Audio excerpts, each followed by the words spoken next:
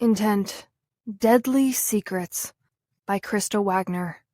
Narrated by R.L. Hemm. This book is dedicated to my wonderful family. Chapter 1. Raylee Johnson was bored. In her 21 years, she'd never had a serious boyfriend. And worse, she felt her only gift in life was taking food orders. She'd accepted the truth. Her fate was set. She'd be stuck in Silver Canyon forever. The hands on the clock didn't seem to be moving, and neither did the line to her register. Raylee looked down into the cash drawer. The slot for nickels was empty. She slowly tore the wrapper off a new roll, and several coins fell onto the floor. She nudged them against the counter base with her foot, as was her habit whenever she dropped something, which seemed to be a lot these days. The tile made a sticky sound beneath her feet from the permanent stain of spilled soda. "Doing a great job, kiddo," Kim called out as she rushed by in a blur, heading to the office. Her aunt always moved like that, in a hurry, on a mission, but with no time to talk. She turned to give Raylee a thumbs up and a quick smile as she continued to the back of the store. Raylee drew in a deep breath. She appreciated her aunt giving her this job, but she found herself wanting more, needing more. She loved languages and had been taking classes toward the Russian language program at the local college since the spring, but the tests were difficult. More than that, she felt lonely. Her stomach ached just thinking about how far away she was from feeling satisfied. The pain was deep and dull and seemed to press itself into the center of her stomach, her body's way of dealing with stress. A faraway rumble caught her attention. She glanced warily out the window. The storm was quickly closing in. She had never liked stormy weather. It made her nervous, unsettled. Quickly averting her eyes from the window, she stooped to pick up the loose coins, her hands shaking as she picked them up. Raylee closed her eyes and inhaled long and slowly before rising back on her feet to see a man patiently waiting at the counter. "Two kids meals, please?" he said with a soft French accent. He had bright blue eyes that sparkled when he talked and was a bit on the heavy side with a full white beard, reminding her of Santa Claus. His smile was big and contagious. She listened for his accent again as he bent down to speak to his sons, enjoying the cadence of his words. As she took his order, she glanced outside to see the sun descending into an October night. Hues of crimson, orange, and violet skirted across the horizon. But the beauty of the sky was already fading behind a shadowy bank of clouds. Another rumble of thunder ripped across the heavens. Raylee jumped. As she took the man's money, she wondered why she was acting so jittery. Storms weren't her favorite thing, but she'd never reacted like this before. She grabbed the kids' meals off the order line, then filled a large cup with soda, when a burst of thunder roared outside, causing her to jerk back from the counter. The cup fell from her hands, spilling soda across her shoes and the floor. "Sorry," she sputtered at the man as she quickly filled a new cup and handed it to him with the meals. He smiled as she took his order, heading to a table with his sons. She sighed and shook her head, pulling a rag out of her apron as a group of giggling teenagers approached her register. The leader, a slim-faced girl wearing a Pearl Jam t-shirt, stepped forward. "We'd like to get 4 half-pounders and 4 chocolate shakes," she said and turned to her friends to say something about a concert. The girls started laughing and speaking so fast, it seemed to Raylee they were competing in a talking marathon. As she gave the teen her change, she wondered if these girls would be stuck here too. Silver Canyon was a small town where nothing spectacular ever happened, and no one expected it to. Outside, lightning sizzled in the blackening sky. A sudden torrent of rain swept across the parking lot, blurring the windows of Kim's Burgers. Raylee's heart burst like a firecracker as she stared out at the storm. The teenage girls continued laughing and talking. With shaking hands, Raylee pulled their orders and brought the trays to the counter. The girls took them, continuing their chatter as they searched for a table. Finally, the line slowed down and Raylee began to feel calmer as she closed up her drawer. Thunder vibrated against the building. Rain started coming down more urgently. She whipped her head toward the window, as if expecting something to come through it. She had been uneasy during thunderstorms since she was a little girl. Her grandmother used to try to soothe her by taking her out to her front porch and sitting next to her as they watched the lightning. They would count 1,000, 2,000, and they usually got to 1,000 before the thunder rolled again. But it was when they didn't get past 2 that Raylee would get edgy. She hadn't liked the thought that at any moment lightning might zap her. It reminded her of her fear of death in the way that it was so unpredictable. She didn't like surprises. Raylee shuddered and hurried toward the back of the restaurant to the office, the money drawer wobbling in her hands. She passed a young couple entangled in each other's arms. "Everyone has someone but me," she whispered as she walked faster. When she entered the office, Blind Melon's recent hit, No Rain, started to play on the overhead speakers. With the noise of the crowd and the storm, she had almost forgotten there was music playing in the restaurant. The title of the song itself was ironic, she thought, considering the downpour outside. But the lyrics were fitting for her desolate mood, as they meditated on the banality of life and the desire for someone to be there next to you. Even if she was doomed to live in this predictable life, if she could at least have someone to share it with, it would be worthwhile. Then she wouldn't feel this pain in the pit of her stomach anymore. That's what the pain had been all along, she realized. Emptiness. Her gaze shot up as another thunderclap sounded close by. The square mirror over the desk caught her erratic movements and reflected her disheveled bronze hair. She exhaled loudly and set the money down, pausing to grip the sides of the desk. Her reflection showed the navy blue uniform hanging off her shoulders. She had asked Kim for a smaller size, but was told they didn't come in such small sizes. Kim's remark was meant as a compliment, but it only reminded her of how skinny she was, and how her classmates had picked on her for years because of it. She tugged on the blue sleeves of her uniform, pulling them down over her arms, but the sleeves rebelled and ballooned out. She looked at her fingernails.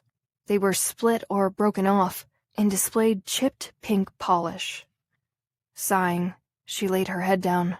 Her eyelids closed almost instantly, and she started to dream about Italy, of all places. She was in one of those gondolas, floating alone down a canal. The weather was ideal with a soft breeze and warm sunshine. Someone was playing a guitar in the distance. The water below her moved slowly, quietly. "Hey, you can go home. I think the rush has finally ended," Aunt Kim said. She was standing in the doorway holding 3 stacked money drawers. Raylee lifted her head from her arms and glanced at the clock hanging on the wall. 10 to 7. An hour had gone by already? "Business has never been so good," Kim said. "What are you doing out there?" "Nothing special." "Well, it's working." Kim dropped the heavy load of drawers on the desk, jolting Raylee completely awake. "Careful driving home. It's really coming down." Kim spoke in one breathless beat. She always talked like that, as if she had to meet a deadline for a number of words per minute. Kim turned to look out the window. Her green eyes blazed as lightning flashed through the pane. She pulled a blonde curl behind her ear and smiled at Raylee as she crossed toward the bathroom adjacent to the office. Raylee slowly moved out of the chair, grabbed her raincoat off the hook, and draped it over her narrow shoulders. She felt for the keys in one of the deep front pockets. They jingled and dropped to the floor. She grabbed the keyring and hurried through the booth area, where the crowd was starting to dwindle. A vibration thrummed just outside the back of the building. She halted and spun around. A tow truck was rolling by. "Get a grip, Raylee. It's just a truck." As she moved toward the front door, lightning cracked open the charcoal sky, and once more, she couldn't brush off the sense of apprehension. She pulled the coat tightly around her, took a deep breath, and stepped outside. In the parking lot, large flat raindrops splattered to the ground, snapping against it like matches being struck. Wind whipped around the lot, slamming against her body as she pushed to get to her car. Although it was dark, she could just make out the plastic couplets dancing anxiously around, lost in a merry-go-round of paper napkins and broken leaves. More thunder drummed nearby, a low rumbling that seemed to penetrate the deepest recesses of the earth. She hesitated in her steps and stared out at the mountains, whose massive shapes loomed like a shadow of a monster. She paused at the driver's door of her yellow Honda. The wet keys slipped out of her hands and struck the ground just as a splinter of lightning tore apart the sky. Raylee trembled as she picked up the keys and fumbled with the door lock. A rustling sound whispered somewhere nearby, but the darkness felt disorienting. It made it practically impossible to pinpoint the location. There was something about the dark that typically left her unsettled. Not being able to see clearly sent disturbing thoughts to her head. She had felt this way as far back as she could remember. As a child, she used to dread dangling her arms or legs over the side of the bed, believing that sharp teeth would clamp down on them. Or sometimes she'd be quite certain that a monster would fly out of the closet and throw itself upon her bed, trapping her. Another shot of lightning hit and illuminated some kind of blurred movement about 10 feet away, between a dumpster and a car parked next to it. Raylee froze. Something felt really wrong. A dim light pole stood next to the sidewalk, towering several feet over the parking lot like a foreboding giant, reinforcing the dark, instead of shining a bright light through it as it was supposed to. The whispering grew slightly louder. It now sounded like it was coming from the blurry dark behind the dumpster. Raylee had no intention of playing Inspector. She'd seen enough scary movies to know how these things turned out. Nevertheless, she found herself mesmerized. She strained to see through the darkness and the sheets of rain to get a glimpse of what she thought might be there. If she could just figure out what it was, she would feel a little better. Raylee stood next to her car for a moment, then crouched to glimpse below the dumpster, but there was nothing underneath it. What had she expected to find anyway? A snake? A mouse? A human being? Deep down, she knew it was the latter, because she could have sworn someone had been watching her. She felt it. The key almost slipped out of her hand again, but she managed to unlock the door and get inside. She started up the engine and glanced behind her through the rearview mirror. There was only a faint, shadowy outline around the metal bins. No errant animals. No lingering person. She pulled out onto the rain-soaked highway and felt her heart relax as she drove away. The rhythmic thumping of the windshield wipers harmonized with the gradual fading of her anxious thoughts. Chapter 2. The Johnson house was set far back from the main roads. It was a Queen Anne-style home from the Victorian era that her father had updated in recent years. A dream house, really. The sprawling lawn housed a gazebo. Yellow and white roses wrapped around the latticed side panels, and a double bench occupied the space inside. Extending across both sides of the house, the veranda featured an ivory railing with ornate spindles, a set of rocking chairs, and a pair of chimes that dangled from its beams. Raylee always felt at home here. She had spent many days on this porch, clutching her teddy bear as her mom read her a story, working on an art project for middle school, studying for a test in high school. There were many good memories. She just wished that her adult ones were as wistful. Living at home wasn't how she envisioned her future back in high school. She turned off the engine and stepped out of the car. For a moment, she stood and stared out at the long, empty stretch of road that ran east and west in front of her home. The closest neighbor lived about half a mile away, so Raylee often felt isolated. That didn't bother her, though. It was nice to get away from people sometimes, especially after dealing with unruly customers. Luckily, the rain started to let up. She opened the trunk of the car and pulled out 2 cans of paint. Her dad was getting ready to recoat the master bathroom. A soughing breeze picked up and brushed through the bushes below the porch. Raylee shivered and closed the trunk. She looked at the barren road again. No signs of life, just a sudden stillness, too still for her liking. She picked up the 2 heavy cans and hurried to the porch, nearly tripping over the jutting floorboard that her dad hadn't yet repaired. Once inside, Raylee dropped into a chair and let her head slump onto the table. She could sit here for the rest of her life, she thought. But unfortunately, there were still things to take care of. Reluctantly, she went back outside to the mailbox where she pulled out a long manila envelope, accompanied by some department store flyers. Once inside the kitchen, she noticed that the envelope was addressed to her with a return address from Silver Canyon Community College. A wave of dread hit her. She didn't want to open it. She had a feeling it would not be good news. Raylee paced the room, her eyes darting to the letter, then back to the large bay window facing the gazebo. She knew her parents would be coming home soon, and eventually she'd have to read the letter. She half-heartedly tore open the envelope. A nicely typed message waited inside. "We regret to inform you that you are not making satisfactory academic progress. After reviewing your case, we have determined that you will be referred to the dean for dismissal." Raylee dropped the letter and watched it flutter to the floor, just missing the table. She heard her parents' voices outside the front door. Quickly, she stooped to retrieve the letter and shoved it back into its envelope. Laughter erupted from the entryway. "Raylee, you here?" her mother called. Raylee peered through the doorway. Her parents had big, happy smiles on their faces. "Right here," she answered.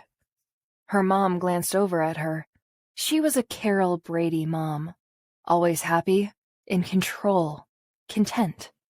Her dad, the pastor of the Faith Church for the last 20 years, was a well-liked man, always offering his side skills to members of their church. A jack of all trades, he could patch a wall, replace a broken window, repair a flooding toilet, even fix the piping. But at the moment, he was flipping on the TV to enjoy a rerun of The Cosby Show. "Why don't you join us?" her father asked. "No thanks." Raylee wasn't in the mood for comedy. "It's a good one," her father coaxed. "Remember when Cliff tries to get the snake out of the basement?" Raylee forced a smile and shook her head. "We're supposed to get some warm weather tomorrow," her dad said.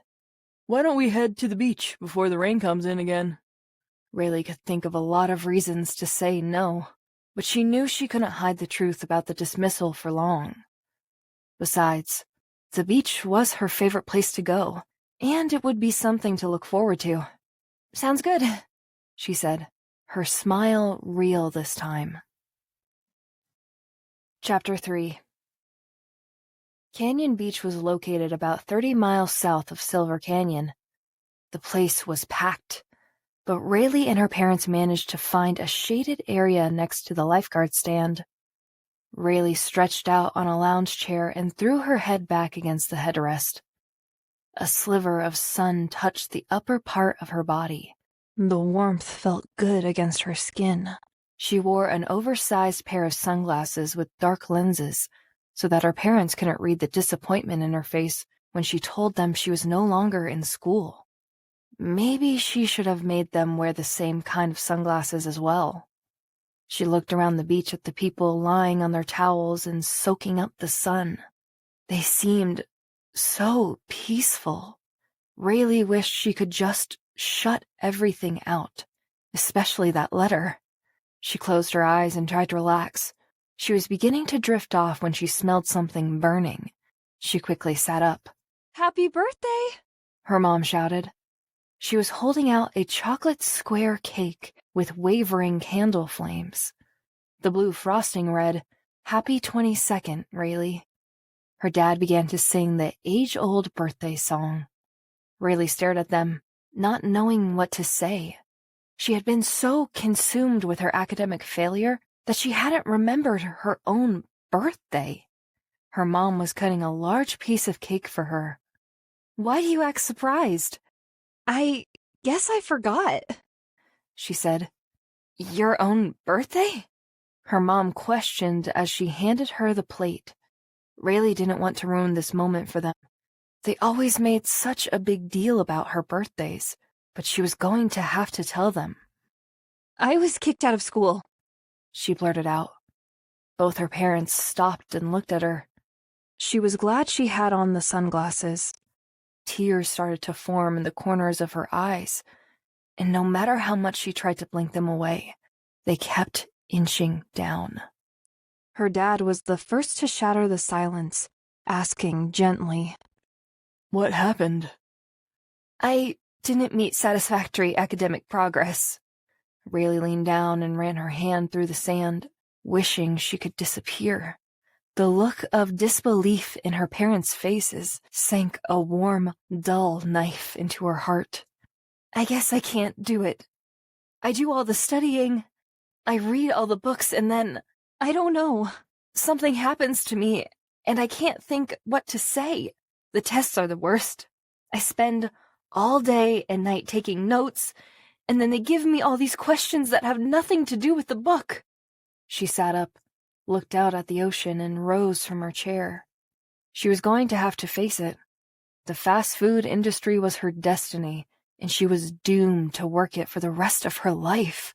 Because she couldn't pass a stupid test? No. It was because she had no direction. That's what her parents would be telling her next. "Raylee, you need to figure out what you want to do with your life," they would say. But she had no idea what she wanted. Not anymore. "I'm sorry," she said as she continued looking out at the ocean. "Why are you apologizing?" Her dad came up beside her. She averted his stare, hoping he wouldn't detect the pain she was feeling. "Raylee," he laid his hand over hers, "you don't have to go to college to prove yourself. You are already successful. We are proud of you." "I work for Aunt Kim. Hardly the dream world I imagined." "So, what do you imagine?" "I don't know," she whispered. Her mom came over to the other side. "Raylee, working for my sister's temporary. This isn't the end of the road." 4 years is hardly temporary," Raylee mumbled. She watched as a surfer threw down his board to catch a wave. He dipped and jerked, but rode the wave steadily. A strong current picked up then, and she hugged herself. Something didn't feel right about this beach, and she frowned. Her dad patted her arm, misunderstanding the reason for her expression.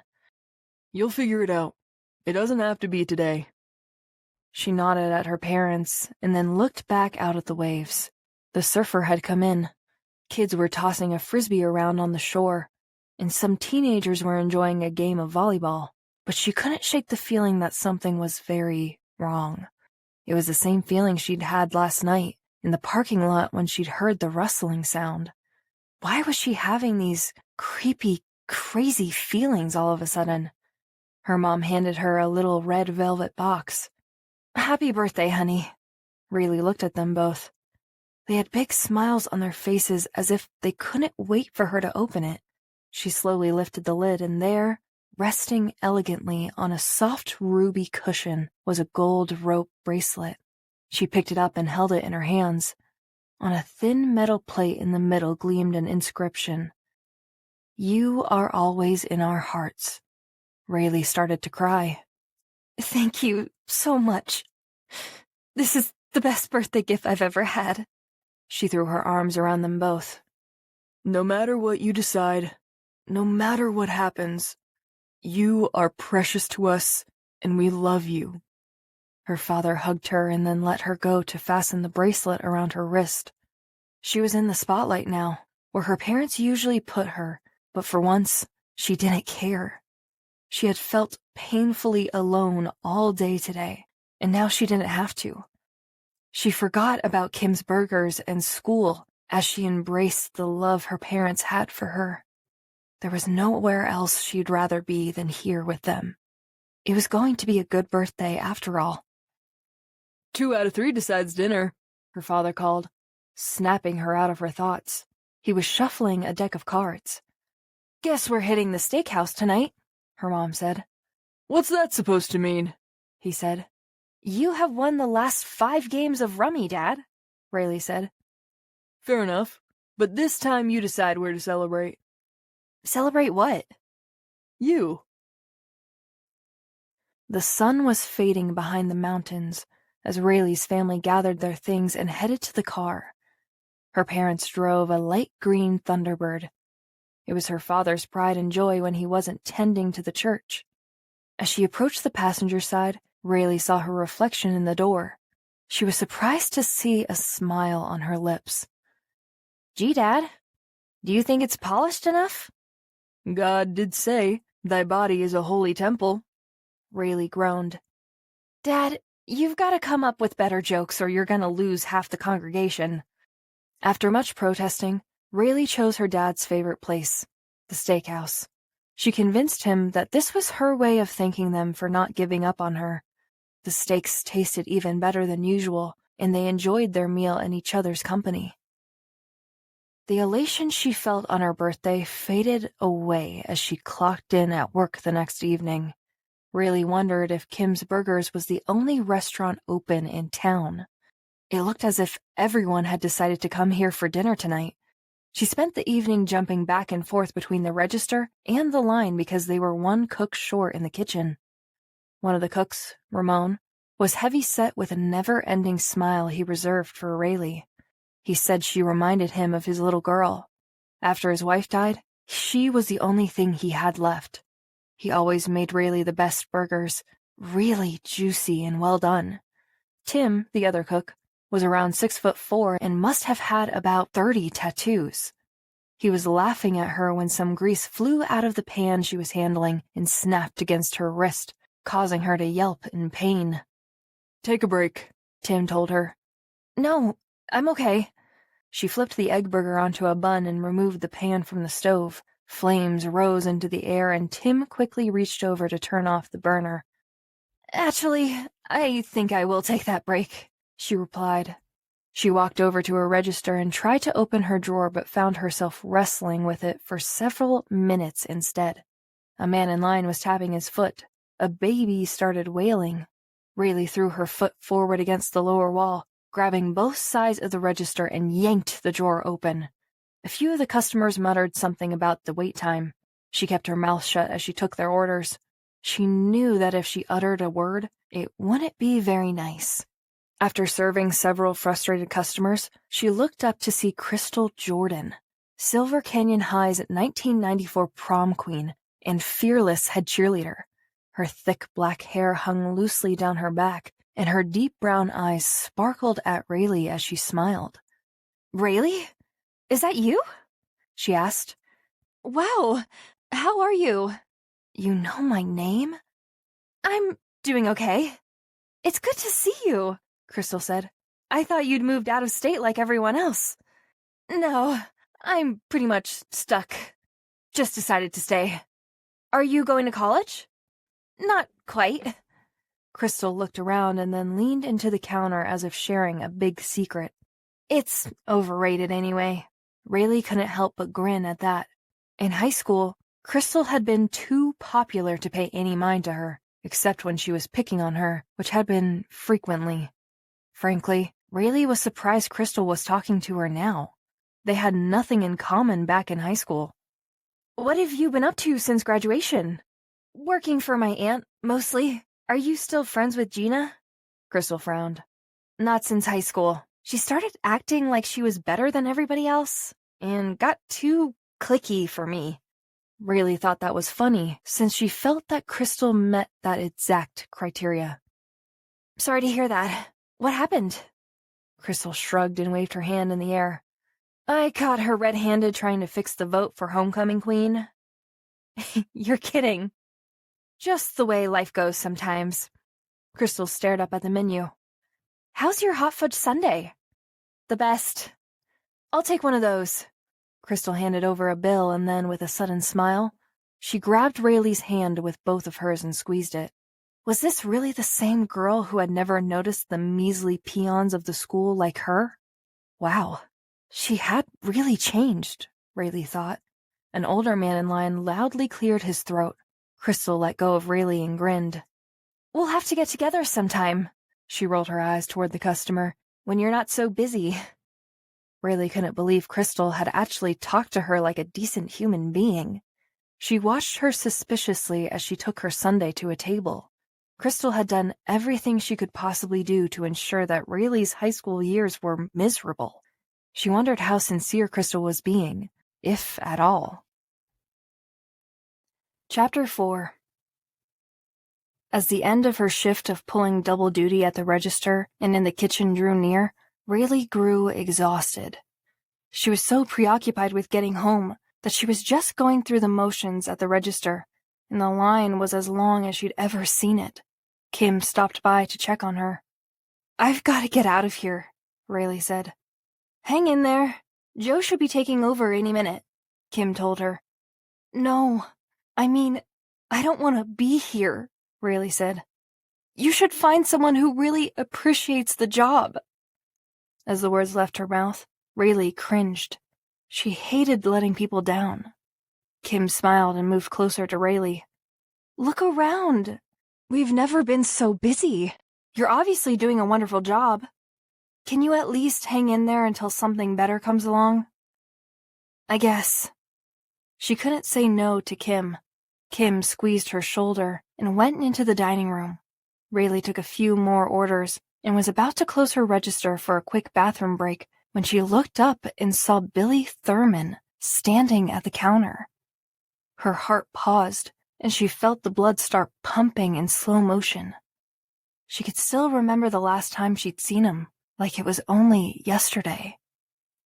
Silver and blue balloons bounced around the ceiling of the gymnasium. 90s pop music echoed loudly through the speakers.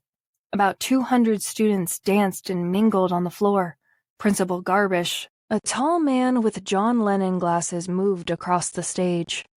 Ladies and gentlemen, this year's prom king, Billy, has been a huge blessing for us these 4 years. He single-handedly began our school's first charity drive to raise funds for Silver Canyon foster care. Applause echoed throughout the gym. The morale was high. He was there to help Coach Powers boost the spirit of our football team, even when they didn't believe in themselves. And what happened? Victory! The whole room roared. That's right. We won our first game in 10 years. But more importantly, Billy has lightened the darkest of days for many students, be it someone who experienced a loss, to someone who just needed an extra boost in chemistry. Billy, the class of 1994 thanks you and wishes you all the best in your future endeavors. Principal Garbish stepped away from the microphone and led one last deafening roar of applause as he held up the shining crown. Several classmates patted Billy on the back as he made his way to the stage. Principal Garbish proudly placed the crown on Billy's head. Thank you, Principal Garbish. Your words are more than generous, but I should really thank everyone in this room. Without you, I wouldn't have had a reason to accomplish all this. The crowd went crazy. Raylee and her best friend Paul moved over to the lemonade and punch table. Having fun, I hope. Billy came up beside her. Raylee nearly dropped her punch. He was so gorgeous with his blue eyes and soft black hair that accentuated the tanned contours of his perfectly sculpted face. His smile stretched gently across his thin, flushed lips as he looked at her. Yes, she sputtered. Congratulations. Thanks. Billy looked at her like he was waiting for her to start a conversation. Well, I better get back to the floor. I'm expected to dance with the queen. Have a good time, Raylee. She watched him walk away and thought sadly, "Oh, Raylee, you really blew it." Especially when she saw Crystal, his queen, reach eagerly for his hand and have no trouble striking up a conversation. Were you ready for my order? Billy asked, watching her after she didn't respond to him the first time. "Hi," she finally managed to blurt out. There you are. She smiled. That same smile that had left her out of breath all those years ago. She was disappointed that he didn't recognize her. But what was she thinking? That he'd actually remember her 4 years after high school? He'd been the most popular boy in school, desired by all girls who had a brain and eyes. He'd been Silver Canyon High's valedictorian, quarterback on the varsity team, and head writer for Silver Canyon High's newspaper. Yet, he was more than all of those things. He had gone out of his way for people. He had even helped her with algebra once or twice. But she rationalized to herself, he was just a nice guy, and did that for everybody. There was an awkward silence as she fiddled with stuff behind the counter. Why did he have to look at her like that? Like he knew how hard it was for her to say something to him.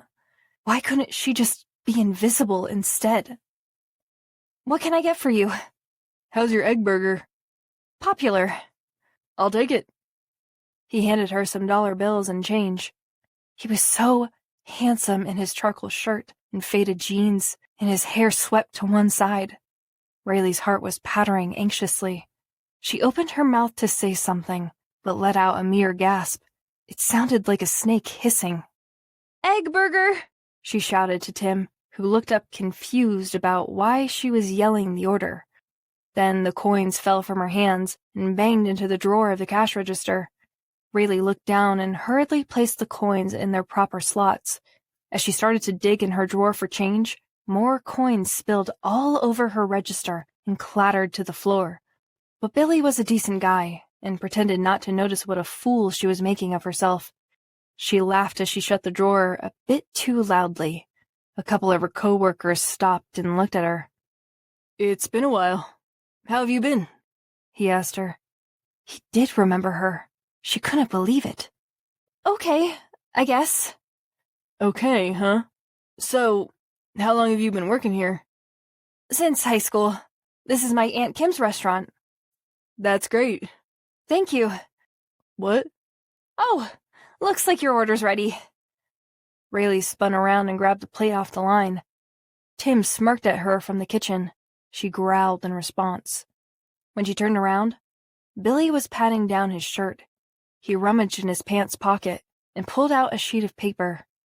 Do you have a pen? He asked. She handed him one from the counter. He scribbled something and then handed the pen and paper to her. Give me a call sometime. We can hang out, and I'm sure my parents would like to meet you. They were always impressed by your stage performances and Miss Cass's plays. He grabbed his tray and threw her one last glance before heading to a booth. Bye, Raylee. Raylee left the register and headed to the employee bathroom at the back of the restaurant. Lightning flickered outside, and Rayleigh's heart skipped a beat. Not another storm, she thought. But she quickly forgot about it when she saw Billy sitting at his table. He seemed to be savoring the burger as he caught her eye from across the room. Tell Kim I said that her egg burger's the best, he said. Raylee managed a nod as she quickly escaped to the back. In the restroom, she splashed water on her face. Her cheeks looked flushed and her hands were wet with perspiration.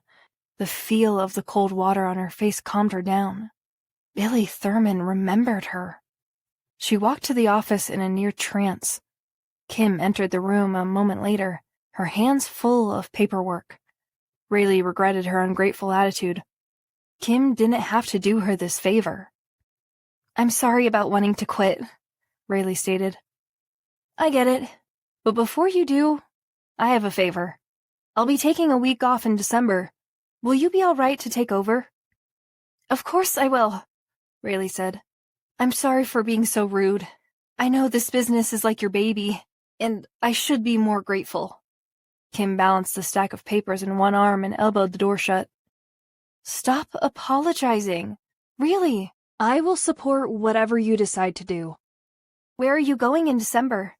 Raylee sat up and reached for the stack of papers, but Kim was already swerving away and dropping them into a chair. Up to my cabin in the mountains, Kim said. I'm taking Figaro, so I won't be too lonely. That cat won't allow you to be lonely. Kim laughed as she left the office. Raylee thought again about Billy. It had been 4 years since she'd seen him, but it was like no time had passed at all. She'd always been too afraid to talk to him before, but high school was over, and she wasn't the same shy teenager anymore. She pulled out the piece of paper with his number on it. He wanted to hear from her. There wasn't an insurmountable barrier between them any longer. She locked up and hurried to the dining area, but Billy had already taken off. Disappointed, she looked at her watch. It was later than she thought, and she had a Halloween dance to go to with Paul. Her daydreaming had cost her some costume prep time, so she quickly headed to her car. Outside, the wind howled like a sorrowful voice inside a hollow tunnel. She pulled her coat tightly around her. Light rain pelted her face as she walked across the lot. Silver Canyon usually experienced rain during the fall season, but not to this extreme and frequency. Raylee thought for sure that the stormy weather would have subsided by now. Again, she felt the strange certainty that someone was watching her. She peered slowly, carefully around the lot, but she saw nothing troubling. But the goosebumps on her skin seemed to penetrate through to her heart. Frowning, she shook away the thoughts and got into the car. She turned on the heater full blast. The heavy fall of rain made it difficult to see more than 10 feet ahead as she got on the highway, and the windshield wipers did little to clear her vision. Her body warmed up quickly, but the chill inside her remained. Hoping for a distraction, Raylee turned on a rock station. Then she thought of seeing Billy again and smiled. Chapter 5. Once home, Raylee pulled butter, 4 eggs, and a few slices of bacon from the refrigerator. She dropped a fat slice of butter into a pan, whisked the eggs, and tossed them over the melting butter. The bacon sizzled in a large skillet. She reached for the phone and dialed Paul to tell him about Billy. When he answered, he seemed elated about something. Remember how my dad was going on about retirement? He asked. Something about watching MASH reruns? Right. Well, there's more. Raylee, he handed the dealership over to me. What? Are you kidding? You gotta celebrate with me. Of course. Want to come over for dinner? She asked. We'll have just enough time before the Halloween dance starts. My parents are working overtime and I could use some company. And I have some good news myself. His voice came over thick, but good-naturedly. I'll be right over, he told her and hung up. The eggs began foaming up, as if they were filled with helium. She removed the pan from the fire, set the eggs on a white ceramic plate, and continued cooking the bacon. As she flipped the bacon over, bits of grease jumped up out of the pan and bit her skin. Shoot, she grumbled. That's twice today. The grease had touched her only briefly, but a tiny pinkish spot was already forming on the inside of her wrist. She ran cold water over it to lessen the pain. A knock at the door startled her. It must be Paul. She turned off the stove and peered through the peephole. His hair was still wet from the earlier downpour, and it clung to his cheeks in dark blonde waves. Breakfast for dinner, again? He joked. You could always go home. Nah, I'd rather not starve. He grinned and dropped his coat on a chair. Rayleigh's tone quickly grew serious. I've got to get out of here, Paul. I feel like I'm contributing as much to the world as this piece of bacon. What are you talking about? Besides, you should never underestimate bacon's contribution to the world. He chuckled. Very funny. I'm working a dead-end job, and my parents are about to kick me out. Paul laughed. No, they're not. And why are you complaining? You get to eat for free. Yeah, but I'm working for my aunt because I can't get a job anywhere else. I can't stand this place anymore. Nothing ever happens. Well, what do you want to happen? Something. Anything. Working in fast food is not ringing high up on the bells of impressive. Will you stop doing that? What? Putting yourself down. I'm 22 years old and still living at home. Yeah, that is kind of pathetic. And a man? When's the last time I had someone in my life? Dopey Schwartz? Donald wasn't all that bad, Paul said. You're right. Once you got past the halitosis and nervous twitching, her eyes lit up. But are you ready for my good news? You will never guess who came in today. She handed him a plate of food and they sat at the kitchen table. Who? Billy Thurman. And he remembered me. She smiled like a schoolgirl. Oh, that is a surprise. All those years ago, and now for him to come into my life again, she said dreamily. Well, great. And he even gave me his number. She waved the piece of paper at Paul. Raylee, don't you think that he should be the one? But she wasn't listening. We should get ready. Raylee headed to her bedroom, with Paul close behind. Her bedspread was covered in stuffed animals, and there were posters of rock groups plastered on the walls. But the antique furniture, cherry wood dressers, and a 4-poster bed softened the teenage feel of the room. She eagerly pulled her senior yearbook off the shelf and flipped through its pages until she landed on a center spread of Billy in his varsity football uniform. She continued thumbing through the book until she reached the signature page. There it was, the memorable note he had scribbled. You always stood out to me as someone special. Call me Billy. He had included his phone number, but she never called. It was a note that everyone wrote. Call me, but that no one ever really meant. Yet, he had asked her again to call him, just today. Her second chance. She cradled the book in her arms, her heart tapping nervously against her chest. What if he thinks I'm a stalker? Paul was busy getting ready in the adjoining bathroom. Why? Just because you're still not over him 4 years later? What if he was just being nice? Maybe he doesn't really want me to call. I think you should wait to see if he comes by again. Besides, shouldn't you be getting ready for the Halloween dance? Where's my cape? She asked. Paul left the room for a few moments and returned, holding out the cape and some makeup. He was wearing a large round device around his torso. What are you supposed to be? Raylee smirked. A wheel. Raylee laughed. How are you supposed to dance in that? Very carefully. Oh, I almost forgot. Crystal Jordan came in today, too. It was the strangest thing. She's still a snob? That was the weird part. She was really nice to me. She even squeezed my hands. Raylee squirted fake blood on her cheek and bared her fangs at Paul. You look scary, he said. About as scary as it's going to be to see Billy again. It was twilight once they ventured outside. Lots of children milled about the streets dressed as clowns, witches, imperial guards, and ghosts. Pumpkins of all sizes littered every yard. Skeletons hung from porches, and cackling and eerie ghost sounds filled the air. Raylee had always liked Halloween. It was one of her favorite holidays. She and Paul made their way to the next neighborhood, where his parents were putting on a senior Halloween dance. Paul promised they'd stop by. She thought it might be fun, seeing as she hadn't been to a dance since high school.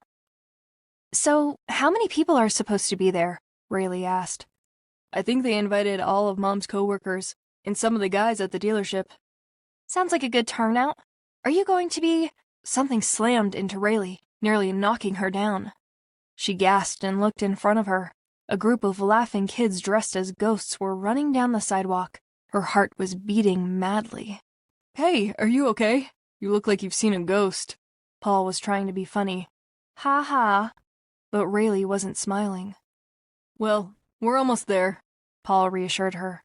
Raylee smirked and continued down the sidewalk, admiring the kids as they ran from house to house, yelling out, "Trick or treat!" When suddenly a shadowy figure leaped out at her. She quickly moved into the street. Raylee? It was a familiar voice.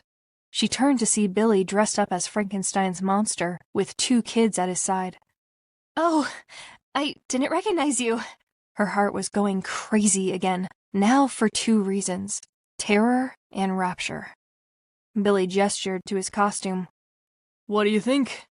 You look like Frankenstein's worst nightmare. Good. That's what I was going for. His gaze held hers and she couldn't look away. These are my 7-year-old cousins, Ryan and Nina. Say hi to Paul and Raylee. The 2 kids merely giggled as they hid behind Billy. Billy spoke to Paul for about a minute, but Raylee was too anxious to listen to the conversation. Then Billy turned to her, and there was something new in his eyes that she had never seen before. Back at the restaurant, he had seemed interested in how she was doing, but she thought that was all there was to it. She didn't expect him to say what he did next. Are you busy this weekend? Was she busy?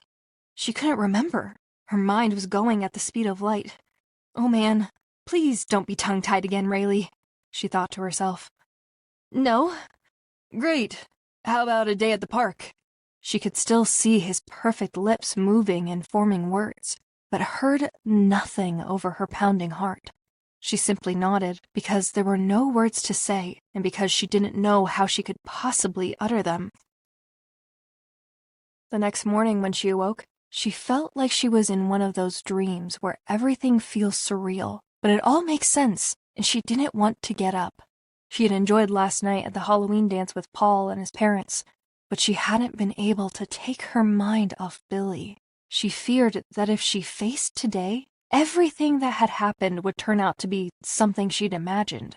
Or worse, that Billy didn't really mean it when he asked her to the park, and she'd wait there all day, only to be disappointed. Forcing herself out of bed, she slowly went through the routine of putting on her uniform. 4 years of taking orders, dealing with crappy customers, and believing that nothing would really ever change for her, and then Billy appeared. She was starting to feel, as sappy as it sounded, like she could have her happily ever after. She was tired of feeling sorry for herself anyway. Where had that gotten her all this time? Absolutely nowhere. Kim's Burgers was packed again as Raylee neared the end of her shift. She hadn't had a chance to take a break all day and she desperately needed one. When she finally did, she made her way to the office to enjoy some quiet time. But it only lasted a moment when the phone rang. Hello? Kim's Burgers. It was her dad. We're running late, but we'll be home at 8 o'clock. How's work going? He was always doing that, checking on her, worrying about her. She knew she should be grateful. At least, that was what Paul was always telling her. Fine, Dad. That really wasn't the truth. She had been struggling to concentrate all afternoon.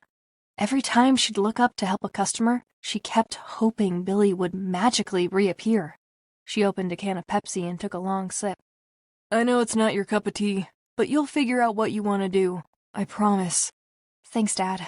She balanced the phone between her neck and chin as she reached for the can of soda again. Only this time the cord of the phone knocked it over, resulting in a growing pool on the desk. God has something planned for you, her dad assured her as she reached for the rag to mop up the mess. He knows what's in your heart, and he will fulfill those desires. He was doing it again, preaching the word. He couldn't help it, she knew.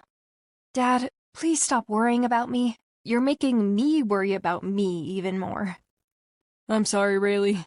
Well, get ready for the weekend. Raylee finished drying the rest of the soda spill.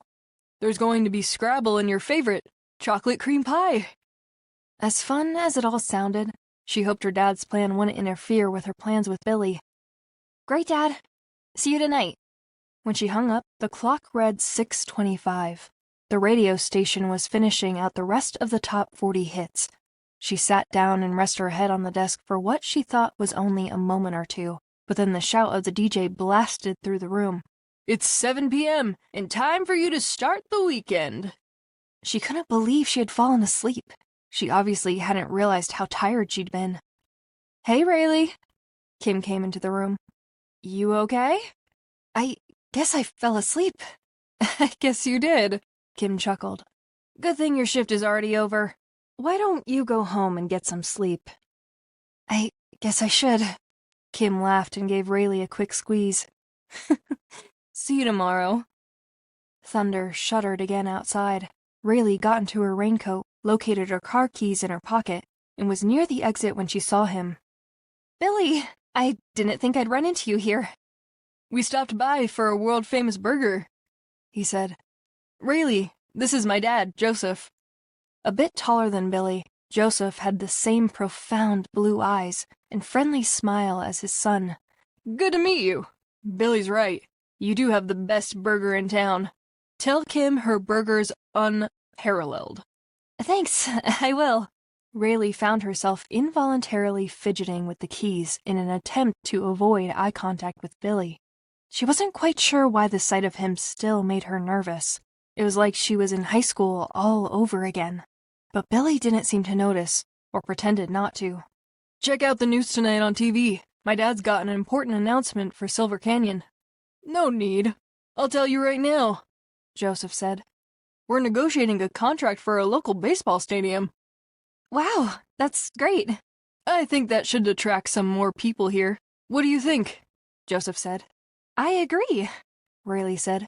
She was very excited to be meeting Billy's dad and wanted to linger a bit longer, but her parents would be expecting her. I better go. My parents are waiting for me at home. It was nice to meet you. She was glad to get out of there. Even though Billy always knew the right thing to say, she felt like an incompetent kid around him. We didn't set a date, Billy called out. What? She turned around and saw he was walking toward her. For the park. How about tomorrow at 2? That sounds great, she said as she hurried through the door. Tell your parents I said hello, Billy called after her. I will. But as she said it, she wondered if he had ever met them. Outside, the thunder continued to sound, an ominous echo that shook her to the core. As if on cue, heavy rain started as she walked through the parking lot. Lightning illuminated the crowd of vehicles. Raylee hurried to her car and quickly pulled out of the parking lot. On the radio, a black ice warning was issued. She hated driving in this weather, and she hoped it would end soon. She was thankful when she pulled up to her house safely a few minutes later. Chapter 6. The smell of hamburgers and fries always clung to Rayleigh's uniform like a cloak after work, forcing her to wash up if she wanted to be rid of the smell. Steam shrouded the mirror during her shower, and she wiped it away with her towel. As she ran a hand through her disobedient tangles, her mind wandered to many things. Billy, of course, and what the future held, if anything. The game of Scrabble she'd be playing with her parents in just a bit. The taste of chocolate cream pie. When suddenly the lights flickered above the mirror. Thunder boomed too close. "Not again," she moaned. She ran into the living room, looked out the window, and stared at the storm. Nervously, she dialed Paul. What's up? He answered. Why don't you come over? I thought it was a special night with your parents. It is, but you can come too. Besides, they're not home yet, and I wouldn't mind some company with this crazy weather. Be right over. Paul arrived 10 minutes later. So, how's taking over the dealership going? Raylee asked. Paul shrugged off his wet coat and settled on the couch. A lot harder than I thought it would be, but good. Even though she asked, Raylee wasn't really paying attention. Her mind was preoccupied with Billy and the way he looked at her as she left the restaurant. Can you believe I'm going to the park with Billy Thurman? She plopped next to him on the couch. He's so much better than I remember him. Did you see how sweet he was with his cousins? Yeah, a real charmer. He came in tonight just as I was leaving. I got to meet his dad, the mayor. I mean, Billy was always this great guy, but asking me on a date? Paul's mood seemed dispirited, and Raylee wasn't sure why. He was probably worn out from the day. Owning and managing a dealership was sure to be demanding. You're definitely a somebody, Raylee. And how do you know it's a... Someone knocked urgently on the door. They exchanged curious glances as Raylee went to answer it. Through the peephole, she saw Aunt Kim. As she unbolted the door, Kim opened her mouth to speak and started gasping for air. Paul raced to the door to help her in. Kim fell against the doorframe, moving her lips to try to form words. her shoulders shaking as she blinked through tears. "Aunt Kim, what's wrong? What is it?" Raylee said in a panic. Paul helped Kim to the couch. She sat down and stared at the floor. It was a very long time before she finally said something. When she did, her voice came out low and slowly. "My sister, your parents, have been in an accident." "No, that can't be," Raylee said quickly. "My dad called me at work at 6:25 tonight and said they were just running behind and they would be here by 8. Kim looked at her sadly and then at the clock on the wall behind Rayleigh's head. Raylee turned and saw it was 9, an hour later than her dad had said they'd be home. "James just called me." James Snowfield was a family friend who worked as a deputy for the Silver Canyon Sheriff's Office. Kim took a deep breath and continued. "He told me they found their car near the west end of the highway, but he couldn't tell me anything else. We need to get down there, Raylee." Outside, thunder knocked around the sky like a reverberating shotgun blast. Raylee shook. The rain tapped against the windows like a gentle provocation. "I'm coming with you," Paul said. The drive took about 15 minutes. Rain slowly trickled down the windshield, elongating crystal beads streaming across the glass. Raylee couldn't help but wonder what they would see. Were her parents still there? They had to be. The accident couldn't have been that bad. "Are my parents still at the scene? They have to be, right?" "We'll know soon, honey." Kim squeezed her hand. The lightning had finally called it a night when Kim pulled next to the embankment on the highway, where emergency vehicle lights took up where the lightning left off. Several police officers were milling about, and a tow truck sat off to the side with its headlights glaring down the side of the cliff onto a badly smashed car. With all the emergency lights, Raylee could see that the back bumper of the green Thunderbird was shoved inward, and the passenger side door was caved in. She felt sick. James came over to them, his face full of compassion. Raylee knew this couldn't be good. He guided them toward an older man who looked like he'd been doing this job his whole life. Severe lines cut into his face like a cruel carving and zigzagged down his cheek, crossing crookedly across his forehead. Yet his demeanor was pleasant and confident. His soft hazel eyes filled with compassion as he glanced at her. Raylee felt oddly comforted, if only for a moment. "I'm Sergeant Flynn," he said. He turned to Rayleigh's parents' car and motioned to the edge of the embankment, where it just met the side of the road. "The roads were pretty slick from the storm. Pastor Johnson lost control over there." A thick patch of weeds was torn along the pathway where he pointed. The railing was dented and practically shredded as it dangled away from the highway. As they walked closer, Raylee noticed the erratic tire tracks marked the pavement. "Pastor Johnson and his wife didn't make it," Sergeant Flynn said. Kim started sobbing. Raylee froze. No, this couldn't be right. The sergeant was confused. He had to be.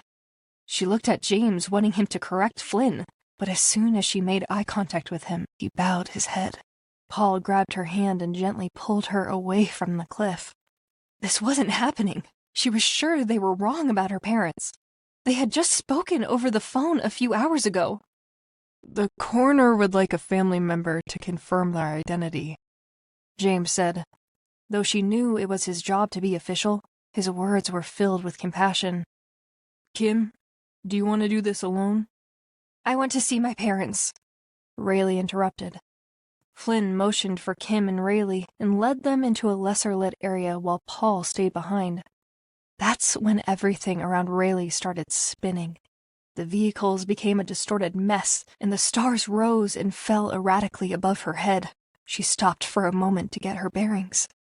A coroner was moving around the side of a gray van. Kim and Raylee slowly moved in his direction, hugging each other. He stood there like the Reaper himself.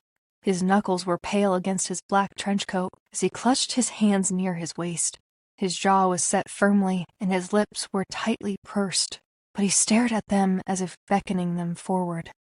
He turned to Kim, and to Rayleigh's surprise, his voice was very gentle. "I realize how difficult this may be, but would you be able to identify their bodies now? I think it would be good to do it sooner, so you and your family can go home to be together. Kim nodded silently and started walking toward the van. Raylee found herself moving closer to the corner, as if invisible hands were yanking her to her pending doom. She knew she had to see. She had to have closure. As she neared the rear of the van, her parents' bodies materialized as shapes beneath white sheets. The sheets gleamed under the soft light of the vehicle, almost announcing her parents' angelic exit from this world. Raylee halted about a foot away from them. She looked down at her hands. They wouldn't stop shaking. Kim touched her shoulder. The coroner lifted the edge of the first sheet. Her father could no longer see through those sea-green eyes. Severe abrasions marked his forehead, and a deep slice was carved into the side of his face. The edges of his mouth were formed into a grin, as if he knew this moment would come, as if he had been ready for it. The tears streamed down her face as she stared at her father. Was this God's cruel joke to take away the one man who had given her hope? Now there was no hope for anything. All the light that shined when he was here died with him. Kim nodded at the coroner. "That's him." Her voice shook as the coroner let the sheet fall back over his body and then reached over to lift the second sheet. Raylee's mother lay there with her face so full of life and horrible scarring across her throat from where bits of glass had embedded themselves. Kim nodded one last time. Raylee turned away. Raylee glanced once more at the car and noticed white scuff marks on the back bumper. The entire body of the car was so damaged that it was no surprise her parents had died, but that didn't make the situation any more real to her. The tow truck dragged her parents' car into the night as the sound of waves crashed into the boulders below. Raylee left her aunt, who was discussing the accident with Sergeant Flynn. She nervously walked to the edge of the cliff, next to the missing section of the railing where her parents had spent the last few seconds of their lives. Below her, black water lapped the shore and gleamed sharply as the clouds cleared and moonlight coated the surface of the ocean.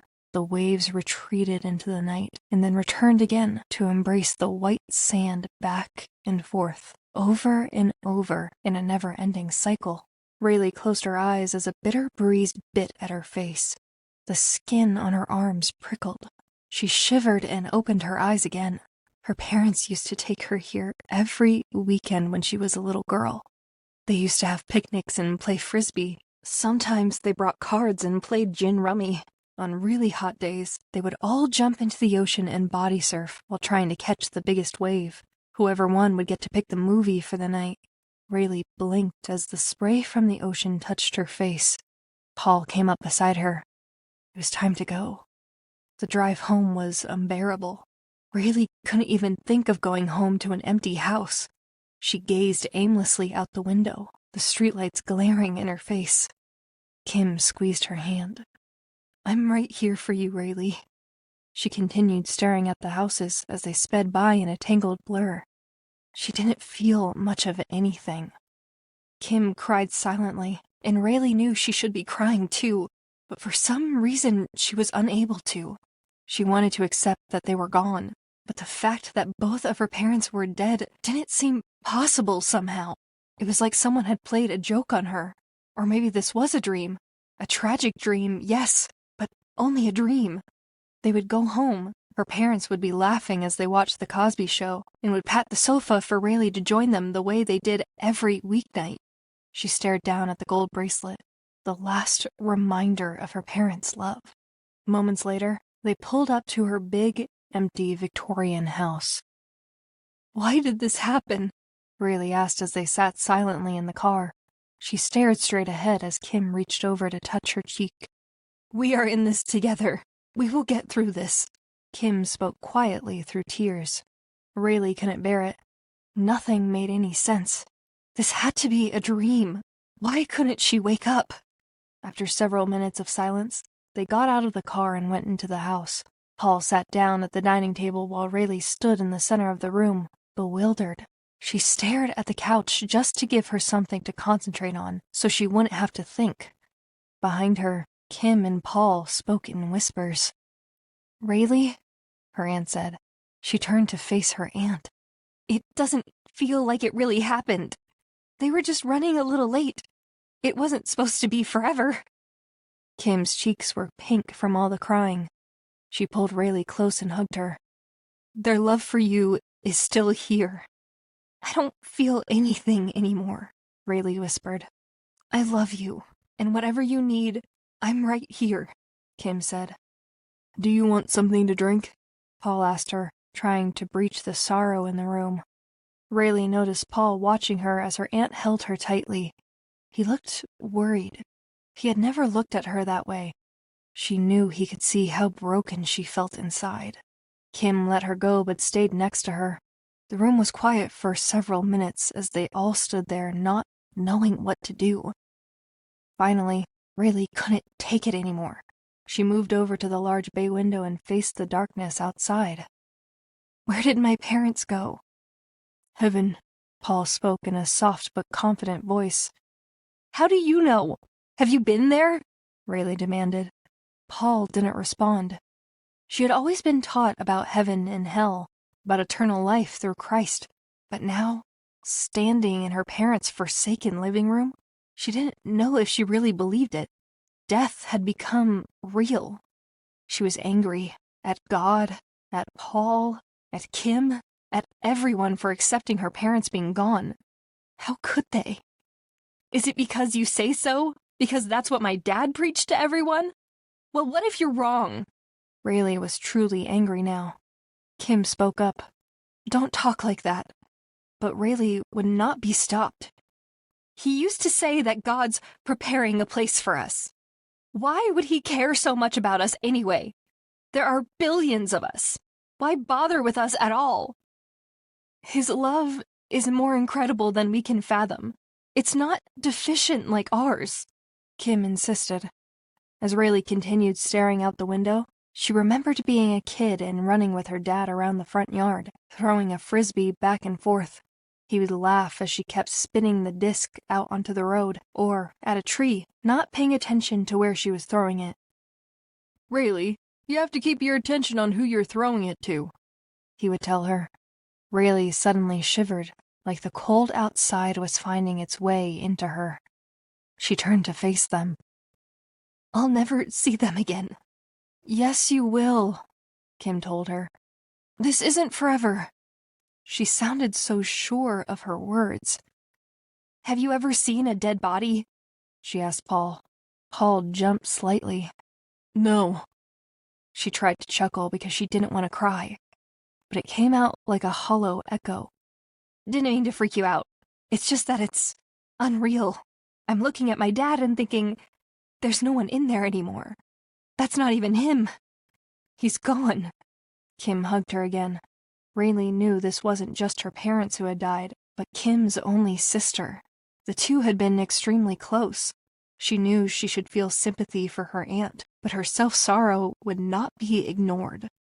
Aunt Kim's body was trembling against her, and she could barely hear Kim's muffled whisper. They're at peace now. But that didn't make her feel any better at all. In fact, it brought on a painful reminder of how much they loved her. Her parents had been so extraordinary in their faith and compassion that she had never wanted another mom or dad, as some children do. They always made her feel as if she were more valuable than gold, more precious than any living thing on earth. She began to cry. Silent, burning tears rolled unhurried over her cheeks. Kim released her and cupped her hands under her niece's chin. I love you, and whatever it is that you need, just tell me. Paul came nearer to Raylee and gently squeezed her hand. I'm right here, too, he said. She looked from Paul to her aunt, and she knew that they meant what they said, but all she could feel was unbelievable pain flaming inside her heart. Paul drove her to the memorial service 2 days later. Kim met them in the hallway. Raylee, Paul, come sit over here with me. Kim's hair was neatly pinned back, and she was wearing a beautiful satin dress, but her face was pink, washed dry with too many tears. Paul gently took Raylee's hand and guided her to a pew, the church where her father had preached so many sermons, where lives had been changed for the better. was fuller than it had ever been, as if everyone were anticipating his next sermon. Raylee saw their old neighbors, the Crenshaws, with their 5 children all huddled together. Mrs. Crenshaw's face was wet with tears, but she managed to smile at Raylee. Behind them was Mr. Harrelson, their mechanic. He'd always been jealous of her father's Thunderbird and would joke that it was no longer in commission every time he'd pick up his car. But now, seated in one of the pews, he looked as she'd never seen him before, his eyes sunken with loss. Raylee quickly looked away, biting back tears of her own. Paul's fingers interlaced with hers. Kim, sitting still to Raylee's left side, was dabbing her nose with a tissue. Soft creaking sounded from the back of the church as mourners continued coming in and taking the last few empty spaces. It was then that Rick Stronghold, the associate pastor who had worked for years with her dad, stepped up to the podium. He was in his early 30s, newly married, and had a warm countenance. He looked out at the growing crowd with a sad but pleasant smile on his lips and compassion in his eyes. Raylee looked down and concentrated on Paul's hand over hers. How was she going to get through this? Something soft pressed against the back of her neck. She looked up and turned halfway in her pew. Billy was sitting there, his face full of empathy. "Billy, how did you... why..." I'm sorry, Raylee. I heard about it this morning on the news. My parents came too. He gestured a few pews behind him. They came from work. "Thank you. That means so much to me." We will begin. Pastor Stronghold spoke softly into the microphone. Raylee faced forward and Paul squeezed her hand as he moved closer to her. Pastor Johnson gave us something few often do. He showed us the love of God. Stronghold's voice trailed off as Raylee stared down at the bracelet on her wrist. You are always in our hearts. But they were nowhere near her now, and nothing mattered anymore. Not the Russian program. Not her future. It had all died when they died. Her heart thumped intensely. She let go of Paul's hand and joined her hands together in her lap, but they wouldn't stop shaking. The pain was overwhelming. Pastor Stronghold continued talking, his voice mesmerizing everyone but her. I had the pleasure of working with Pastor Johnson these last 20 years, and our church has been blessed for having a man who didn't stray from preaching the truth of God's word. She couldn't stop thinking how something would always be missing now. No more coming home to reruns. No more spontaneous trips to the mall or the beach. No more laughter to greet her when she came home from work. Instead, she would be living each day in darkness because all the light had gone. They had been her light, her hope, the reason she'd ever gone to college. They had believed in her and loved her her entire life. It was a love she would never have again. Chapter 7. 1 month went by and Raylee found herself becoming as bitter as the cold December air. Aunt Kim told Raylee to take off as much time as she needed, but with that time off came a lot of thinking. What kind of God would take away a wonderful man like her father, a pastor who had impacted hundreds, if not thousands of lives, who had done everything in his power to live a reputable life? Why did he let this happen? They didn't deserve this, especially all the years my dad put into serving him and preaching his word. She vented to Paul one day in her living room. Despite her bad attitude, he tried his best to comfort her. They're in a better place now, he said. She wanted to throw something at him. Oh, right. Heaven. I forgot. That's how God shows his love, by taking away the people we care about. She flipped mindlessly through the different TV channels, but nothing appealed to her.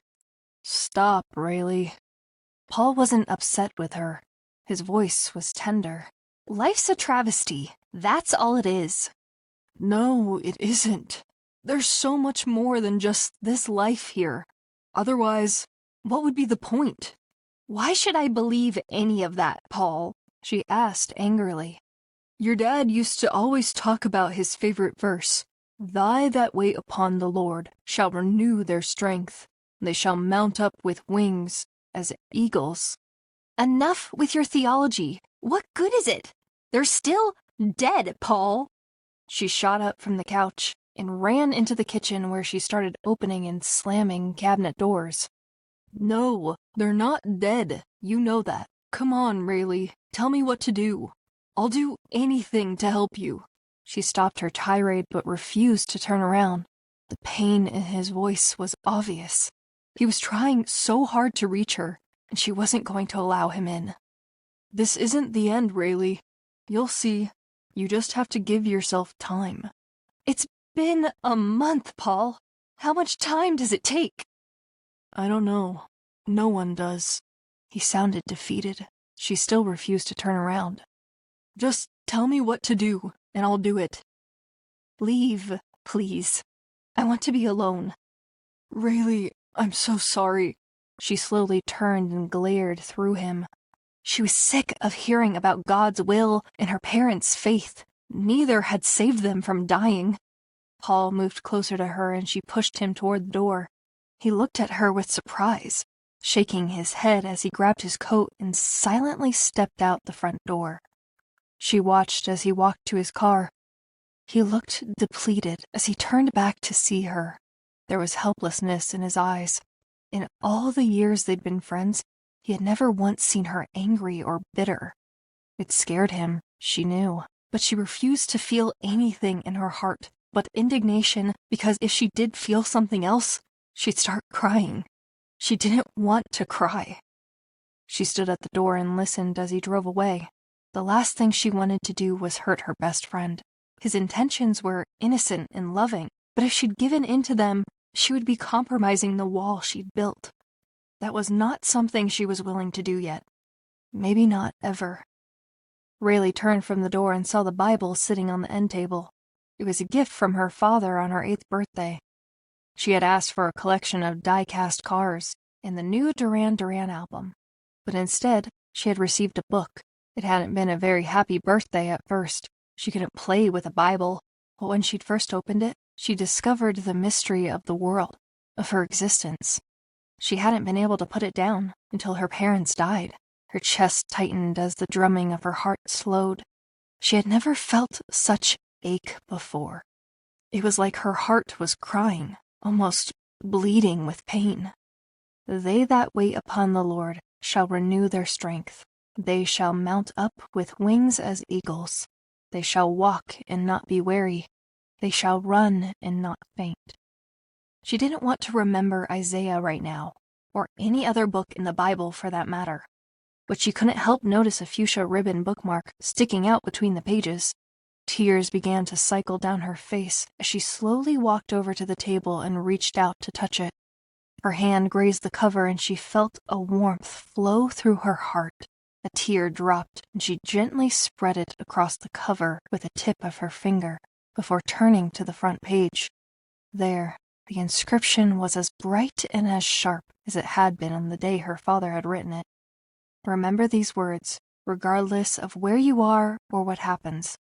I will never leave you nor forsake you. Raylee collapsed onto the couch and held the Bible closely to her heart as the bittersweet tears came, and this time she didn't hold back. Chapter 8. Because of Raylee's mourning period, as Kim referred to it, she tried to dissuade Raylee from returning to work, but Raylee was going insane spending too much time alone with her thoughts. Returning to her job was better than dwelling on something she could never change. But the transition wasn't as easy as she thought it would be. It was the beginning of December, and she found herself spending a lot of days staring into the distance and being jolted back to reality by a shouting customer. Although Raylee loved the fall and the way the leaves glided slowly to the ground in anticipation of cooler weather, the leaves now seemed to resemble death and the ending to all that was good. She had opened Kim's Burgers that morning. By noon, she found the need to rest at one of the corner booths. She was sitting at the table for several mindless moments when a familiar voice called to her. Raylee looked up to see Crystal.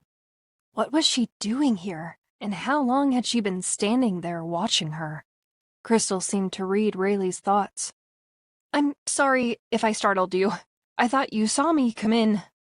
She sat down across from her, a look of sadness mixed with concern touching her pretty face. "I heard about your mom and dad. I was out of town with my parents when it happened. I'm so sorry." Raylee couldn't count how often she'd been told, "I'm sorry," in the last month, but she didn't want anyone to feel sorry. She was trying so hard to be okay. "I've been doing a lot better lately." Crystal placed her hand over Rayleigh's. "I know we don't know each other that well, but please, let me know what I can do." Rayleigh looked hard at her as if trying to decide to believe her or not, remembering Crystal hadn't really been the nicest girl in high school. Again, as if reading her thoughts, Crystal went on. "I mean it. I heard your dad was an amazing pastor. I'm just sorry I never went to church. My family is having a reunion back east, and we're leaving this weekend, but here's my number. You can call me anytime you need to talk." She scribbled something on a slip of paper and handed it to Rayleigh. Then she got up to leave. Rayleigh folded the scrap of paper in two as she looked around Kim's Burgers. The restaurant was so crowded now that the line carried out through the front door. She could hear Tim and Ramon shouting out orders, and the cashiers taking orders as fast as they could. Knowing she should help out, Rayleigh got up, tightened her apron, and returned to her station. As the day went on, she found herself more able to process everything going on around her. At dusk, Kim let her go home. "We have an appointment with the estate attorney tomorrow afternoon. Get some rest, and I'll be by in the morning, sweetie," Kim said. Rayleigh wondered how they would manage having to discuss the two people they missed most in this world. She wasn't looking forward to it. Kim drove them to the attorney's office, a nice, humble building situated at the edge of town. Inside, the office had richly upholstered furniture and a grandfather clock that ticked and clicked as the lawyer flipped through papers on his oversized mahogany desk. His manner was gentle as he read off the will. He introduced himself as Mr. Sellers and carried a cane that resembled one of a lead pipe with its silver-laced paint job. Mr. Sellers was all business, and he began right away. "The Johnsons advised that Kim Rudolph receive the antiques that she so dearly admired, as well as Mrs. Johnson's jewelry." Kim was holding back tears and smiling, trying not to be sad even though this was a dreadful process. She and Rayleigh had put the will off as long as they could because neither one of them had wanted to think about anything that reminded them of what had happened. Mr. Sellers cleared his throat to continue. "Rayleigh," he began, and she found herself drawing in a deep breath. "To you, they bequeath their home, paid in full, and a sum of $300,000. Rayleigh looked at Kim. "What? How?" She didn't understand. Kim just nodded at the lawyer, who kept talking. "Savings, CDs, bonds. They wanted you to..." He looked down at the paper in front of him and cleared his throat again. "Be free of financial worry, and to remember that God would take care of you." He set the paper down and sat back in his chair. "I can't believe it. For me?" Kim nodded and smiled softly. They left the office and Kim took Rayleigh home. It was so unbelievable. Sure, holding no mortgage and having over $250,000 would make life easier. She was supposed to be thankful, and she was. But she was still too sad to enjoy it. Sitting there by herself in the living room, the house felt too large. It wasn't meant to shelter just her. It needed her family. The phone rang, surprising her. It rang a second time, but she still didn't move. She didn't really want to talk to anyone.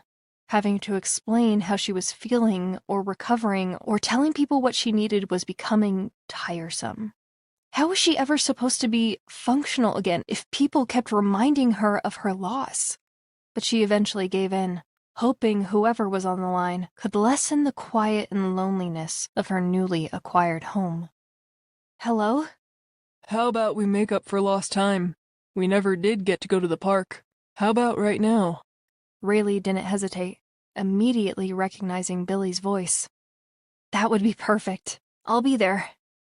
As Rayleigh got into her car, her heart felt lighter. She hadn't done anything outside of work for the past month. She was so glad Billy still wanted to see her. Being with him was sure to bring some sense of normalcy to her life again. Whenever she saw him, she nearly forgot anything else that was going on around her. The park was crowded as she searched for an empty bench. A bunch of teenagers took up one side of the park as they practiced their skateboard tricks. On the basketball court, a group of young men showed off their dribbling and shooting skills to their girlfriends who half paid attention as they sat talking on the grass. Raylee found herself looking longingly at couples walking hand in hand, and then she saw a family, a mom, dad, and their teenage daughter all smiling and laughing as they shared lunch at a picnic table.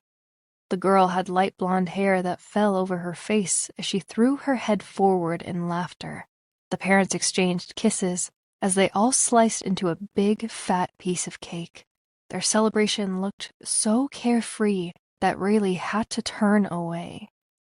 Hey, you're pretty quiet. What's on your mind? She heard Billy ask.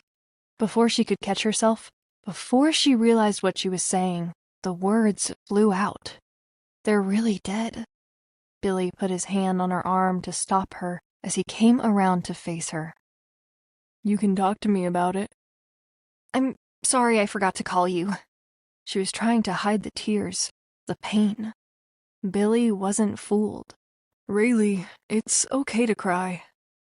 No, she didn't want to cry. She had been so strong lately. Crying would just bring her all the way back to that dreadful moment where the comfort of familiarity had been washed away in mere seconds. You have someone there to talk to, right? Kim? Paul? They've made sure of it. Raylee looked away from him. His stare was too powerful, and she knew that if she looked at him, she would break down. She couldn't do that.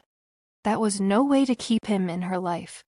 He'd think she was too needy, too desperate, too weak. A couple of little kids were dangling from the jungle gym a few feet away, their giggles echoing across the sheltered picnic benches where colorful balloons shook in the soft breeze. A young and very pregnant woman sat surrounded by a group of women, and she smiled as she tore through presents. And everyone else gets to go on living, she whispered. What? Billy leaned closer to her. It isn't fair. I know it's hard, but you have to find a way to get through it. His words stopped her. She looked straight ahead, unable to breathe. Raylee? He sounded concerned now. What had he meant by those words? Did he really believe that? He made it sound so simple. She stood there for several minutes, looking around at the many different people in the park. After a long silence, she found herself turning to face Billy. How am I supposed to get used to it? He looked at her with what seemed like pity. We aren't meant to know everything, but people die every minute. There's nothing we can do about it. It's just a part of life. I was really close to them. They did so much good for so many people. He nodded in agreement as he listened patiently. But the one thing I still don't understand is why he took them like that. She looked down at the ground. How could she complete the sentence without breaking down entirely? He stood there silently, such a decent guy who didn't have to endure her story of sadness. But she went on because he seemed to want her to. I didn't get to say goodbye. She felt tangled up in a cobweb of anger, confusion, and despair. Billy took her hand in his. His fingers were warm. She could feel the beating of his heart in his palm against hers. He tilted her chin up. His gaze was full of truth and hope as he softly said, "It's just fate." She knew he was right, but the words themselves seemed unfair. He led them over to a shaded area, to one of the vacant benches.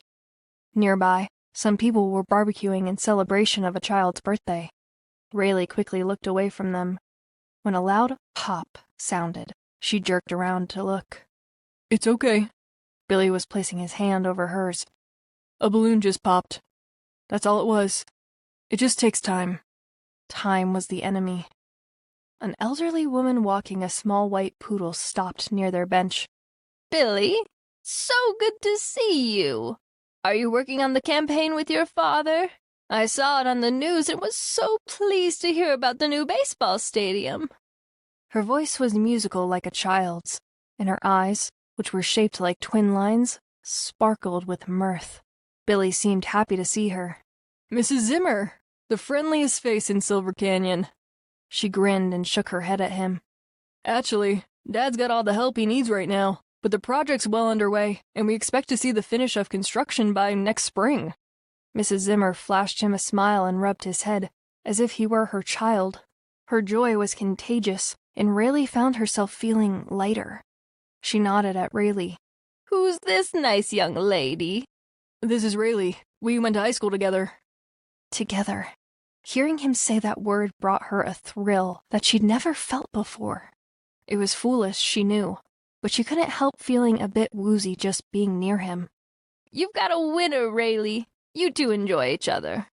She winked at her as she strolled away with her dog. Who was that? Raylee asked, trying to casually brush off the elderly woman's comments. She works for Randy down at the bowling alley. My parents and I used to bowl there every week. You must have really made an impression. I think she has a crush on you. Billy laughed at that, then grew quickly serious and changed the subject. Things happen in this world that we can't control. Tell me about it, Raylee smirked. But then there are those things that we can do something about. What do you mean? I've got my first role, and filming starts this week. You're in a movie? Didn't you ever wonder why you just started seeing me back in October? I mean, it's not like Silver Canyon is all that big. What was he implying, she wondered? That he would have seen her had he been here? Well, I just thought we hadn't run into each other. I went to college out of state, ended up getting my bachelor's in theater, and got to intern with one of the masters of suspense, Steve Plotkin. He ended up being my segue into the film industry. I got a call yesterday for my foot-in-the-door opportunity. Billy, I'm so happy for you. Surprisingly to herself, she really meant it. He merely waved his hand in the air. It's just small time. A minor role. My dad knows the director too, so if I impress him, I could improve my contacts. Why don't you come join me? I'll have breaks in between. He ran his fingers down her cheek. She felt her heart light up. All she could do was smile. She didn't care about anything else right now. Chapter 9. After working a double shift at the restaurant, Raylee went to see Billy. The film location was in Greenfield, the next town over.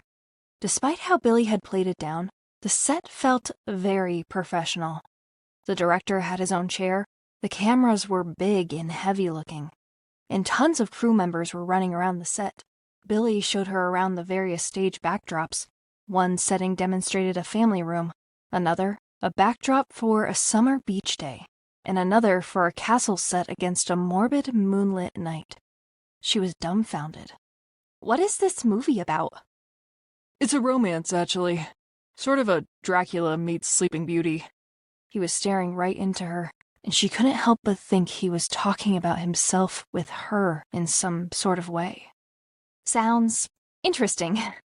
Billy laughed. It's low budget.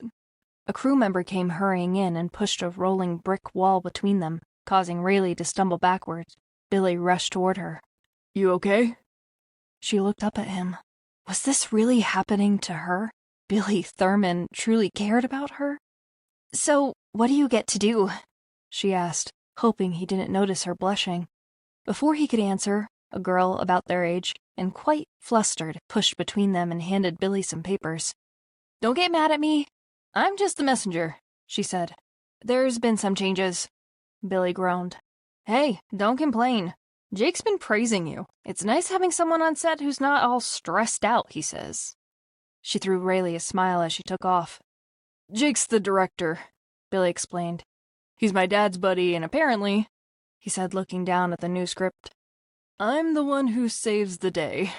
Some actors flew by, pushing into them. One of them apologized, his voice trailing off. A loud clanging and then what sounded like banging drums broke into the restless environment. Someone nearby blew a whistle. That's our cue.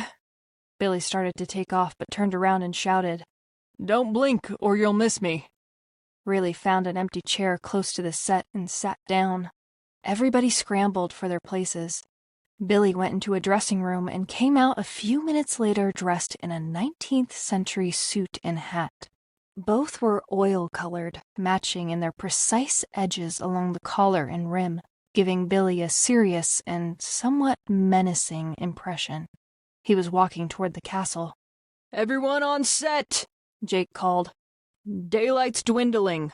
We need this right at twilight. No retakes. And action! A young woman was weeping in the castle. As Billy walked in, a bright light flashed out of the upper window from where the woman must be. All has passed, darling. The shadows have lifted. Billy's voice sounded bottomless, as if he were speaking inside of a tunnel. Raylee felt a shiver go up her arms. "Oh, my prince, I have waited for so long," cried Darling. Billy appeared at the window and they embraced. Raylee felt a pang of yearning that grew as she watched Billy. She wanted to be the woman on the set. She had never wanted anything more than she wanted Billy to be hers. Not even her degree or her wish to get out of Silver Canyon surpassed the level of desire and need for Billy to want her in the same way. She thought she was falling in love. She was surprised at her sudden tears. Maybe she could finally let go of some of the bitterness and the anger over her parents' death. These tears were also tears of joy at the possibility that she might have finally found someone who loved her too. Sudden darkness struck the set. Darling screamed, and the lights came up several seconds later. Darling lay on the set, unmoving. Raylee found herself holding her breath and her heart trembling. The fear, the surprise, and the tragic romance whirled through her like a controlled hurricane, spinning all of the intense emotions throughout her body. She couldn't wait to tell Paul. The next morning, as Raylee got ready for work, Kim came by to tell her she could close the restaurant the week before Christmas and on through New Year's Day, that she was going to stay up in the cabin for the month instead. We've been through a lot lately and need some time away from work. Besides, it's the holidays, Kim said. Thank you. I hope you enjoy your time away, Aunt Kim. And Joe's covering for you today. Go have some fun. She hugged Raylee. I'll miss you, Raylee said as she watched Kim get in her car. It was hardly 7 o'clock, so Raylee decided to make herself some breakfast and take a long, hot bath. Feeling a bit relieved afterward, Raylee headed to Paul's work around 10. Business was already busy at McCoy's, Paul's dealership. There were 2 or 3 guys trolling the grounds, attempting to make a sale. Paul was finishing pricing on a long row of cars. We just got a shipment in this morning. It's been pretty crazy. My parents left me the house. That's wonderful, Raylee. He put down the stickers and faced her. I know it doesn't replace them, but it helps make things easier. And they also left me $300,000. That's helpful. How do you feel about all this? She hadn't really given it much thought since the other day. Yes, it's helpful, but it only reminds me of how much I miss them. He hugged her and then looked at her more closely. You don't seem as sad as you have been. Kim's leaving for her cabin today, and she has decided to stay up there through the month. I'm going to miss her. Having her close by has really helped us both. And I went to see Billy yesterday. He's got his first movie role. Paul, it was so awesome and amazing just watching everything come together on the set. Paul turned around and pulled out his stickers again. It's like high school was just yesterday, like no time passed between us. Except for the way he feels about me. And what does he feel for you? Admiration? I can tell in the way he looks at me, the way he talks to me. I mean, he invited me to the park and to his first movie. Maybe we are meant to be. I'm in love. Hey, Paul, I need your signature. A voice called from inside the office. Stay here. This should only take a minute. Raylee slowly walked up and down the rows of cars, thinking about the movie and about the electric touch of Billy's fingers on hers. Raylee, come quick! Paul sounded urgent. She entered the office in time to see that the television was broadcasting a recent news report. The reporter's tone sounded strangely final as she spoke. Authorities say that Mayor Joseph Thurman passed away earlier today as a result of a heart attack. He is survived by his wife, Mary, and son, Billy, who found him in their home this morning. Raylee went for the door without looking at Paul. I'm going over there. Chapter 10. The freeway was practically barren as she sped past several businesses. She had been to Billy's once before, years ago, for a drama meeting, but she had never forgotten how to get there. She hadn't thought she'd see his house again, and certainly not under these conditions. The sun was shining so bright for a change that Raylee had to put on sunglasses. It seemed wrong that the sun would be shining on such a dismal day. Billy was so calm and in control all the time. She feared what this might be doing to him. When he had come into the diner with his dad last month, the two had seemed so close, like she and her own parents had been. And then for such a tragedy to tear up that bond? No one should have to go through that. She stepped on the accelerator as she continued along the freeway. Within minutes she was in Billy's neighborhood. The car had hardly turned off before she was jumping out and running up to Billy's door. He answered right away, but looked surprised to see her there. Raylee, I wasn't expecting you. Come in. His voice was hardly audible, like he'd been crying or trying not to cry. She stepped inside and he closed the door behind her. The TV was on, but the audio had been lowered. An annoying commercial was announcing a deodorant product. There was a smell of bleach, too. It was overwhelming. Billy must have noticed her cringe. My mom's been doing some heavy spring cleaning. Sorry about the smell. The living room contained a beige leather sofa and a light wood-bordered glass table. Under normal circumstances, the room would have felt warm, even cozy. Billy was standing next to the table, looking at her, his eyes filling up. I'm so sorry, Billy. What can I do? He was quick to answer. Nothing. We're okay. My mom is stuck in traffic. She was at work when it happened. I've been on the phone with her for the last hour. Raylee noticed a newspaper folded on the table. Strangely, though, in the shape of a tent.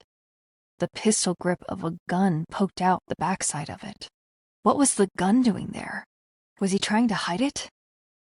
How are you? She asked. I don't know. He shrugged. It's unreal. My dad was healthy. It happened so suddenly. But Raylee barely heard his answer, her attention still focused on the gun. What are you doing with the gun? Raylee wasn't sure why, but it bothered her that it was there. She had never been comfortable about guns. She had only held one once and hated the recoil when she discharged it. The reverberation had pierced her ears, even through the earmuffs. But part of her discomfort had to do with the amount of control that a person could seize when firing one. It was my dad's, Billy explained as he picked it up. A Colt 1873 single-action Army revolver. My favorite. She recognized it as a revolver, similar to the one she had shot. He was getting ready for target practice earlier today. He ran his fingers gently across the barrel of the gun, staring off into the distance as if recalling a tender memory. Then he put it back down, turned and walked into the adjacent room. Raylee followed him to a glass door cabinet. I was just admiring his gun collection when you knocked. He used to take me shooting all the time. It sounds like you two were close. Billy didn't answer her for what seemed like an eternity. Raylee hoped she hadn't compounded the painful memory by what she'd said. She knew that from Paul and Kim, as good-intentioned as they'd been, had said things and done things that had made the pain of missing her parents even worse. The words he spoke next came as a surprise. I found him lying on the floor in the living room. Billy was facing the cabinet as he spoke, his shoulders lifting with each word, as if they were reacting to the blow of Joseph's unexpected passing. I rushed him to the hospital. I didn't know what was happening. I thought he was just unconscious. Raylee touched his arm and he turned to face her, a faraway look in his eyes. I thought they could save him, but it was too late, Billy said. He slowly turned back around. She let go of his shoulder. I'm going to miss him. Nothing's ever going to be the same. No, it won't. I know that much. She felt some of the bitterness as she spoke and tried to disguise it. Billy didn't seem to notice, though, as he continued gazing at the gun cabinet. She moved away from him, and her eye caught on something odd in the family room. White shoes and wrinkled blue jeans were tossed on the couch beside a stack of magazines. Her eyes lingered on the articles of clothing. There was something familiar about them. She could feel Billy looking at her, and she turned to face him. I'm sorry. I'm a little out of it, Billy said. We had all these plans.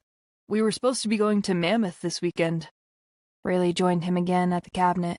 There were rows of guns proudly displayed. She stepped back a bit from the showcase, feeling a little uncertain about the amount of ammunition. Finally, she spoke. He really invested a lot into his collection. Billy nodded. There was a definite passion in his voice when he responded. He was just getting started. There was so much more he planned to teach me. He removed a handgun from the cabinet, pulled a cloth off a hook from inside, and wiped the gun slowly, almost tenderly, and then Raylee noticed blood on his right hand as he returned the gun to its place. What happened? She pointed at his hand. He seemed confused at first as he glanced down. It was like he hadn't realized that the blood was there. Oh, I guess I cut myself. He touched his knuckles, frowning slightly, and then put his hand back down. Maybe you should come back later. I can't seem to think clearly right now. He shut and locked the cabinet door, then walked her to the front hallway. Take care of yourself, okay? Raylee said. Billy surprised her with a hug before closing the door. As she pulled out of the driveway, Raylee couldn't shake the strangeness of her visit. From the moment she stepped inside Billy's house, something seemed off. The gun, the clothes, the blood, the gun collection, Billy's behavior. Raylee didn't want to be alone right now. She needed to talk to Paul and make sure this wasn't all in her mind. Paul listened to her patiently as she paced back and forth in his kitchen. When she finished describing what happened at Billy's house, he sat back in his chair and asked her if she was sure about everything she saw. What do you mean by everything? She asked. I'm talking about the blood on his hand. How do you know that's what it was? You said he even didn't seem to know. I don't, but there was definitely a gun. He told you he was enjoying the memories of shooting with his dad. But Raylee stayed obstinate. No, it was more than that. Because of the blood? No! All right, then if not that, how about your extreme uneasiness around guns? I know, you're right. Still, none of this explains his strange behavior. Paul got up and poured her a cup of coffee and sat across from her. When your parents died, do you remember what you were like? You weren't in the best state of mind, and you did and said things not indicative of your ordinary self. Raylee sighed as she sipped the black coffee. You're right. I'm sure he's not all there. In fact, he said as much. Here's where I'm lost. You say you are in love with him, and now suddenly, because of your discomfort around guns, what was probably a cut on his hand, and his somewhat introverted mood, you become suspicious? Wow, I hadn't thought about it like that. Maybe I'm just getting overwhelmed with all this death and it's distorting everything. Paul gave her an empathetic look. Just give him some space so he can take this all in. By the time Raylee arrived for her night shift the next day, she was feeling a lot better. Paul had always looked out for her and knew how to make sense of things, even when they made no sense to her. And for the first time in a really long time, she actually didn't mind closing up. It allowed her to go over the previous day at Billy's and try to figure it all out. All of the other employees had gone minutes before. Raylee was finishing mopping behind the counter when someone tapped on the entrance door. She stuffed the mop in the bucket of sudsy water and warily headed to the door.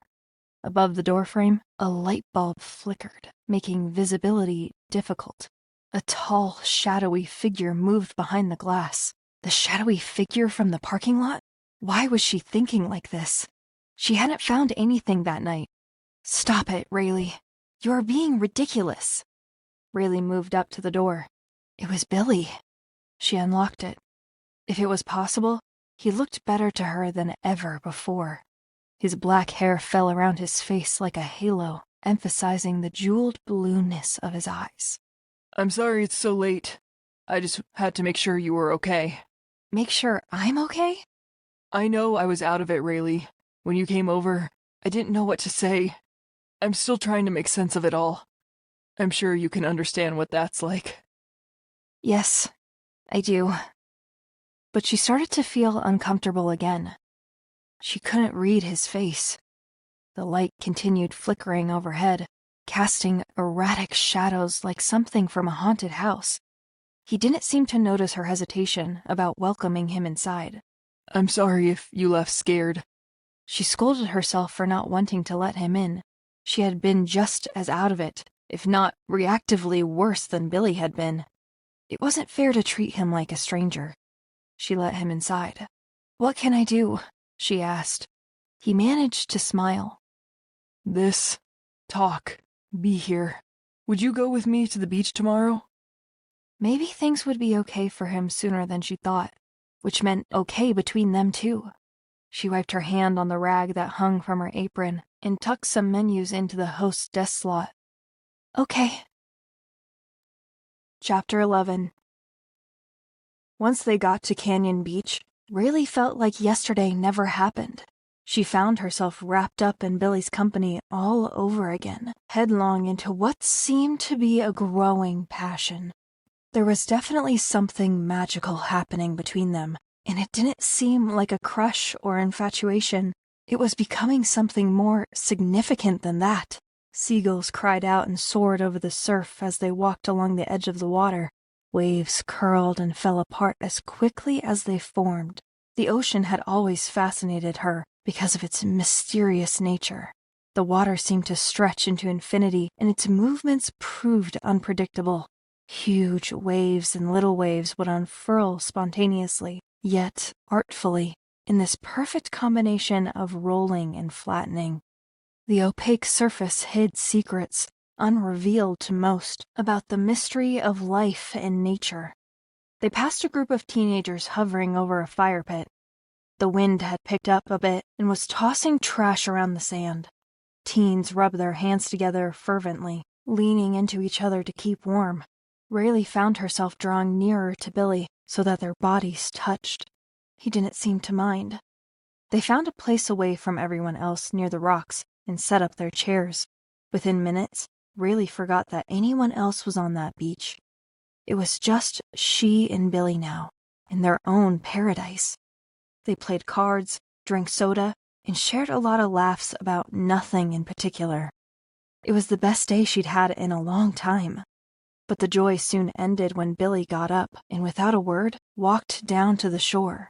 She watched as he took off his shoes and stepped into the shallow water, waves swirling around his ankles. Raylee got up, kicked off her flip-flops, and joined him. The water was freezing as it caressed her toes. Goosebumps quickly scattered across her arms. "Do you want to talk about it?" He shook his head. It feels good, doesn't it? He said, gesturing to the water. "It's so cold." She was trembling and wrapped her arms across her chest. Billy took off his jacket and draped it over her shoulders. Stand here for a moment. It warms up quickly. Just feel the wet sand between your toes. It's soothing. It is. It surprised her how nice it really felt. Billy took her by the hand and motioned to the boardwalk. There's a hot dog vendor over there. Let's have lunch. Holding hands, they made the short walk and purchased 2 chili dogs and 2 chocolate shakes. Back in their chairs, they enjoyed their food as the sun rolled out from behind the clouds. She took off his jacket and laughed as he tickled her side. For the longest time, all she had ever wanted was someone who wanted her as much as she wanted him. And here they were, on the beach, in the sun, together. Thinking back on her past, she couldn't believe this was happening. "Do you remember what I was like in high school?" she asked him. Sure I do. "But you were so popular, and I definitely wasn't." You were just shy. I could barely get 2 words out of you at prom. She gave an embarrassed giggle. I can't believe you remember me at all. She bit into her hot dog while Billy sipped his shake as he watched her. Why wouldn't I? I wasn't that memorable. Yes, you were. Because you were so different from everybody else. You did your own thing, even if it meant nobody understood you. Oh, I'm sure I didn't make much sense at all. Billy set down his shake, his voice turning serious. Not everyone is meant to be understood. She looked at him, the smile fading from her mouth. But he understood her, and that's all that mattered. You were always so confident in high school. I was this awkward girl who couldn't construct sentences whenever you were around. That bad, huh? He seemed genuinely surprised and flattered. His gaze was so intense. She couldn't look away. You seem to be doing pretty well now.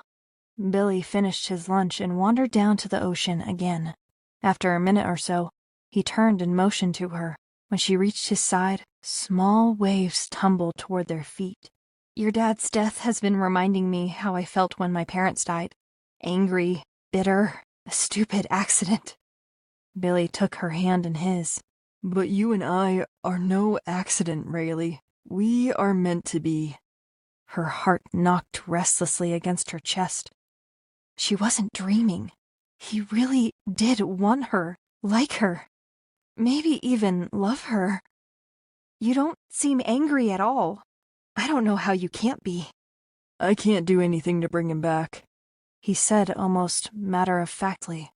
She searched his eyes for that sense of peace she had been unable to possess. The question she asked next was very important. Doesn't that upset you? I didn't want him to die.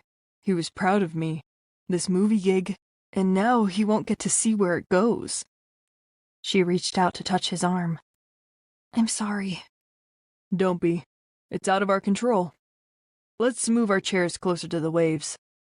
They hiked back to their camp and dragged their chairs near the shore. Raylee worked on finishing her hot dog as she watched some kids running along the water. It wasn't long until a wave spilled over their feet. They leaped out of their seats, laughing, and pushed their chairs farther back. Raylee looked down at her plate as if all her concentration depended on it. She wasn't very good about handling the change in their relationship, or any change for that matter. What if she became that mumbling at a loss for words girl all over again? She pulled a beach towel from one of the bags and spread it over her legs, a serious expression crossing her face as she prepared herself to respond. I'm so glad to be here with you right now. My whole life, until now, felt like I was doing nothing. How can you say that? You have a job, your good buddy Paul, me? He winked. So what's the problem? Sounds like you're doing pretty good, considering everything that's happened. A sad note entered her voice. My parents wanted me to go to college. She took in a shallow breath. I failed miserably. I spent all my time there thinking I could excel in the Russian linguistics program, yet not really knowing what I wanted. That's normal, to not be sure about what we want or where we should go. But this feeling bad about failing college is not the way your parents ever saw it, I'm sure. Maybe. But when you started coming around, I felt like I could do something. I mean, look at you. You became something, and it made me realize my life has meaning too. Raylee, don't you know that your life has always had meaning? I'm the one who didn't know what my true purpose was until we reunited. Was he kidding? Billy Thurman needing her? She had helped him? It all sounded so backwards. A sentimental gaze passed between them. Raylee couldn't feel any breath in her lungs, just the banging of her heart as he gazed into her eyes. Even if she had wanted to look away, she wouldn't have been able to. He had her, all of her. This is where she belonged. Right here, right now, with him. Billy glanced away from her to peer down at the bracelet.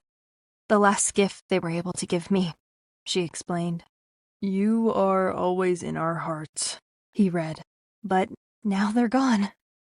A low wave rubbed against the shore, knocking down a sandcastle.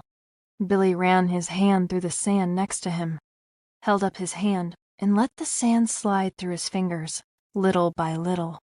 Look at how many grains of sand there are, and yet each one is necessary to make the whole. The rest dropped gently like tears onto the ground.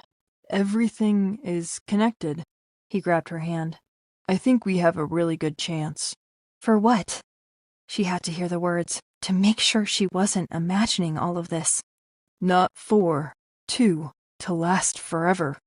People were shouting playfully on the sand. The waves were rushing in, but Raylee didn't notice anything but Billy. Life had a funny way of working out. She lost her parents, but she found Billy. Though it had been less than 2 months, the suffering seemed to last so long. She hadn't been strong enough to handle it all. But he had come in, and she found desire, and the world now seemed less painful to live in, and God less cruel. Billy took her hand and led her many yards away from the crowds into a shaded area that sloped slightly back behind a group of rocks. A boulder, about 6 feet tall, sat like a hedge around the smaller rocks that rested in a forgotten pile. Back in elementary school, Billy said, I used to spend a lot of time alone here. You know how things can be when you're just a kid. Everything's beyond your understanding. Life's so confusing and mysterious, and you're just trying to figure out how to fit into it all. Raylee knew exactly what he meant, but she kept silent and waited for him to go on. This place holds a lot of peaceful memories. He stared off into the distance at the waves as they came into the shore. The mood swiftly changed when Billy said, Why don't we take a trip to the past? Isn't that what we've been doing? Something more tangible. My uncle is still the principal at Silver Canyon High. He held up a key to the school. His blue eyes twinkled as he extended his hand to hers. Moments later, they were in their old high school gym. Oh, wow. I can't believe it's been 4 years, Raylee mused. Remember PE, playing volleyball in here? Oh, yeah. You used to send those balls to the ceiling. Raylee covered her grin. Billy was carrying a duffel bag and set it down on one of the lower bleachers. Where did that come from? Raylee gestured to his bag. He smirked. I figured if that the beach went okay, then we might continue. He retrieved a new-looking basketball from inside and spun it on the tip of his finger for several seconds before it fell onto the glossy court and bowled its way over to her. She stooped to pick it up and rolled it from hand to hand as she circled Billy. His hands were pasted to his knees, and he leaned forward in anticipation of her first move. She dropped the ball to the floor, 1 plop, 2 plops, then regained control with both hands, bent her knees and raised her arms over her head, and pushed the ball toward the backboard. Whoosh! The ball lunged into the hoop. Impressive, Billy commented as she threw the ball to him. While he dribbled, he shared with her some of his dad's words of wisdom. Son, he'd say, if something doesn't work out, turn over a new shell. Not a leaf? Shells have this hard outer layer that make them more resistant to the brutality of time and weather. She found that interesting and oddly comforting. She used to look at herself as this vulnerable girl, so easily broken by the cruelty inflicted upon her by others. But since Billy had come into her life, she sensed a sort of transformation in herself. The adversity had numbed her, and then embittered her, but her shell had not cracked. Billy attempted to slug the ball into the hoop, and it flew past the backboard. He staggered near the sidelines from the overthrow. Raylee scooped the ball from the floor and sprinted off to the right side of the court. Billy paced her from a distance as she dribbled the ball, trying to come up with a surprise play. Then he abruptly jumped in front of her a moment later to swipe the ball out of her hands. The move was sneaky, sure, but more surprising was the roughness behind the force he used in getting it from her. Are you going to let me take it like that? He taunted as he dribbled it across the court. Swiftly, before she could react verbally or physically, he ran toward the basket and dunked the ball straight down.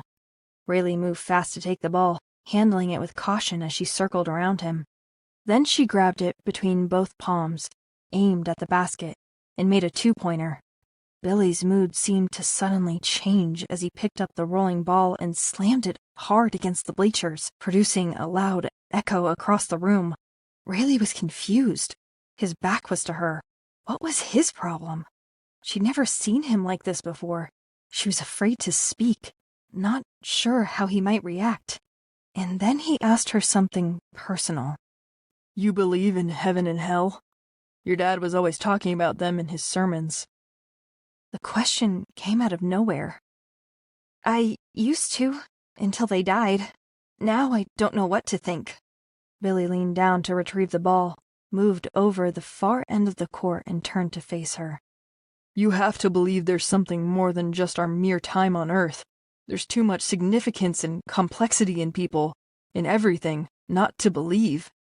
He bounced the ball once, threw it at the basket, and missed. Before she could answer him, he headed to the door. Let's get out of here. Raylee stared after him, wondering what had just happened. She picked up the ball in the duffel bag and followed him outside. In his truck, Raylee pondered what had caused his strange behavior on the court. He hadn't uttered a word about his dad, so maybe that had been on his mind? She knew how it felt to try to accept the unacceptable. She just wished he hadn't been distant. They had been so close on the beach. Of course, everyone handled death differently, and it wasn't easy for most people to deal with. She was sure that his bitterness was a cover for the pain, just like it had been when she'd lost her own parents. I'm sorry about earlier, when I threw the ball like that. I didn't realize how angry I was until that moment. I wasn't prepared for his death. I just wish I had known it was coming. He brushed his fingers against her cheek, and it felt like the velvet wing of a butterfly. She shivered. She told him it was nothing and to instantly forget about it. They pulled up to her house a few moments later, and there was a definite need in his eyes, the same need in her own. As he drove off, she felt the blood in her heart turn warm. He was hers and she was his. His love for her had been evident in his eyes that had looked at her with such tenderness. She decided to swing by Paul's shop once Billy left. He was delighted to see her and motioned her quickly to the back lot. Why are we going back here? There's something I have to show you. You bought me a car? You didn't have to. He chuckled. Not quite. They stopped at a gleaming cherry red Corvette. Remember all those times you got mad at me for not going out to dinner with you or on those trips back east? You bought this? I've always wanted a Corvette. When I was a kid, I used to play with all the Hot Wheel Corvettes I could get my hands on.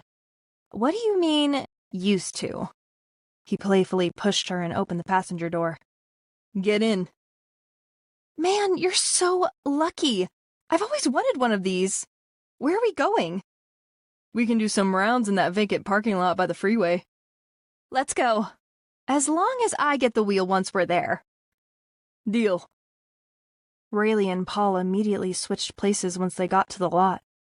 Raylee found herself more thrilled than she thought she'd be, with the feel of the synthetic leather wheel rubbing back and forth underneath her hands. Paul turned the stereo to a local rock station.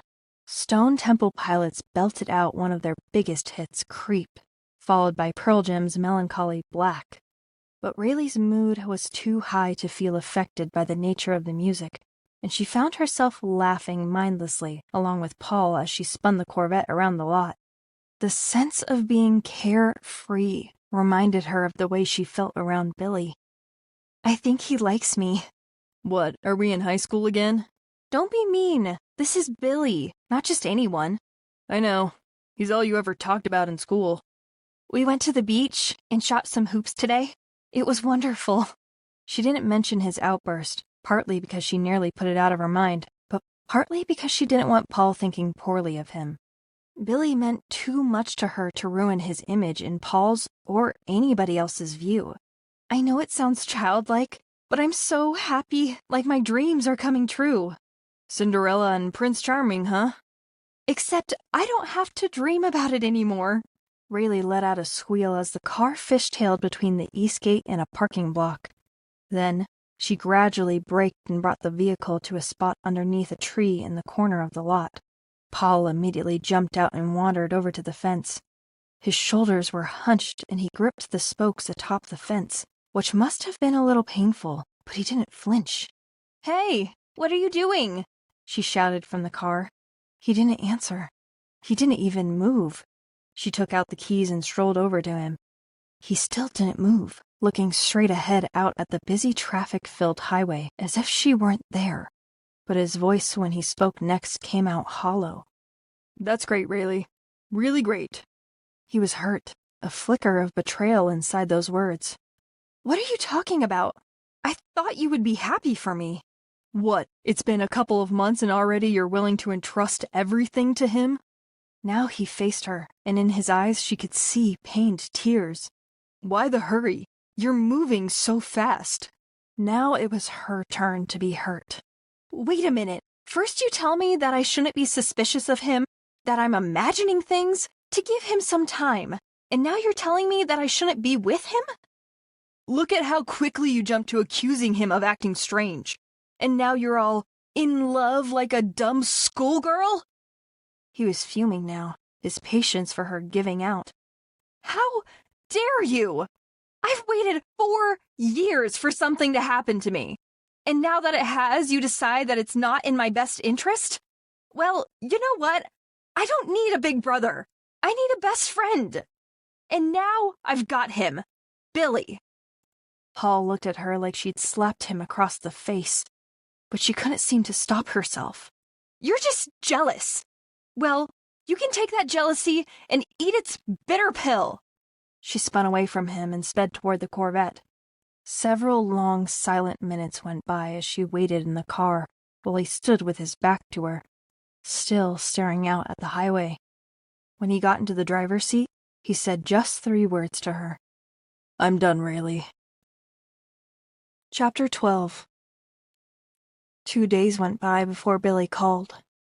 He was instantly apologetic for not having called sooner, but said he thought she might not be too eager for his company after the other day. She quickly dismissed his doubts and eagerly accepted his invitation to the carnival that night. Silver Canyon wasn't anything special, but its carnival was one of the best in the state. By the time they got there at 8 o'clock, well into the night of festivities, the place was heavily populated with large families and even larger groups of friends. A young man standing next to a big spinning wheel shouted to passerbys that he could accurately guess their weight. An older man called out to the crowd, urging them to test their racing skills as he pointed to prizes of hanging stuffed bears in oranges and greens. Vendor after vendor extended down one side of the carnival, cotton candy in shades of blue, pink, or purple, hot dogs, hamburgers, kettle corn, fountain drinks. But Raylee wasn't interested in anything but a fun time with Billy. The rides were plentiful and filled with laughing teenagers and screaming kids. Billy purchased them both cherry snow cones. She thanked him and continued taking in all the sights, sounds, and smells. "What ride do you want to go on?" Billy asked. She looked around.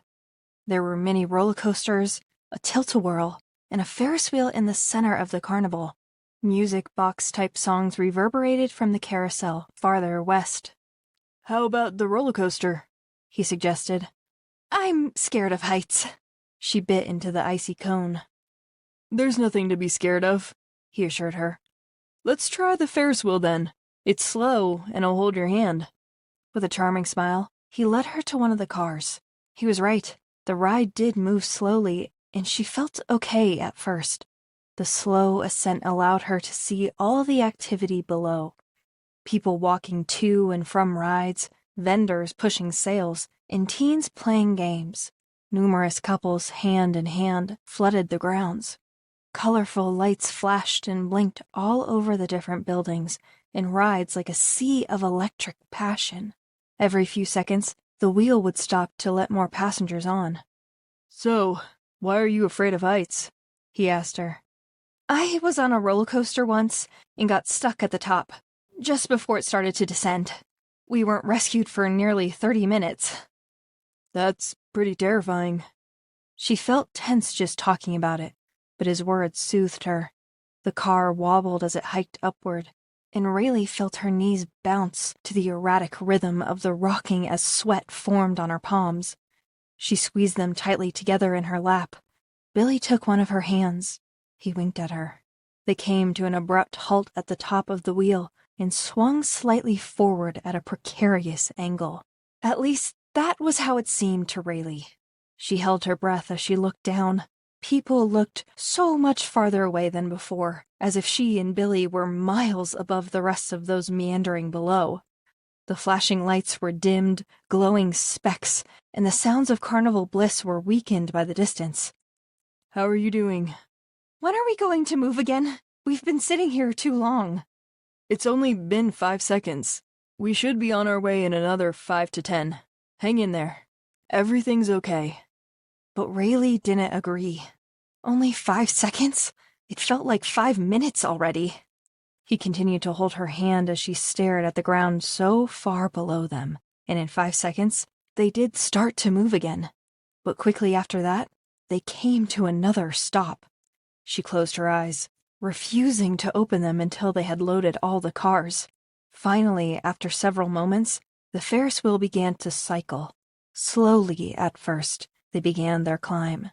On the second go-around, their speed doubled. They began to teeter back and forth as they took the second dip. Raylee grabbed onto the lap bar with her free hand. There was a scraping, creaking sound as they swung back down. Oh God, we're going to fall! It's breaking! She screamed. The carriage tipped down, down, down, and she swore she felt her body falling toward the ground. Billy squeezed her hand. No, it's okay. These rides always sound squeaky and old. It's normal to swing like this. Think of it like a teeter-totter. Raylee looked away from the bottom of the wheel and out across the town, shifting closer to Billy until she was practically in his lap. Look at how amazing everything looks from up here. You can see our high school over there, he said as he pointed. Oh wow, and there's the gymnasium. I think I see Kim's Burgers. No way, really? She scanned the other direction and found it. The car tilted forward again and she cringed. You can't live in fear. His words snapped her back to reality. Their car readjusted to an upright position as the ride made its way blessedly and safely back down to the starting point. Raylee relaxed. Are you still scared? Not anymore. The next day, Billy and Raylee decided to spend some time at his house. She hadn't been there since that strange day, the day of his father's death. This time, things between them were perfect. They cuddled on the couch, talking about the carnival, the beach, and the memories from school. Let's go see that new movie, she began.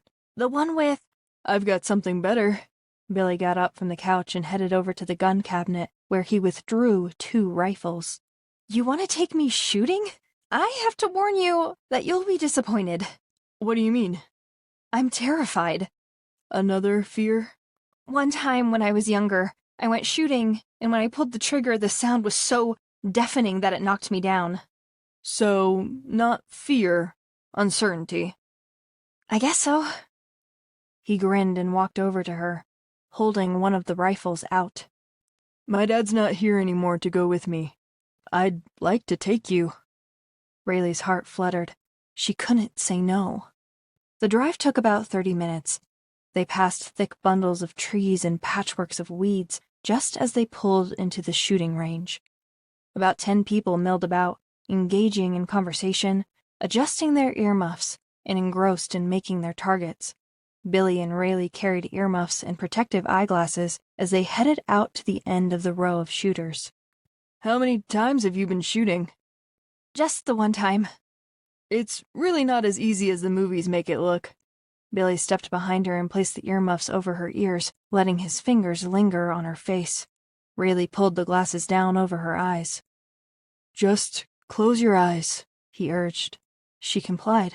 A second later, she felt a rifle in her hand as he slowly slid it against the palm of her hand.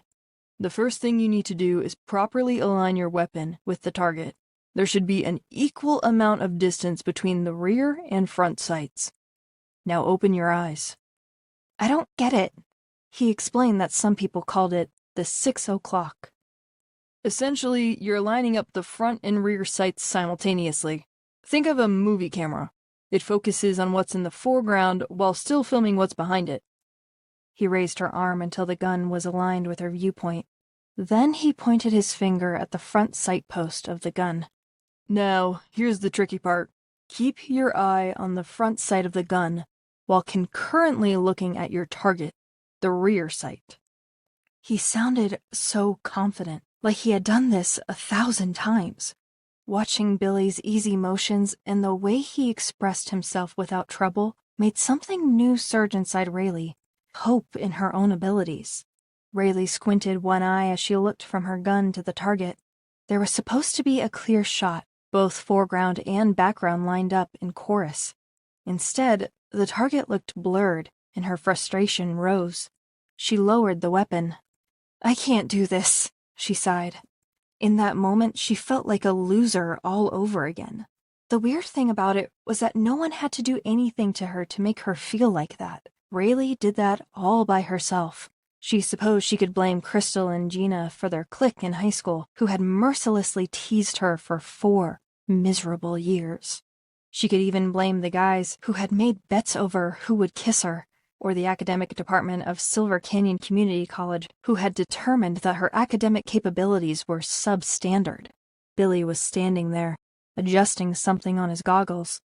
He could have been anywhere else, with anyone else, but he was here, with her.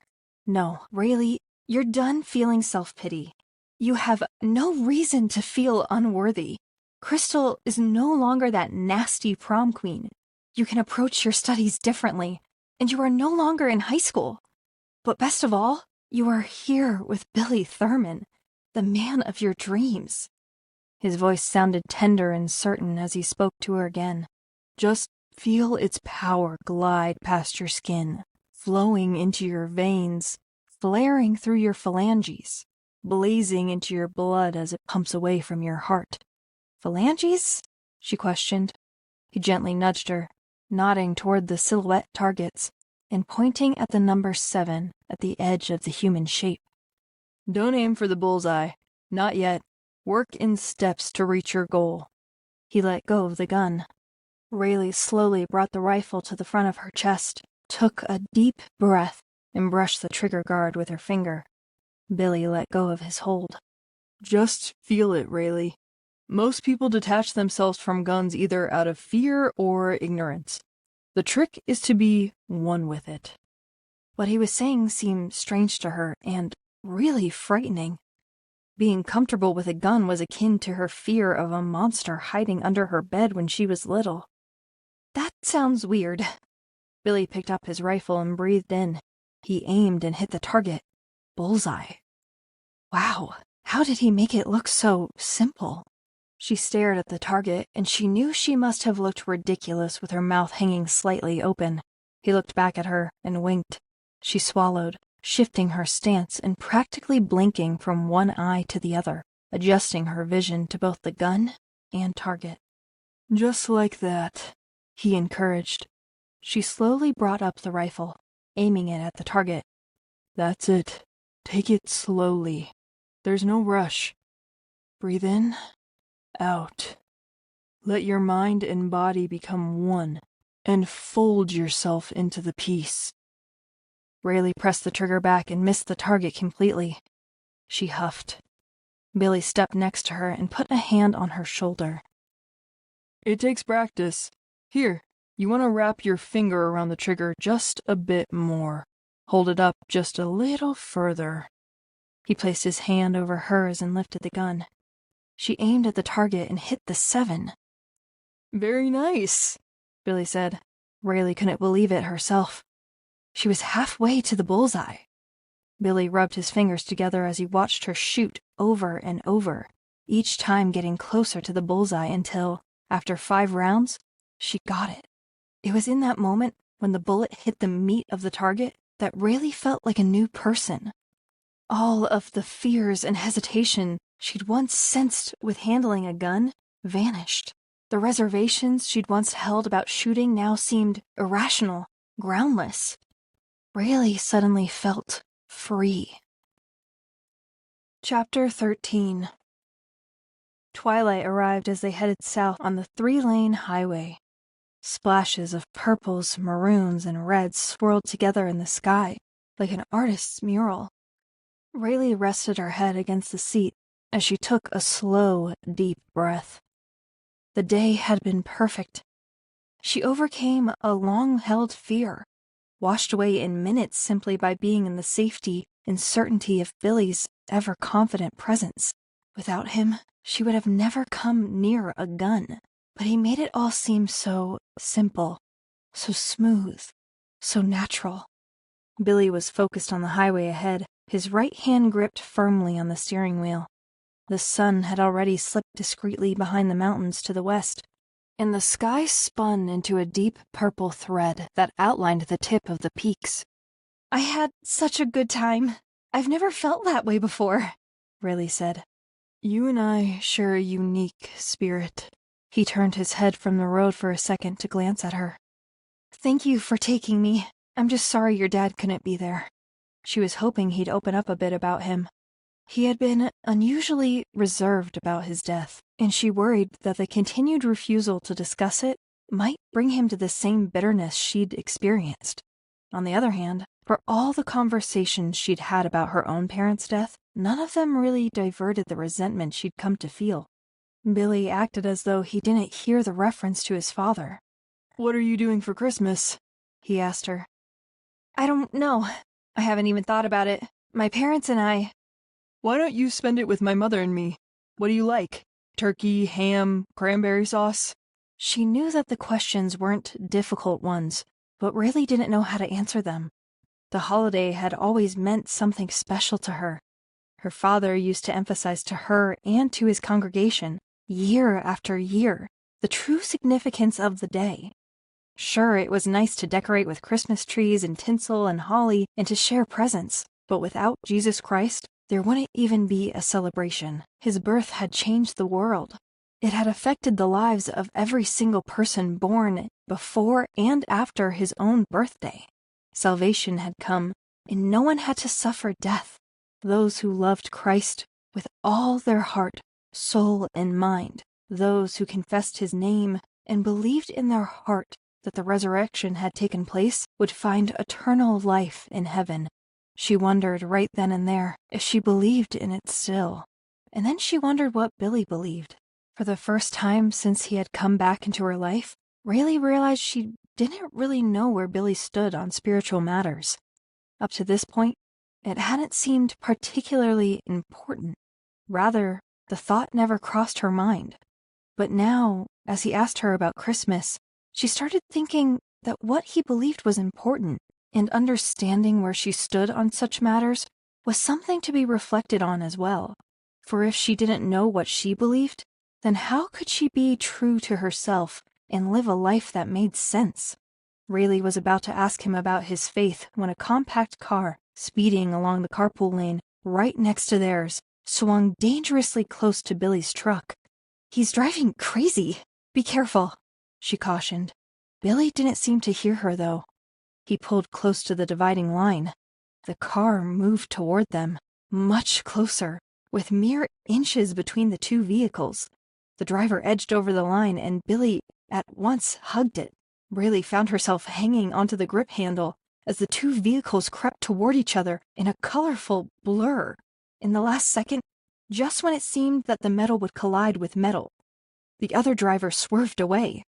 Raylee let out a blast of air, but continued clutching the grip handle. "Stupid jerk," Billy muttered as he switched to the right lane. Raylee could feel her heart pounding. Less than an hour ago, she had felt so secure being with Billy, but now she felt apprehensive. The Christmas plans were immediately forgotten by both as the truck glided along the emptying highway. Raylee didn't know what else to say. He had intended to take her to dinner, but she asked him to drop her off at home instead. The house was dark, the windows dimly lit by the drifting full moon. Raylee meant to leave a light on inside, expecting to arrive home after dusk. Entering a residence of shadows was not especially comforting to her. When she was just 4 years old, Raylee saw a snippet of The Exorcist, where a 13-year-old Linda Blair, demon-possessed, was spinning her head and spewing out a green substance. She had been too young to fully comprehend the movie's evil meaning and was afraid to ask. 5 years later, after having forgotten about the movie scene, her school friend Missy popped a tape into the VCR, and by the time that memorable part of the film approached, it was too late to turn away. This would mark the second time in her life that she'd glimpsed the reality of evil, and the recognition of it had been too much for such a young child. Not wanting her parents to worry over her, she'd never let them know that she'd seen the movie, and not wishing to upset the nature of her friendship, she hadn't uttered a word to Missy. As a result, she'd carried the knowledge of the reality of horror within her heart. The darkness continued to be an ominous presence to her, for it equaled the unknown, the unseen. Not being able to fully deal with the idea of evil, Raylee had ended up feeling vulnerable to it so that, even now at the age of 22, she still feared the dark. Billy must have realized something was wrong, because as she made her way up the porch steps, he was suddenly beside her. She jumped. Raylee, it's just me. He noticed her shaking. Hey, what's wrong? Now his voice turned soft as he gently squeezed her shoulders. I just hate the dark. She tried to laugh, but it came out as a weak cry. Not being able to see, not knowing. Her voice hung in the air, unable to attach itself to the terrifying final words that would solidify and make pathetically evident her very real helplessness and fright about the darkness, that void that seemed to carry with it all kinds of possible dangers, agony, and mental torture. Billy pulled her into a hug, and they stood there for several moments. But even as they stood there in each other's arms, Raylee felt sick to her stomach. The images from that movie suspended in her mind's eyes, as if she were viewing it on the big screen. Over and over, the possession of the little girl played itself out. Raylee? Just go. Don't worry about me. I have to. What is it? What's gotten you so terrified? Raylee opened her mouth to speak. She was going to tell him about those awful memories of the movie and its effect and how much fear she'd kept inside about it. But she was afraid she'd sound like some rambling fool who needed guidance and pity, and really didn't want anyone to pity her. Not now, not ever, and certainly not Billy. But the more Raylee thought about it, the more she realized that she couldn't attribute her current fear to those long-ago memories. There was something else that had shaken her up. She just didn't know what. And that was even more stupid, not knowing why she was scared at all. No, she wouldn't tell Billy. He wouldn't understand, and then he might tell Paul, and then both of them would overwhelm her with their concern. I have to go. I'll be fine. Raylee, you're not fine. Tell me what's wrong, Billy insisted. She put the key into the lock and opened the front door. Quickly, she felt along the wall and flipped the switch. Golden light swept across the porch. A light gust of wind churned, and the chimes dangling from the roof beams began to tinkle as they danced against each other. Come here. He took her hand and led her back down the steps and across the lawn to the gazebo. He sat them both on the bench. The brightness of the moon bathed them in its glow. She tried to keep her hands folded in her lap, but her fingers continued shaking. Did something happen to you? What? No. Oh, no. Then what is it? You're acting like you saw something that scared you to death. No, She wanted so badly to tell him. She felt so close to him.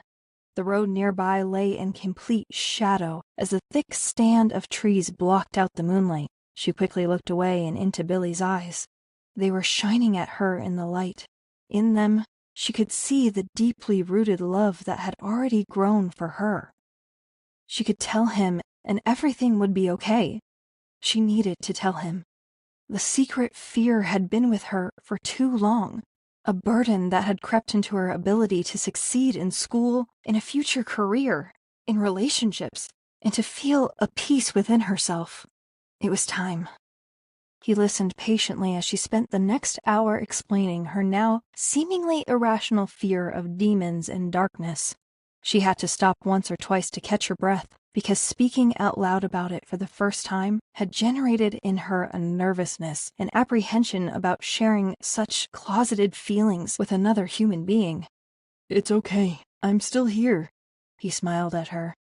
Holding in such anxiety, never telling anyone, and then finally being able to bring it all out and entrust it with someone else for the first time is necessary. But why does it feel so scary? Because you are now voicing it, truly and wholly dealing with it, and that is freeing, not to mention scary. Thank you. Why are you thanking me? Because you didn't go. You didn't run from me.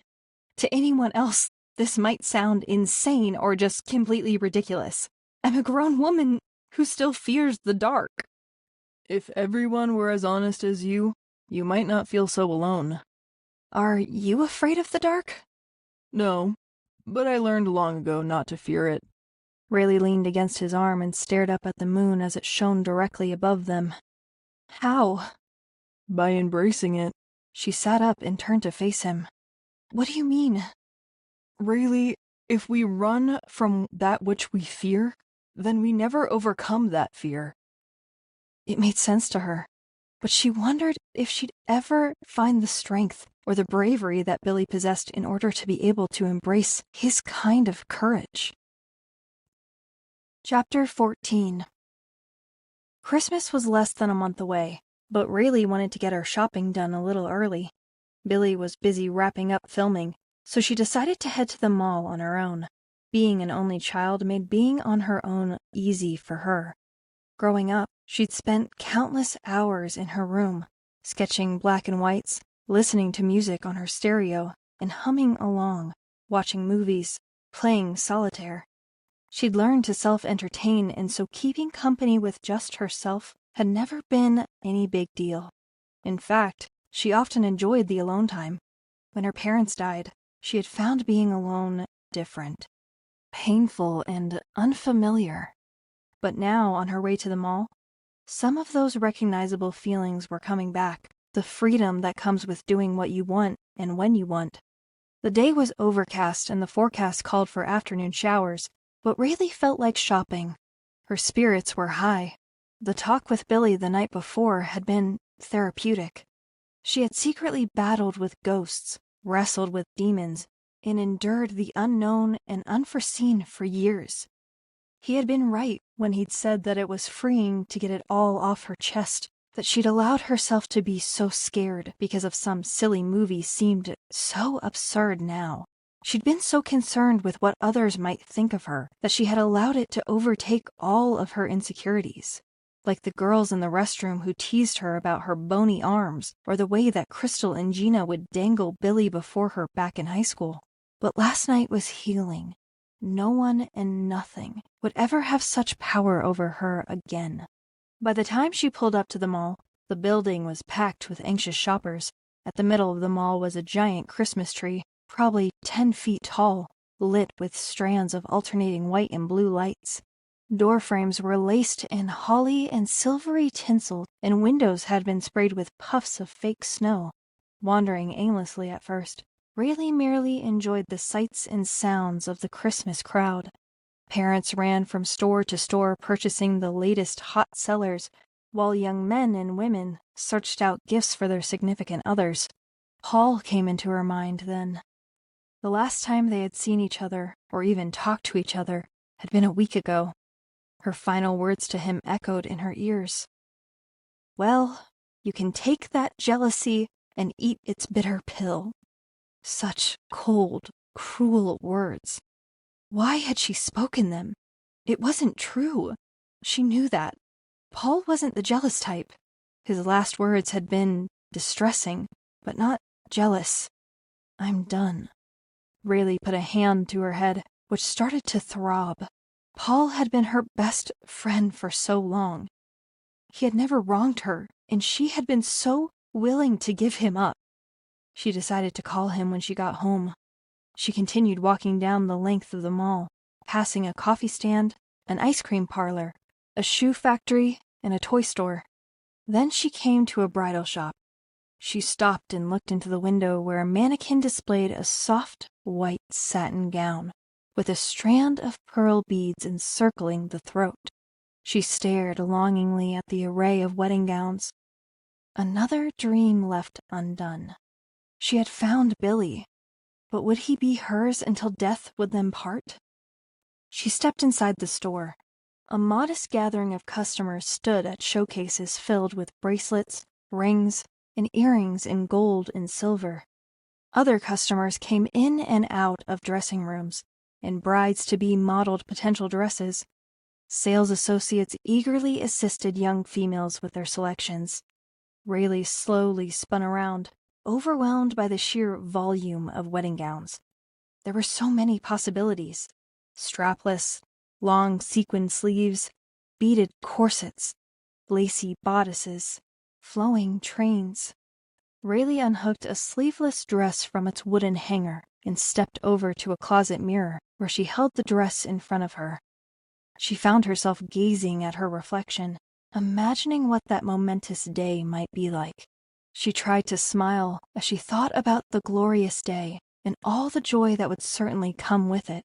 But who was she kidding? She and Billy had only been close for about 6 weeks. What made her think they might be married one day? Besides, they hadn't even kissed. She shook her head, turned from the mirror, and started to return the dress to its original place when she saw Crystal step out of one of the dressing rooms. She saw Raylee right away, and her eyes instantly brightened. Raylee! I didn't think I'd bump into you here. Isn't this just crazy? All the people here? I wouldn't think wedding planning would be so popular at this time of year. Are you getting married? Raylee was caught off guard, but then remembered she was holding onto a wedding dress. She hung it back up. No, not exactly. I kind of wish people would wait until Christmas Eve to do their shopping. This place is crazy. I mean, I've been here for 4 hours, and look, I barely got anything. She spoke breathlessly as she held up 2 bulging plastic department store bags. The lines are so long, it takes forever to buy anything. Crystal gestured toward the back of the store, where there were guest benches, and Raylee followed her as Crystal talked over her shoulder. We just got back from Virginia. I saw family members I hadn't seen in years. It was my first time there, and it's so green and beautiful. Have you ever been? Raylee shook her head. Crystal plopped her bags on the floor and fished through one of them to bring out a pair of ruby-colored hand towels. My parents are going to love their new gift. I bought his and her towels. They're getting ready to celebrate their anniversary, and I overheard them talking about how this was one of the gifts on their list they never got. They're going to be so happy once they see them. How many years has it been? 30 years already. Her laugh was musical as she exclaimed her words with glee. They're just down a ways in one of the clothing stores. We decided to split for an hour so we could get each other's gifts. I'm sure they'll love them. Crystal refolded the towels and tucked them back into the bag. So, what are you doing here all alone? Oh, just thinking. Trying to distract myself. Same here. I have so much on my mind. So much to plan. So, what's on your mind? She seemed so genuinely interested in her. Just a tiny feud with my friend Paul, and wondering if Billy would propose. Are you still friends with Paul McCoy? Crystal asked. Yeah. Oh, he was always so sweet. He used to help me with chemistry. Are you two dating now? No, we're just friends. It was an open door to tell Crystal about Billy, but Raylee said nothing. She might not be happy for her. Crystal had always wanted Billy. Besides, Raylee wasn't that close to Crystal. Why should she care? Crystal picked up the bags and stood. I'm starved. Are you hungry? We could grab some pizza. I'm not really hungry. Well, maybe some other time then. Oh, before I forget, we're having the rehearsal at Billy's on Christmas Eve, 7:30. Rehearsal? I know it seems like bad timing considering his father just passed, but he insisted we don't stop living. I don't understand. Billy Thurman? Are you in the movie too? No, I thought you'd heard. We're getting married on Christmas. We'll be moving back to my hometown in Maine. It's a rehearsal dinner for... Crystal's cell phone rang and she turned around to take the call. She was the only person Raylee knew who had a cell phone. It must have cost a fortune. But her family was pretty well off. Her dad owned an oil company in Alaska. A few seconds rolled by before she hung up. I gotta go. My mom's waiting. She smiled and waved behind her as she hurried out of the store. Raylee felt the pain that was burning into her heart right then and watched disbelievingly as Crystal walked away. She was marrying Billy Thurman? No, Raylee must have misunderstood her. It couldn't be true. She slumped down on the bench, her head softly thumping against the wall. She looked all around her. Wedding dress after wedding dress adorned the bridal shop. She stared right through them and held back the tears. As she drove circles around McCoy's parking lot, she thought about Paul. What was she going to say to him? Would he ever want to talk to her? She finally pulled into a spot. One of Paul's salesmen told Raylee that he was busy, which she took to mean that he didn't want to talk to her. She couldn't blame him, but she decided to go there in person. It would be harder for him to avoid her that way. When she got inside, she realized the salesman hadn't exactly lied to her. There were several customers loitering in the parking lot, waiting for someone's help. Paul was in one of the farthest rows of cars assisting an elderly couple, while two salesmen helped other customers. Raylee decided to wait for Paul, even if that meant she had to wait all night. In the lounge, she went through 4 magazines, drank 2 cans of Pepsi, and ate 1 bag of potato chips and a peanut chocolate candy bar. When Paul came into the adjoining office, he barely glimpsed her way. Sweat covered his forehead, and the skin underneath his eyelids drooped and was shadowy gray, as if he hadn't slept well the past few nights. Raylee continued to wait patiently as he took care of some paperwork. Another 15 minutes went by, and then he came into the room, lingering in the doorway. His first words were not unkind, but they were right to the point, almost businesslike. What can I do for you? Paul had been good to her for so long that seeing him standing there looking so tired, so hurt, made her feel regretful. She was the one responsible for the pain she'd inflicted. When she responded to him, she told him the first thing on her mind. "I'm sorry. Please forgive me." He was using a cloth to wipe some sweat off his face. I already have. She should have felt relief at the sound of those words, but she only felt worse. Something in the way he spoke them told her that maybe he had forgiven her, but not necessarily that everything was okay between them. Is that all? Because I have a lot of work to do before I close up. He looked so weary as he slouched against the doorframe. "I've been sitting here for 2 hours, Paul. At least give me some of your time." He looked at her directly then. What she saw wasn't kindness or even meanness, but something like contemplation, as if he were calculating whether it was worth letting her in again. Then, finally, he said, Meet me at my house in an hour. Grateful for the invitation, she nodded and let herself out. When Paul opened his front door an hour later, he looked slightly better than before. His sandy blonde hair had been neatly combed, and the puffiness around his eyes was less visible. He smelled like lemony soap. Come in. She threw her arms around him and broke into tears. He didn't hug her back, but he also didn't let go. The tears were falling onto his neck, and she wiped them away with the back of her hand as she stepped back. He looked surprised, but he still remained silent, waiting for her to explain herself. She could tell he wasn't ready for her to be here, or willing to open himself up to her just yet. "I'm really sorry for what I said to you last week. It's not true. It was stupid, and you didn't deserve it. I know you say you forgive me, but please don't keep me out. Maybe I don't deserve it, but I really need you, Paul." Paul stepped back and settled down on a bar stool in the kitchen. Raylee stayed where she was, afraid of overstepping her bounds. Really, I could never hold a grudge against you. It just hurts a little bit to be around you. That's okay. I get it. She swallowed what felt like an apple core that had formed in her throat. Her face felt soaked with tears, and she put all effort into preventing any more from coming down. He was watching her with what looked like compassion in his eyes, which told her he still cared for her. What is it, Raylee? What's making you cry? A lot of things. I miss you. I didn't realize it until earlier today. What brought you to that realization? His voice was stony, but his eyes shone with continued kindness. When Billy took me home last night, it was really dark. I had forgotten to keep a light on in the house, and I started feeling really afraid, like something bad was close by or something. I don't know how to explain it. I never told anyone until I told Billy last night what I'm about to tell you. She took a seat on one of the kitchen table chairs. He listened attentively as she went through all the details of her hidden fear.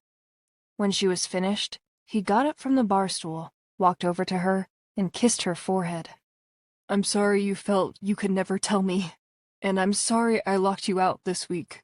Please forgive me. Raylee threw her arms around him again. I haven't even gotten to the worst part, she said. What do you mean? I ran into Crystal at the mall today. She was in the bridal store. What were you doing there? Dreaming? But that's the wrong question. What you should be wondering is what Crystal was doing there. And? She invited me to a dinner rehearsal at Billy's house on Christmas Eve. They're getting married. Paul stood there, not knowing what to say. We have gotten so close. He took me to the carnival, the beach. He comforted me last night when I shared my buried fear for the first time. I felt so safe with him, so guarded from anything bad. She sniffled and wiped the tears off her cheeks. Then she looked up at Paul as he held her hands in his. How could he do this to me? After everything he said, after all the wonderful moments we've been sharing? Paul, you know what he told me when we went to the beach that day? He said he thought we had a really good chance to last forever. She shook her head as if trying to shake away the truth of the situation. How could he do this? What else has he been hiding? I don't know. He's just a sleazebag. Paul sounded indignant, as if Billy had somehow scorned him. I thought he was the one. He treated me like I was his princess. What do you want to do? I want to kill him, she cried into her hands. Paul wrapped his arm around her. You've been my best friend for years. She kept her face buried in her hands as she spoke, partly because of her bruised heart, and partly because she felt such shame over having mistreated Paul. Why didn't I listen to you? You told me to slow down. You were right. I'm so humiliated. I feel like such a fool. No, he's the fool. Raylee looked up and wiped her face with a sleeve of her shirt. I'm going to go home. Go to sleep. Maybe I'll feel better in the morning. Stay. No. I've been enough of a burden to you lately. I just needed to get it all out, because if I didn't... She didn't want to finish the sentence. Morbid contemplations were preparing themselves in her head, things she shouldn't be considering, like giving up on love or trying to break up Crystal and Billy. But neither decision would change what had already happened. Besides, Crystal obviously didn't know that he'd been hiding Raylee on the side, or she wouldn't have been so nice to her at the mall. When Raylee got home, it was nearly midnight, but this time she'd remembered to leave both the porch light and the living room lights on. As she dressed for bed, she started to wonder why Billy had carried on with her for so long, what it had all meant. Obviously, if he and Crystal were getting ready for lifelong vows, Raylee would have found out sooner or later. It was conceivable that he would discard her the moment they wed, but it didn't totally explain why he'd invested so much time with her and had made it a point to create such a close bond. If he'd wanted her as a little side dish, he most certainly would have tried to have sex with her. but he hadn't even attempted to kiss her. Raylee frowned into the bathroom mirror as she scrubbed her teeth. None of this made any sense. He made her feel so special, so loved. What had he meant by forever? The questions and confusion all swirled into a mess that angered her. She spit out the toothpaste, threw the toothbrush into the sink, and slapped off the lights before she got into her bed. It was too late to figure it out all right now. She would go to sleep, dream sweet dreams, and be refreshed in the morning. Then she would be able to see it all clearly. At least, that's what she told herself as she faded into the realm of sleep. Chapter 15. The next morning was particularly cold. Raylee woke up from what seemed like a good dream, her mind clear from yesterday's thoughts and worries. She even felt well rested for a change. Stretching, she shed her wool blanket and put on a long-sleeved shirt and a thick sweatshirt and thermal pants underneath a pair of black jeans. A tiny shard of sun flared in the sky, like a diamond obscured behind a sheer white drape. The alarm clock radio read 6:30. Today was a good day to think, without the interference of anyone else. Canyon Beach was deserted. Not very many people spent their weekdays at the beach in the wintertime. The radio broadcast had called for a low of 40 degrees, with a high of 50. Last Christmas, her parents had gotten her a pair of thick black snow boots that she now wore for the first time. A frosty wind drifted through the air, tugging on the heads of waves as she drudged through the dense sand. The piercing air blanketed itself against her face and stung her lungs, pressing its cold hands into her skin and down into her bones. She crossed her hands underneath her arms as she continued walking across the shore. The gold bracelet glittered on her wrist, and she looked down at it, recalling the last time here with her parents. Tears welled in her eyes, but the wind hurriedly swept them away. She came to the spot where they had picnicked last, when she told them about her academic dismissal. She squatted on the sand and ran her hands through it. Being here without them somehow felt wrong. Why had she come here anyway? It was only bringing back the pain. Farther down the beach was the remote area where Billy had taken her that day. Raylee wasn't sure why, but she felt compelled to head there. As before, all that was there were seaweed, shell chips, and an assortment of rocks. Raylee moved down to the shoreline and saw a little piling of shells next to the edge of the water and scooped them into her hand.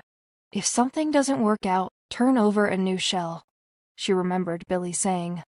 The liar. Making her feel special, and it had all been a deception. How could he say all those things to her when, of course, she would find out about the engagement eventually? She could have easily told Crystal, and then what would he do? Who did he think he was fooling? Why had he gone through so much trouble to have her believe? After she flung the shells at some rocks nearby, she noticed something unusual near the boulders, something that didn't belong, at least not naturally. A small and slightly round white object peeked around the rock. She stepped closer to where the discarded shells lay.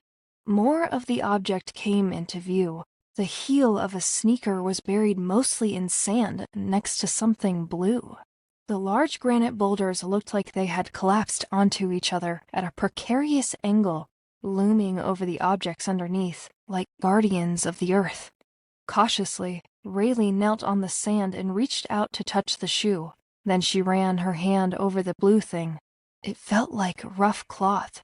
She scooped into the cool sand, and more of the blue fabric began to appear. She dug deeper, clutching handfuls of sand, and felt along the fabric. A pair of jeans. The material felt scratchy beneath her touch. She uncovered more of the clothing, and when she pressed down on the jeans, she felt something dense. Raylee fell back against a rock as she realized that these were not just abandoned clothes. Somebody was inside of them. A chill washed over her. There was something familiar about the body, but she couldn't yet accept it. She didn't want to accept it. She sat there for several minutes, looking away from the body and into the glassy face of the ocean. The pain of that cold November day when Sergeant Flynn had taken her to the coroner came rushing back. The dead faces of her parents materialized in her mind. The cuts on her mother's neck gleamed, her father's sea-green eyes forever at rest. Raylee leaned forward and dusted more of the sand away to reveal the rest of the body.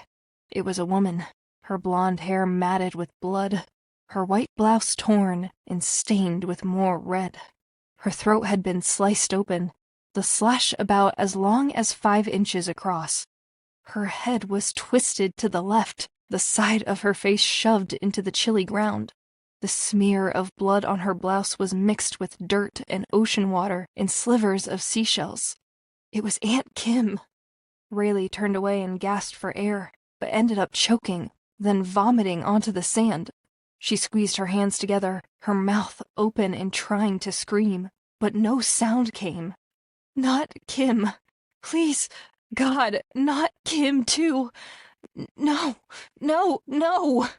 She watched the ocean waves leap forward and bend backward, repeating the cycle as if nothing had changed, as if one's death could not prevent its natural course, as if nature could not be interrupted by fate. Without turning back around, Raylee made her way to her car. She drove a couple of blocks to a gas station and borrowed the attendant's phone to dial James Snowfield. He answered after 2 rings. "James, it's Raylee." Her voice quivered. What's wrong? "My Aunt Kim. She's dead." What? He sounded doubtful, possibly wondering if he'd misheard her. "I found her here at the beach. Please, James, please, hurry." I'm on my way. James showed up less than 5 minutes later and let Raylee lead him to her aunt's location. He had 2 deputies dispatched to the beach while he questioned her. Tell me what happened. "I was just walking along the beach, to be alone, to think. Aunt Kim said that she'd be going to her cabin. She would have left a week ago, so she wasn't supposed to be here.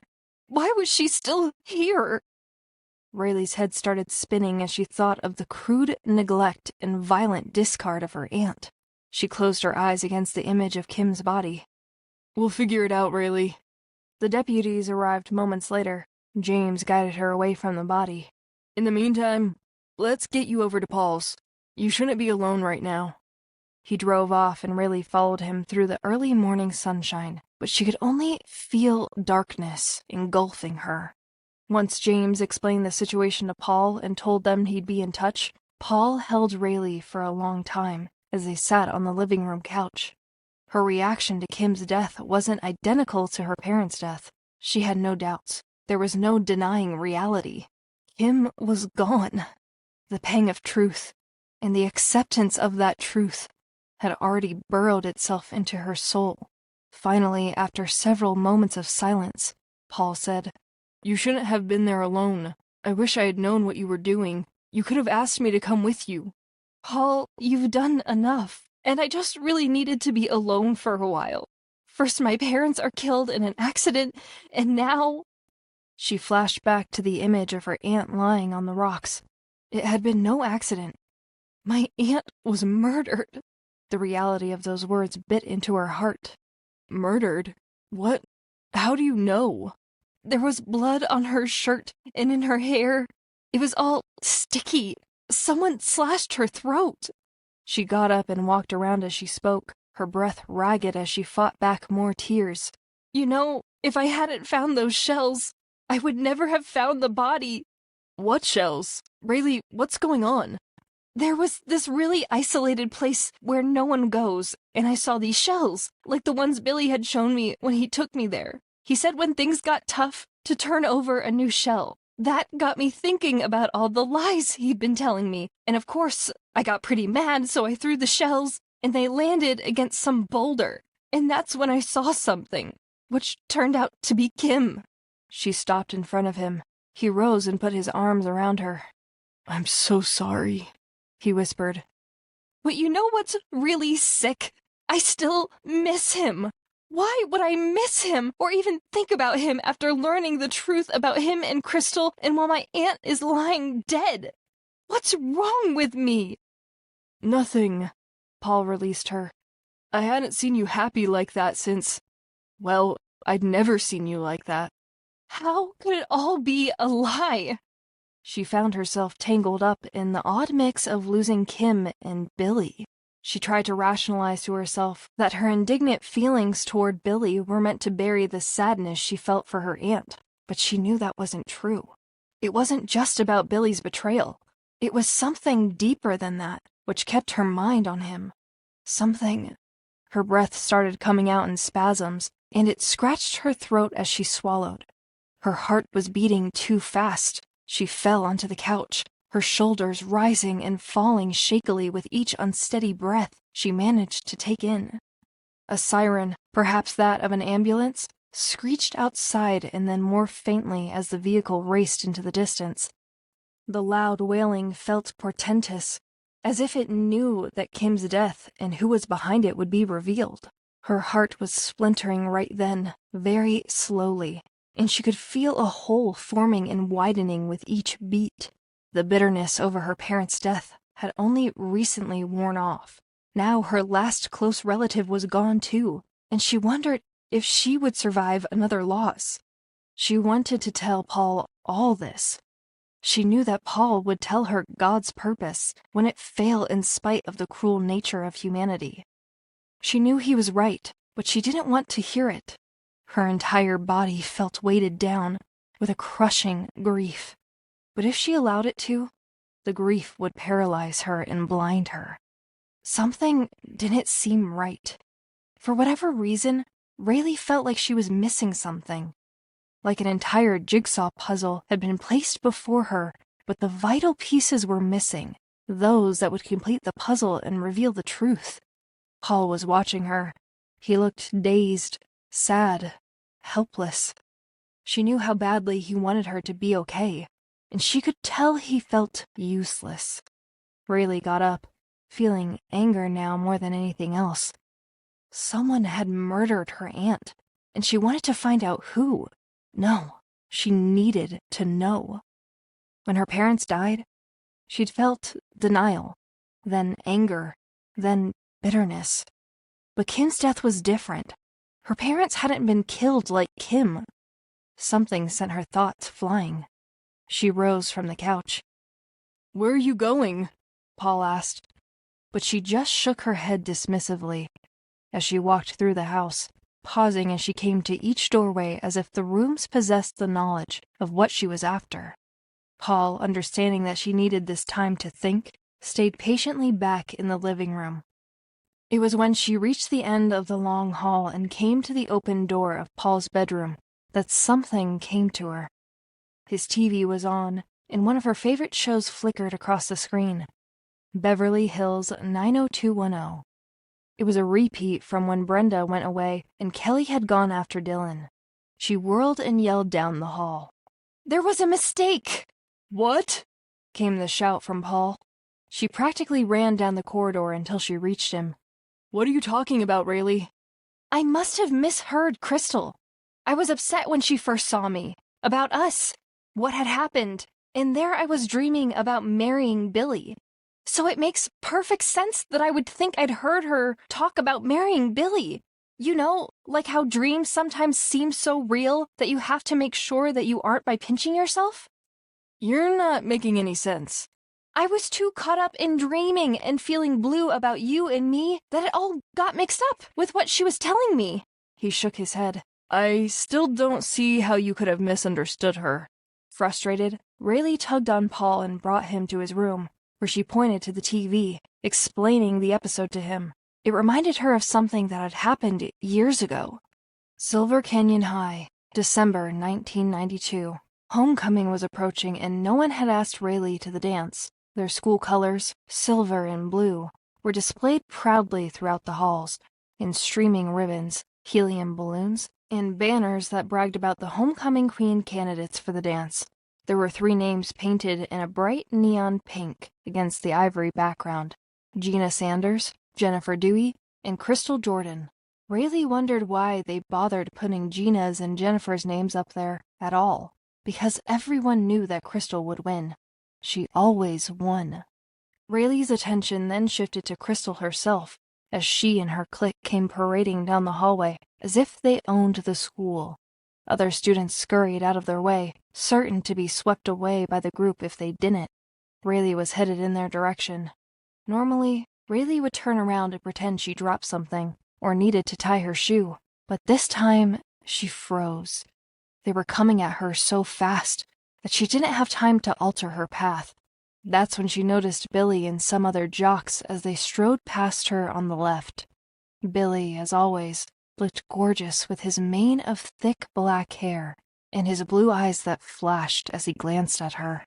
Crystal, just a foot away now, blew a kiss to Billy, but he continued walking as if he hadn't seen her. But Raylee knew she could be mistaken, since she couldn't actually see his face once he was in front of her, especially when she heard the words Crystal spoke. Did you see the way he looked at me? He's in love with me. Oh, and he's taking me to the dance. Raylee pressed her back against a locker, the lock dial jabbing into her body. A stack of books wobbled precariously in her arms as she struggled to hold on to them. She wanted to disappear into that locker, away from Gina's stare that fixed steadily on her, Crystal smiling and winking at Raylee as she mouthed Billy's name.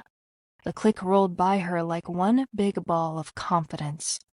The bell rang and students scampered off to their respective classrooms, but Raylee remained pinned to the locker, alone in the hallway.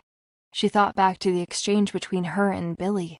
Though brief, it had been the first time he had made eye contact with her. Her heart was beating like crazy. She was thrilled.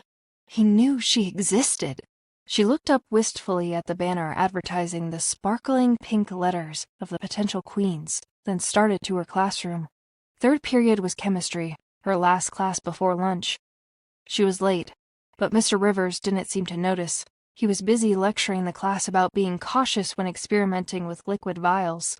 Raylee hurried to her assigned partner, Katie Myers, a cheerful girl who was usually giggling about something. Right now, she had her eyes glued to the little bubbles that were erupting inside a clear glass jar. "Sorry I'm late," Raylee whispered, but Katie was too busy watching the jar.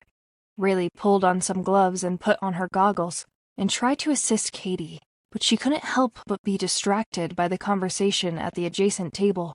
Crystal was pouring a dark liquid from a vial into a larger vial. Her partner was Gina, who was almost as beautiful as Crystal. The two of them were laughing about something, and not for the first time Raylee wondered if it had something to do with her. There had been numerous occasions where she'd been the brunt of their jokes. Why they felt the need to tease her was beyond her understanding. I heard Henry tell Billy that they're going to rent a limo for the dance. Gina gushed. I'm so glad he asked you. You definitely deserve each other. And here Gina made a point to look in Rayleigh's direction. Raylee quickly looked away, scrutinizing the growing mixture inside the jar on her table.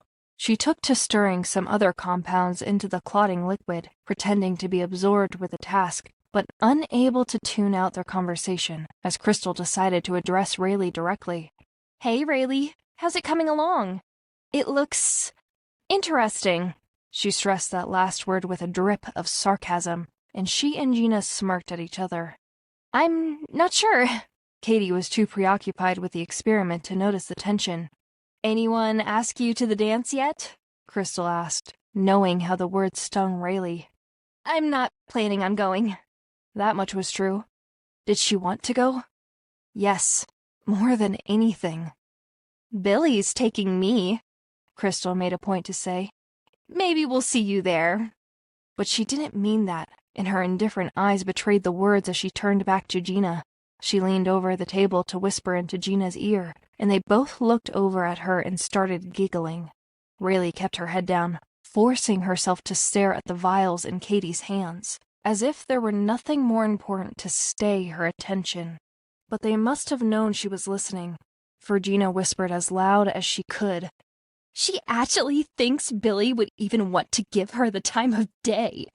Oh, how sad. Pathetic, Crystal pronounced. He doesn't even know she exists. Yes, he does, Raylee wanted to protest. Her little heart's probably going to break when she sees us together at the dance," Crystal continued. She tore off her gloves and goggles and stared straight at her. Raylee couldn't help the swelling tears that came to her eyes as she tried to concentrate on the experiment. 1 week later, Crystal showed up to the dance with Billy, where the both of them were crowned king and queen. Now, in Paul's living room, another episode played on TV, the confrontation between Brenda and Kelly, where Brenda realized how long Kelly had lied to her. Raylee felt just as fooled as Brenda had been, and she clenched her fists. Paul walked into the room and he looked at her, concerned. "Remember how Crystal was in high school?" Raylee asked. Sure. She was popular, prom queen, head cheerleader, committee advisor. She was mean. Do you know that she used to pretend that Billy liked her? She used to brag about things they supposedly did together. But the only time they were ever together was at homecoming.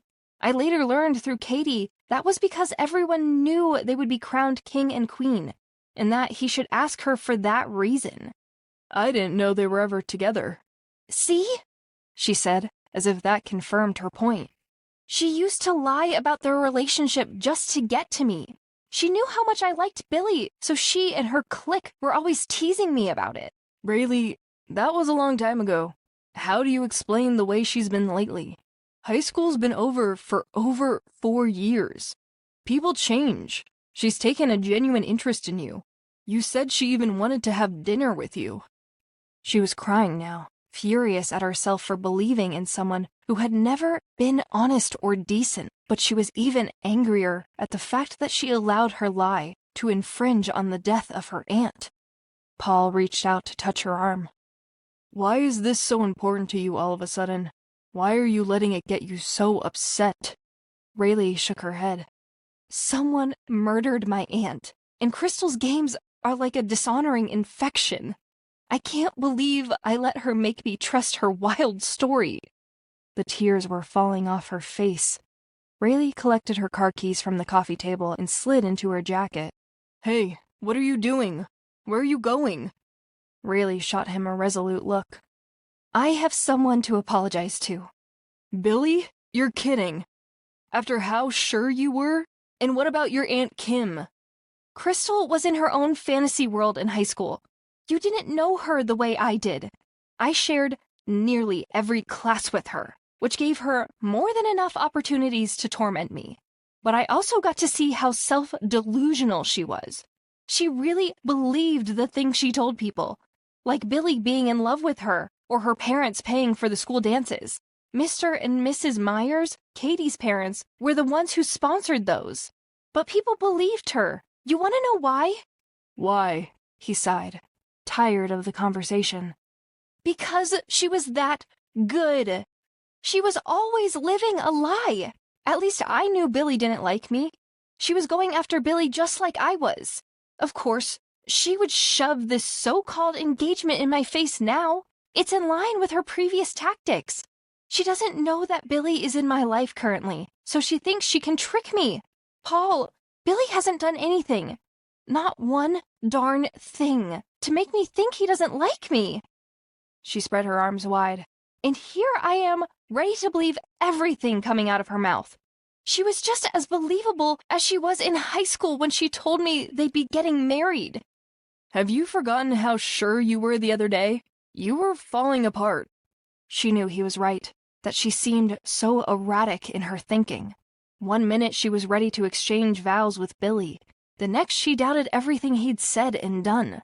How could Billy tell Raylee the things he told her, have her feel the things she felt, as if she were the only one, and then be getting ready to marry Crystal?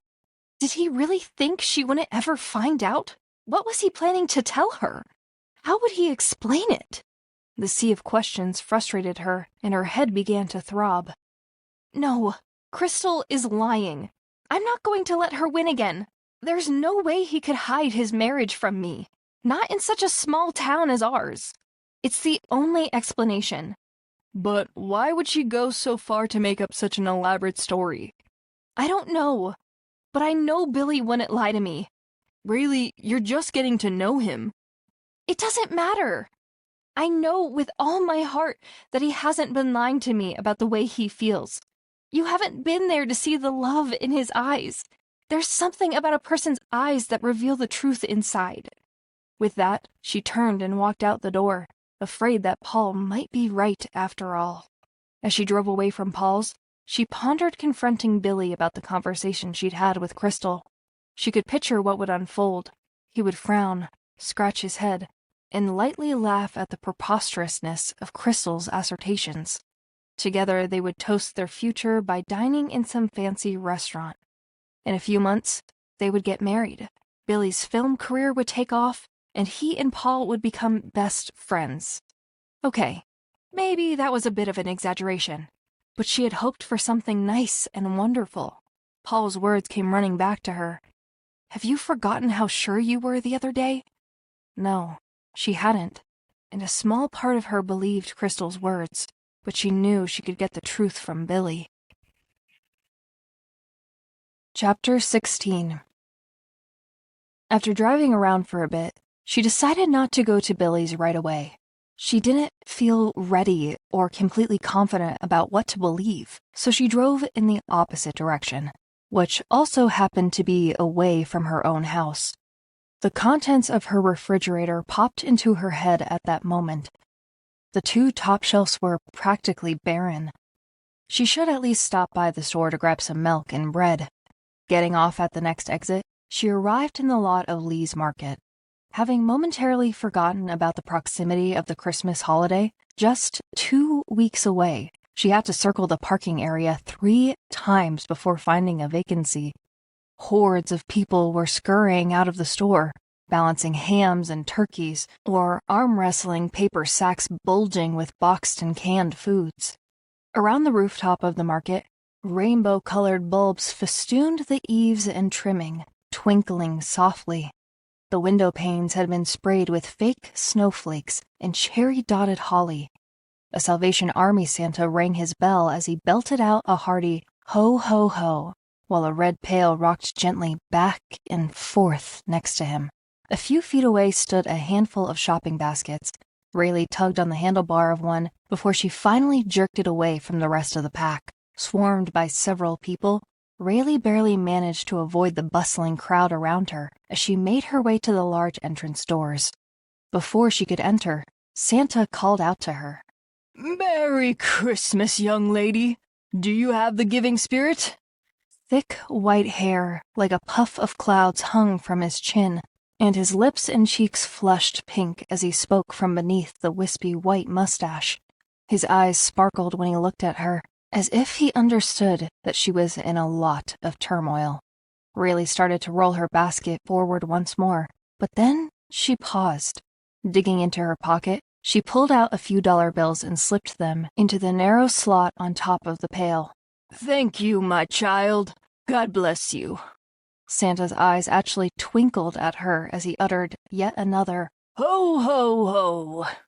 Raylee started to turn away, but then looked back at him. God bless you too. Inside the grocery store, every checkout line was filled with customers. Above each register, the owners had taped pieces of holly over the lit numbers and attached wreaths to the back end of each conveyor belt. Some wreaths were naturally green, while others had been sprayed blue, red, even bright pink, like a Dr. Seuss display. To the side of the entrance stood a large Christmas tree, bathed in little blue lights with a single glowing star on top. Raylee choked up a bit as she remembered memories of the cherished family Christmases that she would never experience again. Every year there had been a large pile of presents under the tree, small ribboned boxes, large boxes of shiny silver wrapping paper, stockings full of chocolate candies, peppermint candy canes, a new toothbrush, hair ties, and other knickknacks. Even into her adulthood, her parents continued filling her stocking with goodies and making sure that gifts were always in abundance. But those things weren't the most significant aspects of the holiday she remembered. It was when her father read from Matthew about Jesus' birth and reminded them all that his birthday was why they celebrated, Raylee stepped forward into the first aisle next to the shelf that held cans of soup. Jolly music spilled out of the grocery store's speakers. There was an obvious sense of excitement as customers raced down the aisles, pulling cans of cranberries, vegetables, shortening, pie mix, and other dinner needs off the shelves. The joy associated with Christmas time could be contagious. Taking her time to absorb all the sounds and sights, she slowly eased her cart ahead of her. As she rounded a corner, Billy was standing at the other end of the aisle, facing away from her. He hadn't seen her as he pulled a box of cereal off a lower shelf. She froze, caught in indecision for what seemed like too many seconds, then spun the cart out of the aisle and pushed it the other way. Raylee? She heard him call from behind her. Quickening her pace, she nearly hit a woman. Hey, watch where you're going, the woman shouted. Raylee looked behind her. Billy stepped out of the aisle, looking in all directions, searching for her. Raylee abandoned the cart and rushed behind one of the checkout lines. She felt too nerve-wracked and embarrassed to talk to him now that she'd seen him. She wasn't at all sure she could tell him how she'd actually believed Crystal. What a fool she had been. She brushed past several customers waiting in line and inched her way down behind a display of candy bars. A few people frowned at her, but she didn't care how crazy she looked. Raylee? Billy's voice was much closer now. She scrunched her body lower, as far as it would go, shielded by an overweight man with arms covered in dragon and castle tattoos. Raylee crab-walked past the register to the main entrance area near the brightly lit Christmas tree and rose to her feet. Billy stood before her, gripping his shopping cart, and she nearly fell backward with surprise. He was looking at her with suspicion. Didn't you hear me say your name? I've missed you, Raylee. I'm sorry I haven't called. I should have. The movie has been more demanding than I ever thought it would be. We've been filming all week. The director's barely giving us any time to breathe. He brushed her face with his hand. But I should have found the time. She looked him closely in the eyes, as if trying to measure the integrity of his words. He looked as he always did with her, like a man who dearly cherished her. Then she spoke the truth she herself felt. I thought you were just done with me. No. She wouldn't mention bumping into Crystal, or how she had doubted him because she would have sounded ridiculous. But what she said spoke of her heart, and that, she believed, would be enough. How can you think that, after all that we have shared and all that I've said to you? Raylee, come here. He held out his hand and she slowly walked to him until their eyes were maybe 2 inches apart. All she could detect there was sincerity. He held up a peppermint stick wrapped with a red ribbon and a small chocolate Santa. Merry Christmas. I'm so sorry. I had no idea you were feeling this way. Let me take you somewhere. Where should we go? So many things were running through her head. She couldn't land on anything to say. She must have looked bewildered, because he took her hand and led her out of the store. She tried her best to suppress the tears that had been storing up over the last hour. Aunt Kim was killed. He stopped at the edge of the curb and took her other hand into his. What? The sweet smile disappeared, and all he could do was stare at her with empathy. He looked at her disbelievingly. I found her on the beach, all bloody and alone. She sniffed. Oh, Raylee, no. He hugged her close and they stood that way for several minutes as customers dashed past them. His heart raced with hers, and she felt so close to him, closer than ever before. I don't know why anyone would want to hurt her, Billy, she sobbed. Billy said nothing in response, but he kissed her forehead and smoothed her hair back from her face. Raylee began to feel her body relax. There was something about Billy that she had never felt with anyone else. His mere presence allowed her to feel at ease, so that she didn't seem to have the ability to be anxious about anything. All the bad stuff didn't exist when she was with him. People could lie, be cruel. but they couldn't hurt her. Chapter 17. When she woke up the next morning, the sun spread its arms wide across the sky, casting diamonds over the pavement on the road and the rolling lawn in front of the Johnson house. A brisk wind tossed the chimes about in a gentle sway. After Raylee finished eating her breakfast, she stepped outside onto the porch. Stretching, she watched the sun ascend higher and dip behind a white, fluffy cloud. She shivered and pulled her navy blue winter coat around her. She loved being here on the porch, taking in mornings when most people were busy working. The closest neighboring house was barely visible from down the road. A large red barn stood proudly on the property, where the owners lodged a quadrant of horses, numerous cows, goats, and even a small pond in which a handful of ducks enjoyed their residence. Last night had been so refreshing. She was glad that she had run into Billy. If she hadn't, she wondered how willing and able she would have been to visit him. It was incredible once she really considered yesterday. Nothing was by chance, and that she and Billy had been at the store at the very same time truly spoke to their shared destiny, just like him running into her on Halloween night, and before that in her aunt's restaurant. They were undoubtedly meant to be. She smiled as she sat in one of the rocking chairs. The cold air caressed her legs and she shivered. Later that day, if it was at all possible, the temperature dropped. Winter storm warnings broadcast over the news. Raylee had decided to close Kim's restaurant after finding her aunt. Paul called in the afternoon, knowing his best friend well, and that Raylee would need some time to think over the recent events and get all her thoughts together. How are you doing? He asked. She could hear a lot of activity in the background as salesmen helped customers at McCoy's. Much better. Oh? I ran into Billy at the store. He was really happy to see me. What did he say about Crystal? Nothing. I mean, I didn't bother bringing it up. I realized how pointless that would be given that she made it all up anyway. Plus, if he and Crystal did have something, he'd be too ashamed to look me in the eye. Well, that's great, I guess.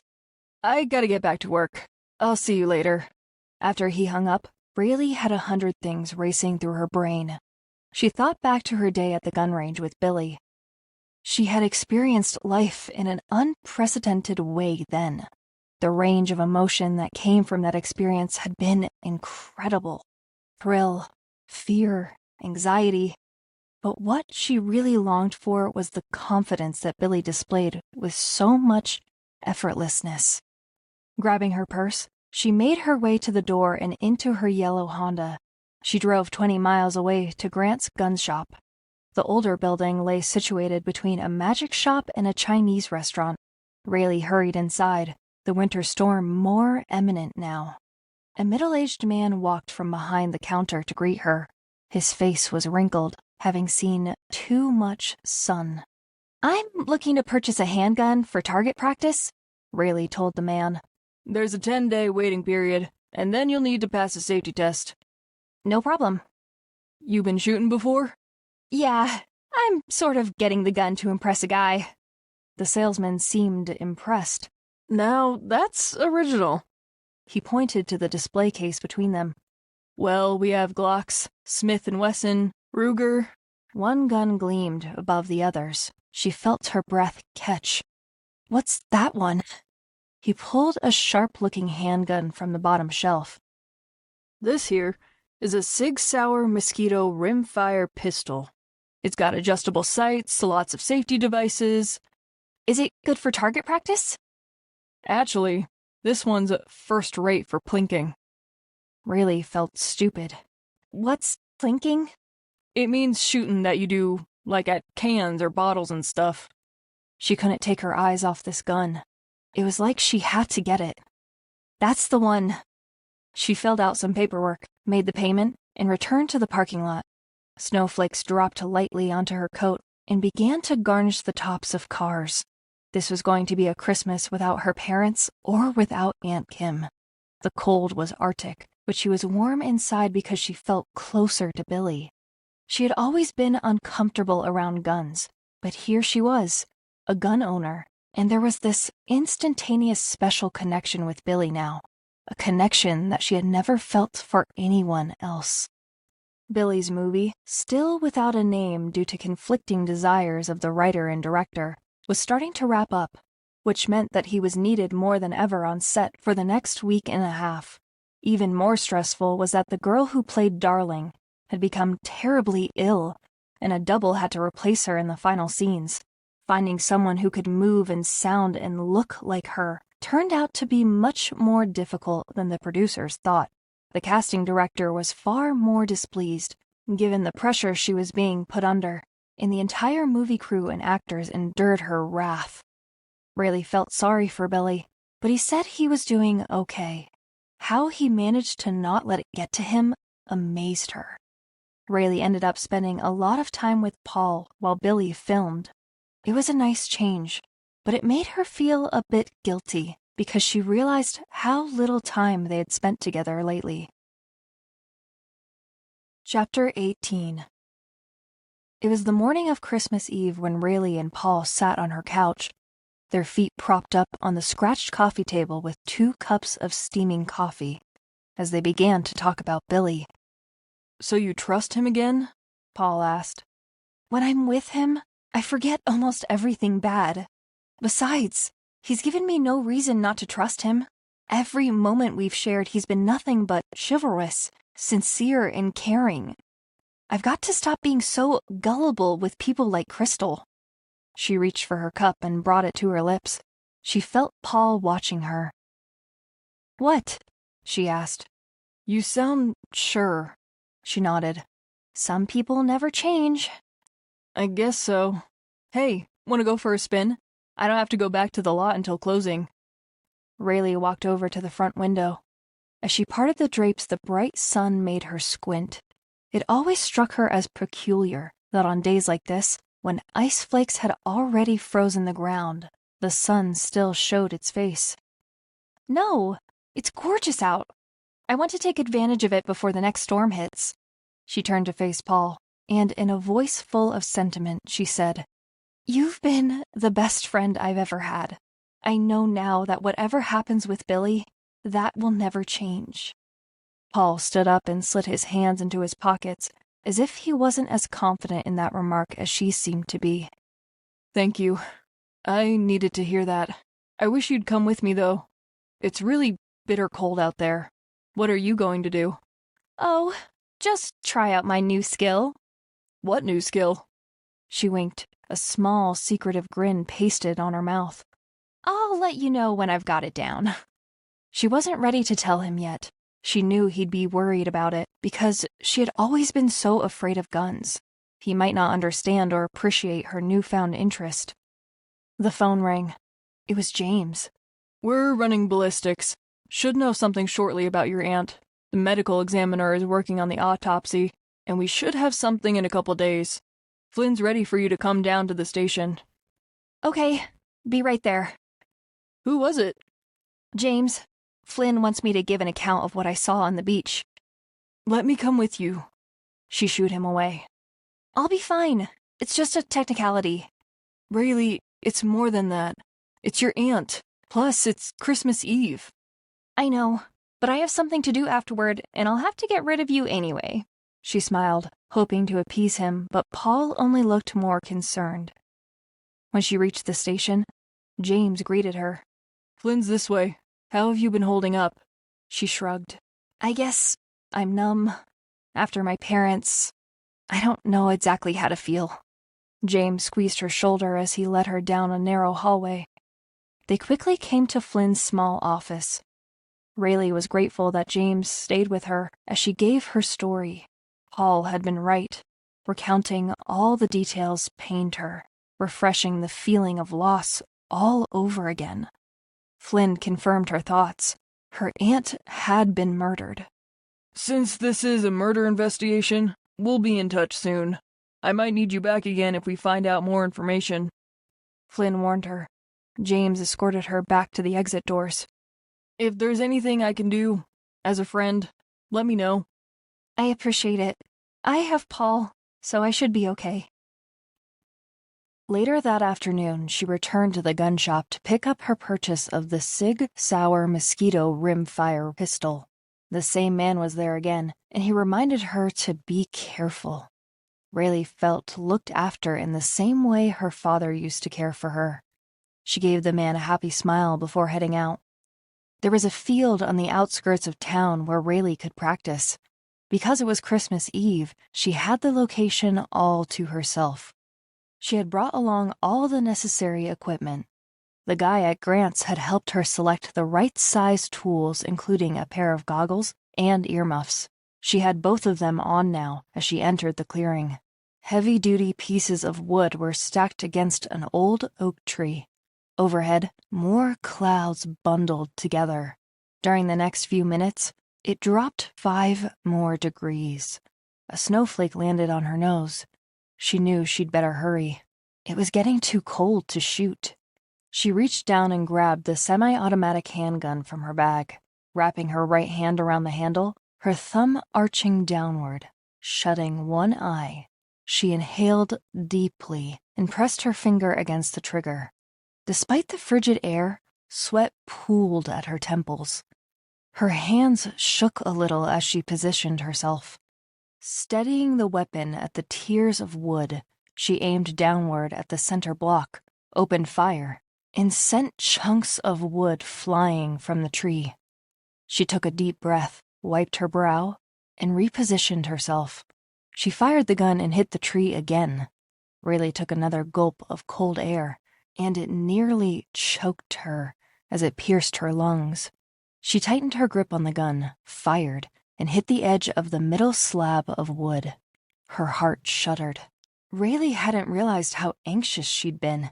She wanted to quit right then, but she still had 7 rounds, and something told her she needed to finish them. She raised the gun and aimed at her target. The blast carved out another chunk from the tree. Again, she aimed, and this time she managed to hit one of the boards. Again, she fired and hit the middle board. The next round slammed into the final board. She set the gun down on the grass, her breath coming in short gasps. She was amazed at how long she'd been able to bear shooting. With these final shots hitting her intended targets, she felt herself growing more self-assured. After several moments of catching her breath, she stood once more and repositioned herself, aiming now for a nearby stump. 3 single shots tore a perfect hole through the center of the stump. She stood there, listening to the echoing blast as it reverberated across the field. Surveying her surroundings, Raylee saw that she was still alone. It was time to go. As she packed her gear, she wondered about her sudden need to perfect her aim. When she had applied to college, getting into the Russian program had meant a lot to her. Being in Billy's arms meant a lot to her. And now, fine-tuning her shooting ability seemed not only important, but necessary. Perplexed, she slung the bag over her shoulder and walked to the car. Chapter 19. Snow whirled around her, tiny flakes clinging to her face. The drive home took about 30 minutes. Most people didn't know how to maneuver on the road in weather like this, so traffic had slowed considerably. Once inside the living room, Raylee checked the answering machine and found one message waiting. It was from Paul. Hey, meet me at church. Starts at 4. She'd almost forgotten about the Christmas Eve service. She quickly showered and changed into black slacks and a white cotton sweater. Her father's former church, though relatively small, was crowded. Some people had started forming groups against the walls. Paul led them to a back pew. Next to the pulpit, white lights sparkled on a Christmas tree. The choir, a modest group of 10 young girls and boys, sang hymns about Jesus' birth. Paul leaned over and whispered. So, where did you go when you left? She whispered back. Target practice. Paul's voice rose. What? Since when? You don't even own a gun. You hate guns. No, she corrected him. I used to be scared of guns. Paul looked at her as if he didn't recognize her. Why? Billy took me to the range a few weeks ago, and I really liked it. I figured I should get some practice in so I could really impress him next time. You should have seen me fumbling around like a fool when we went." Paul's mouth fell open.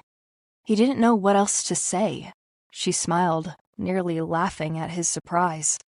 More families flooded in, filling in the last 2 rows. The choir was ending their last song. Pastor Stronghold walked up to the podium and opened the Bible. Good evening. I am so glad to have you here with us to celebrate the birth of our Lord Jesus, he said. Please open with me to Matthew 1. There was a soft rustling as people opened their Bibles. Raylee slowly turned to the first gospel, her hands slightly shaking. Paul noticed. "It's okay," he whispered. The pastor read. "All this took place to fulfill what the Lord has said through the prophet. The virgin will be with child and will give birth to a son, and they will call him Emmanuel, which means God with us." He paused there and looked around at the congregation. God is with us today. He has never left us, even when we leave him. His words chilled Raylee. She had heard them before, many times, from her father, but she never really believed them until now. Raylee sniffled and Paul held her hand. She had turned her back on God and on the people who loved her, and still he forgave her. God was here for her because she was precious. For years she had felt alone, but the truth was, she had always been surrounded by love. After the service was over, Raylee followed Paul to his house. The snow stopped, and it was now raining, which culminated in the worst kind of road conditions: black ice. Raylee nearly went off the highway a few times and lost sight of Paul. It was terrifying slipping across the slick roads. It made her think of her parents, who were looking forward to having dinner with her, never realizing that in seconds their car would veer off the road and they would be gone from this world. She was thankful when she finally arrived at Paul's and got out from behind the wheel. Paul was fixing a snack when he let her in. She stared listlessly out the window and almost didn't hear him when he offered her chips and salsa. She shook her head, but he wouldn't have it. "You need to eat something." She pushed the bowl away, feeling sadness penetrating her entire being. Pastor Stronghold's words echoed back to her. How could God want me after I practically denied him? "Because he forgives you." Raylee stood up and pressed her face against the window pane. It really hurt to hear Pastor talk today. He reminded me of my dad. You know, the way he used to preach, always reminding us of God's love. Paul stood up and set the bag of chips down. He wrapped his arms around her, and together they stared out at the rain. I miss Kim. She was all that I had left of family. When Pastor was talking about Jesus being our hope, it made me think of the way Kim was always optimistic about everything. It's good to remember. There was a silence for several minutes as they watched the rain falling down. I meant to ask you, what did Flynn say about the blood on Kim's shirt? Blood? Why, when Paul said that word, did it chill her so? Raylee, what's wrong? She slowly turned to face him. Her mouth dropped open, and a hiss of air escaped as she struggled to speak. Oh, no, please, no. Your face is pale. His words sounded like they were underwater, and there, deep in an ocean, she felt like she was beginning to drown.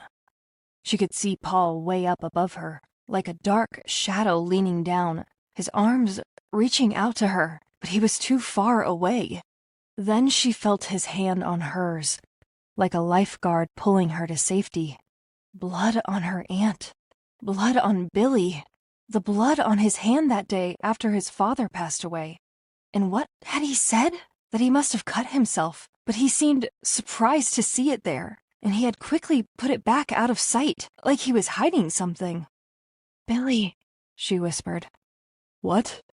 The white shoes, the blue jeans on the couch. They didn't seem to make any sense at the time. I don't understand. When the mayor passed away, and I went over there and he was acting all strange, remember? I noticed these clothes in another room. They really caught my eye because of the way they were tossed on the couch. Not like a bundle of laundry, but a person. She started hyperventilating. Exactly the same as those you found her in? And the blood on his hand, and the funny way he looked when I noticed, and the way he seemed to be hiding it. She choked on her words. Paul came over with a bottle of water. She took long swigs, her throat having gone dry from the cold, from the shock. But how? Why? She must have been there that day. Paul, she never made it to her cabin at all. Even if she'd changed her plans, she would have called me. But why would Kim be at Billy's? I thought they didn't know each other. Raylee squeezed the water bottle as if for support and quickly sat down. They didn't. It doesn't make any sense. She wouldn't just go over there. Raylee got up, carrying the bottle with her, and walked into the living room. Billy was planning a party for the stadium contract, Raylee explained. He mentioned something about hiring a DJ. Maybe he asked Kim for catering services. She was fiddling with the cap on the bottle. But none of it explains why Kim would be there when she was supposed to be at her cabin. We still don't know it was her. Don't forget that you thought Billy was acting strange that day, but that he explained himself later that week. I know. He's been so good to me. It feels wrong to even think that he could be involved. Paul looked concerned. Raylee felt conflicted. But those shoes on the couch had a black marking on the bottom, just like the ones I saw at the beach. That seems too coincidental. What if they had a secret relationship? Raylee said in disbelief. Why didn't Kim tell me? Why would she lie about going to the cabin? I don't think that's it at all. But Raylee wasn't listening. Maybe she didn't lie to you. Maybe it's not what you think. And I'll never know because she's dead. She laughed crazily. It wouldn't surprise her if she lost her mind completely. How could anyone hold on to sanity after going through everything she'd gone through these past few months? Paul was more than worried, and he ran over to her and laid his hands on her shoulders. Stop. Don't talk like this. Crystal, Billy, and my aunt too? Wow, they must all hate me, huh? I mean, I must be really demented like Crystal always thought. And he must have really wanted to hurt me just as much as she always did. And I never did anything but love him. She jerked his hands off and stood at the door, unmoving. Softly, gently, Paul spoke. You don't really believe that Kim would have gone behind your back and led a secret life? She slid to the floor. What's the last thing you remember her saying about the trip? Rayleigh's throat burned when she responded. Something about taking Figaro. How she didn't want to be alone.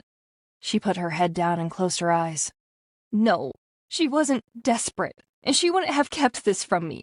She's always been there for me. Then what is it? She rolled the water bottle between her hands. Crazy things were going through her head. Thoughts she didn't want to entertain. Thoughts she didn't want to believe. She was tricked. Billy was acting so strange that day. I wanted to think it was because of his dad dying. There was blood on his hands, plus the gun he was trying to hide, and the smell of bleach to try to cover up that awful smell. Kim wasn't just lying there. She was already dead. She choked on her tears. He found a way to get her to go there because he knew we'd never suspect anything. He agreed to a meeting under the pretense that he wanted her services. And he knew he could do it because she was supposed to be on vacation, and no one would think she was missing. Raylee held her breath. What are you saying? Billy killed her. But why? That doesn't make any sense. She looked down. I don't know, but I know he's responsible. She was mad at herself for being so blind. If I hadn't been so spellbound, I would have been sure then. He must have moved her body that day before his mom came home. She swallowed hard. Her next words were barely audible. So Crystal was right when she told me she was engaged to Billy. No wonder he was so eager to keep my trust. Crystal wasn't the one playing a role. It was Billy. What? The day he took me on the set, I got to see him act professionally. In high school, he was pretty good, but nothing compared to that day. He was so convincing on that stage, just like in real life. Paul pulled her into his arms and they sat quietly. There were no other words to say yet. Come spend Christmas Eve with my parents and me, Paul finally spoke. My dad makes the best ham, and they would love to have you there. Thank you. That sounds good. Then Raylee abruptly got up and headed toward the door. What are you doing? I need some time alone. He knew it was useless to change her mind. Okay, he said, but I'll be over there in an hour if I don't hear from you. Chapter 20. When Raylee got home, the darkness of the evening was approaching. She felt she had lost everything she ever trusted. Alone in the living room, sitting on the couch began to drive her nuts. So she turned on the TV just to have some noise and help her collect her thoughts. Billy was a killer. There had never been love there like he made her believe. All those times he'd looked at her with such kindness and need flashed inside her head. Each instance pricked at the edges of her heart, and she swore she could feel it bleeding.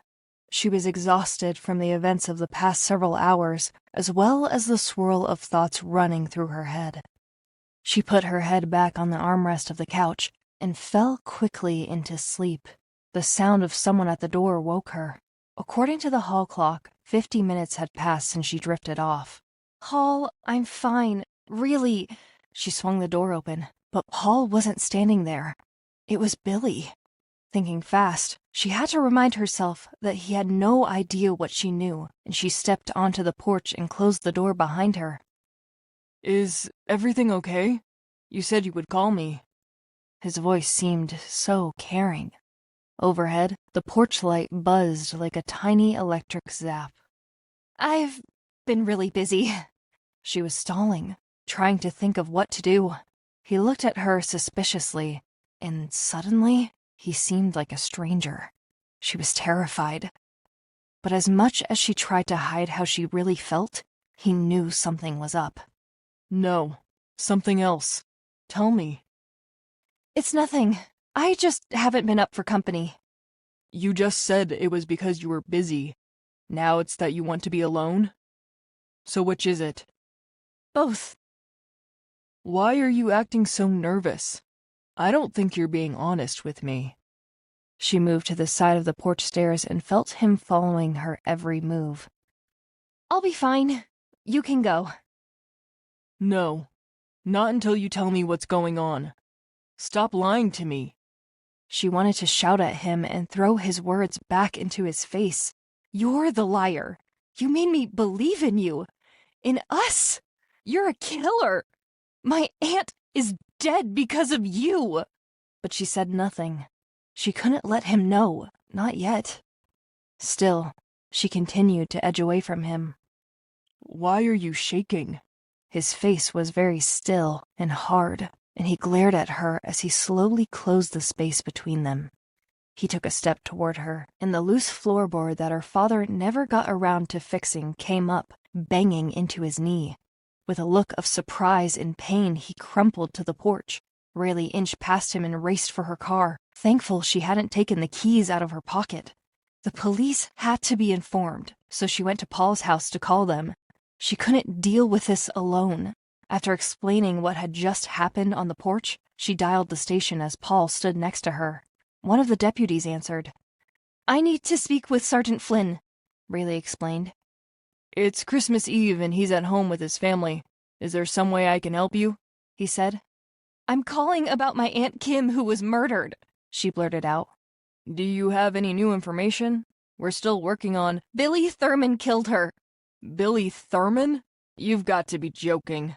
I'm not. The words came rushing out. She couldn't stop them.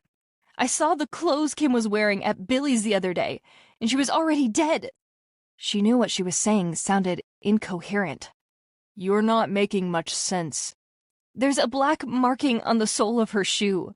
I saw those exact shoes and those exact jeans on Billy's couch. Kim was lying there, the day Billy's father had his heart attack. That doesn't prove anything. Maybe they were close friends. Lovers. No! She was fuming. I knew my aunt, and she wouldn't have led a secret life. She wasn't even supposed to be there. He tricked her, and when I was there, she was already dead. Okay, Miss Johnson, but I have a hard time believing that Billy had anything to do with her death. That boy wouldn't hurt a fly. Norman Bates did, she countered. He's not who you think. Her anger was reaching a boiling point. He had to believe her, or they would do nothing to put him away. And it wouldn't be right if he got away with this. I'm going to need more than just a hunch. Thurman has no record to speak of, and no one is going to just blindly accept your story. But she refused to be deterred. I've given you proof, and then there was the blood on his hand that day. He killed her and forgot to clean it all off. And we were talking with Kim dead in the other room. If she had been awake, she would have said something to me. I really need to talk to Sergeant Flynn. Something changed in the deputy's voice. Where are you right now? I'm at Paul McCoy's. Good. I'm going to call James in here and fill him in. I'll see what I can do to reach Flynn, but we still need to make this official. What do you want me to do? I'll be contacting you once we look further into this. Ballistics should be back shortly too, and we're hoping to have more evidence. Isn't my statement evidence enough? Concrete evidence is what we need most of all. We'll be doing fingerprinting, and maybe then we'll have what we need. The results should be back in about 2 weeks. 2 weeks? We can't wait that long. What if you don't find anything? Don't worry.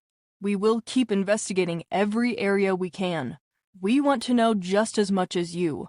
Then believe me and arrest him! She hung up. Paul had a strange look on his face. What? He handed her a newspaper. Look at the cover page of the local section. She flipped several pages in and stopped on a large black and white photo of Billy. The caption read, Billy Thurman, Silver Canyon Star. As always, he smiled a sweet smile, his eyes sparkling with a trustworthy look. The article mentioned his drama experience in high school, but most of it concentrated on his upcoming role as the vampire who pretends to be a prince until Darling finds out the truth in the end. Suddenly, Raylee felt like she was trapped in a horror film. Billy was an actor. He always had been. Now she had to sit down.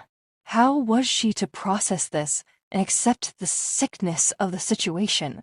How could someone sound and act and look so sincere all these years, and none of it be true? God, I feel so unprotected. Why didn't I see the truth? Why did the lie seem like the truth? I fell for a killer, she said. Paul stroked her back but said nothing. They stayed like that for a while. There was nothing to say. What could one say to make it all right? Paul finally broke the silence. What did the deputy tell you? Does he doubt your story? They're still running various tests. They're not willing to take my word. He's not really listening to me. He thinks Billy's a saint. She sighed. Who could blame him? I thought the same thing. Everyone does. He's going to get away with it, isn't he? No. God won't let him. But the police are the ones who can do something about it. I know it was Billy. Just the way he was acting so distant and weird when I went over there that day. That made her think of something. Paul, what time did we see the news about Billy's dad? I think it was about an hour after we got the shipping in, so about 10:30? Why? Raylee was getting excited. I went to his house right after that. The news said he died around 9 that morning. So? His dad died of a heart attack. Right, we know that. What's that got to do with this? The news reported that Billy found him in their home that morning. What if he watched Billy kill Aunt Kim, and that's what caused the heart attack? She slammed her fist into her palm. Billy wasn't expecting him. The mayor was supposed to be attending a city council meeting. I remember reading something in the papers about it. The meeting must have been canceled. Shouldn't you call the deputy back? No, he won't take my word for it. What time is it? Paul glanced at his watch. Almost 6:30. She grabbed her raincoat and threw it over her shoulders. Where are you going? I don't think Crystal was lying to me after all. Raylee, it's Christmas Eve. Where are you going? It's a matter of life or death. Paul was confused. She told me that they would be having dinner rehearsal at his house tonight in less than an hour. So if she's lying, then, well, good. But if she isn't, something tells me she won't be safe there. He might try to hurt her. If he can murder my aunt and pretend to love me, then there's no telling what he would do to the woman he's about to marry. She practically ran out the door. Paul got his jacket and hurried after her. Rain poured down in sheets. They were instantly soaked. Raylee was thankful that Paul was willing to accompany her, but when he spoke, she realized she'd been wrong. You can't just go over there. You said it yourself, it's too dangerous. He might try to hurt you too. This is the one time where I don't want you to be right. Raylee, you don't know what he'll do when he finds you there. She had the key in her hand, ready to stick it in the lock, and she paused to look at Paul. He hurt me more than he'll ever know, or even care. But there is one advantage I have over him. He doesn't know about everything I know. You ran from him at your house. He might have known you knew something then. I'll just have to take my chances. No! Wait for Flynn. Let the police handle it. They'll never get there in time, and if something happens to her, the guilt will kill me. Paul looked helpless. There was nothing more he could say to change her mind, and he knew it. She unlocked the door, jumped in, and pulled away. Enough time had been wasted. Paul was right. Billy did know something was up. Maybe her advantage wasn't as strong as she wished it was, but something propelled her forward, and she knew she couldn't back away. It was something she had to do. She was speeding, but thankfully the highway was practically bare. She needed another advantage. Time. The radio announcer was describing a fast-moving incoming storm, primarily sleet. By the time she pulled into her driveway, a rolling fog was moving in. Not wasting a single second, she raced into her bedroom and reached into the closet where she punched in a code on a small black safe that sat high up on a shelf. She retrieved the Sig Sauer handgun and checked the chamber. It was fully loaded.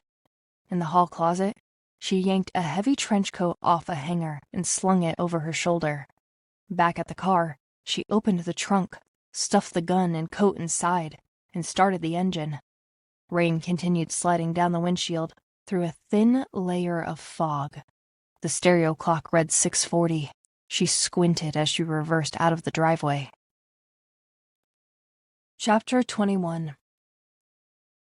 The lightning flickered persistently as rain blurred her vision. After a few moments, the rain subsided and a light snow began to fall. Because of the fog, she was forced to drive carefully. She was impatient, angry, and flooded with emotions that needed to break free. The snow began swirling in a frenzied dance with the fog. The car started to spin, fishtailing across the lanes on a patch of black ice. An oncoming car drove toward her, and Raylee barely swung the wheel away in time, the front tires rolling into the side of the road. She felt anger and panic rising up in her. This couldn't happen. She had to focus. Billy couldn't get away with this. She couldn't let him. She turned the steering wheel to the left and cautiously edged the front wheels back onto the road. Gradually, the car peeled away from the rocky ground and back onto the smooth asphalt. She drove slowly to avoid another spin-out. The glare of other headlights seared her vision, and she nearly hit a car that was going even slower than she was as she curved around a bend. The fog was becoming denser. When she was almost halfway there, a car from behind her slammed on its horn, trying to close the gap. "Back off!" Raylee shouted. She kept staring ahead, her fingers clenched around the steering wheel. her shoulders hunched and her entire body tense. She turned down a less trafficked road and pulled over into a small patch of grass on the side, letting the car idle. Doubt started creeping in. I don't know if I can do this. What if he knows more than I think he does? What if he's ready for me? She thought. A slash of lightning flashed. A siren blared in the distance. Seconds later, a police cruiser passed, heading in the opposite direction of Raylee. She watched its lights in her rearview mirror until they faded in the blurred curtains of snow. Thunder cracked loudly. Raylee shook in her seat and closed her eyes against the storm. In a barely audible whisper, she counted. 1,000, 2. Thunder boomed. She jumped and quickly reached for the knob on the stereo. Turning the volume as high as it would go, she let the rock music drown out the sound of the storm. She wanted to sit there until the storm was finished, but she knew that she wouldn't make it before something bad might happen. She had to keep going. Leaving the music at full volume, she shifted into drive, pulled out into the wet, slicked street, and slowly accelerated. The fog was growing thicker, and a large vehicle practically broadsided her as it sped past in the next lane. Soon she came to a road where she made a right. The street lamps did little to make the main road visible, and when she reached an intersection, snow continued to barrel down. Nothing looked familiar in the fog. She cautiously made a U-turn. The street was empty except for a handful of cars parked next to the corner curb. Then she recognized Billy's truck parked in a driveway on the right. Not quite certain how she made it to his house, she guided the car a few homes past his and lowered the music. Billy's house was decorated in a stream of white lights. A pine tree at the front corner of the yard was draped with shimmering tinsel. It seemed wrong, sick even, that he would be celebrating Christmas. She turned off the engine, got out and opened the trunk. She stared down at the gun. Dead quiet filled the air. She put on the heavy coat and tucked the gun in the inside pocket, then quietly shut the trunk. Fog swirled inches from her face. Hesitantly, she began to close in on the end of Billy's driveway. For a moment, she wished she hadn't played the brave one and come on her own. Paul had warned her that her life could be in danger. She knew he was right, but she had chosen to go ahead anyway. Why hadn't she let the police handle this? What made her think she could stand up against somebody as sick and as evil as she began to think Billy was? What if he did come after her and try to kill her the way he killed Aunt Kim? But then she reasoned that he would have no way of knowing that she possessed the information she did. Certainly, Billy hadn't planned on anyone finding her body so quickly. Billy was smart, crafty, manipulative, but he couldn't read her mind. She hesitated at the end of his driveway. The snow was blowing stronger, heavily cascading over bushes and sidewalks and the vehicles on the streets. It laced the edges of the lawn. Feeling ill at ease, she tensed up and looked back at her car. She could still leave. He didn't know she was here. She could go back home or to Paul's, and she could just break it off with Billy and go on with her life as if nothing had happened. Wasn't that the safer way to play it? Then her life wouldn't be threatened. She reached inside her jacket and touched the gun. Then she heard footsteps on the sidewalk. They were soft, methodical. Her heart leapt. Hall emerged. It's okay. It's just me. You scared me. What are you doing here? She whispered. I couldn't do nothing. If something happened to you, I would be devastated. You never did trust me with Billy, she replied. They shared a nervous laugh and hugged each other. I'm glad you came. I'm so afraid. Are you sure you still want to do this? She nodded. I have to. She looked back at Billy's truck and then stopped breathing as she touched the front bumper. Paul, look! He peered closer to where she pointed. Do you see where the paint has peeled away? Yeah, so? When we went to the cliffs to meet Flynn and identify my parents' bodies, there was chipped paint on my parents' car. White paint. She pointed to Billy's truck. This is white, and it's missing a section. My dad was obsessive-compulsive about his car. No dings, no scratches. So, the paint could have come off in the accident. Maybe. Really, you're talking about murder again. No one ever said anything about another vehicle being involved. She hoped that was true, but the scratched paint seemed like too much of a coincidence. I have to know for sure. Maybe there's something in here. She tried the driver's side door of the truck, but it was locked. She walked over to the passenger door and pulled on the handle. It opened. She looked over at Paul, her fingers curled around the handle and nearly frozen to the metal, reluctance in her eyes. Paul glanced up the walkway toward Billy's house. Wait, what if he comes outside? She got in and moved around the cabin, looking in the back seat, under the seats, and then the glove compartment before she found something. She didn't know what she was looking for, or if she would even find anything. But she did, and it wasn't something she wanted to be real. Stuffed behind some napkins were her father's sermon notes from just before he died, and next to those were her mom's and dad's obituaries. "Paul, look," she whispered. Together they bent over the papers. A deep, bloody red, number 1, was scrawled over her parents' faces, and on a blank piece of paper, the same blood-colored ink had been drawn into a number 2 with the name Kim written in caps. Oh my God. Paul frowned at the papers, both of them not wanting to believe what they saw. Quick, Raylee, get out before he sees you in here. She hastily thrust the papers into her pants pocket. Paul helped her out and silently shut the door. He looked at her with concern, clearly as stunned as she. He killed them, Paul. What more proof do we need? She choked on the words.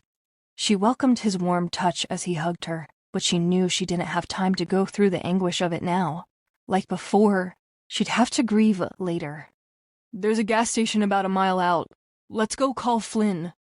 No, Paul. There isn't time.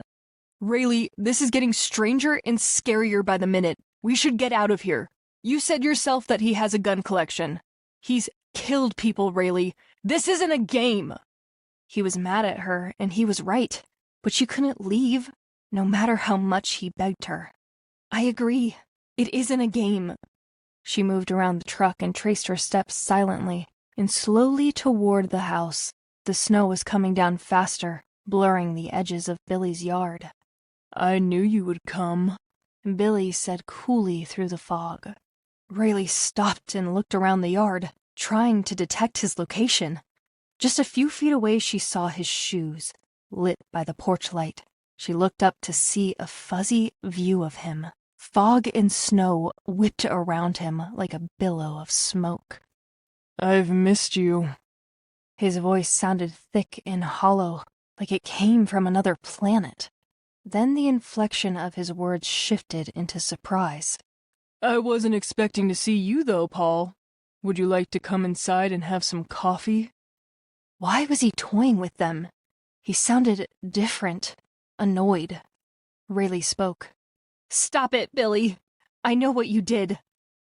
Instantly, Billy was directly in front of them. His rain-soaked hair was matted to his scalp, and his lips were twisted into a tightly pursed grin.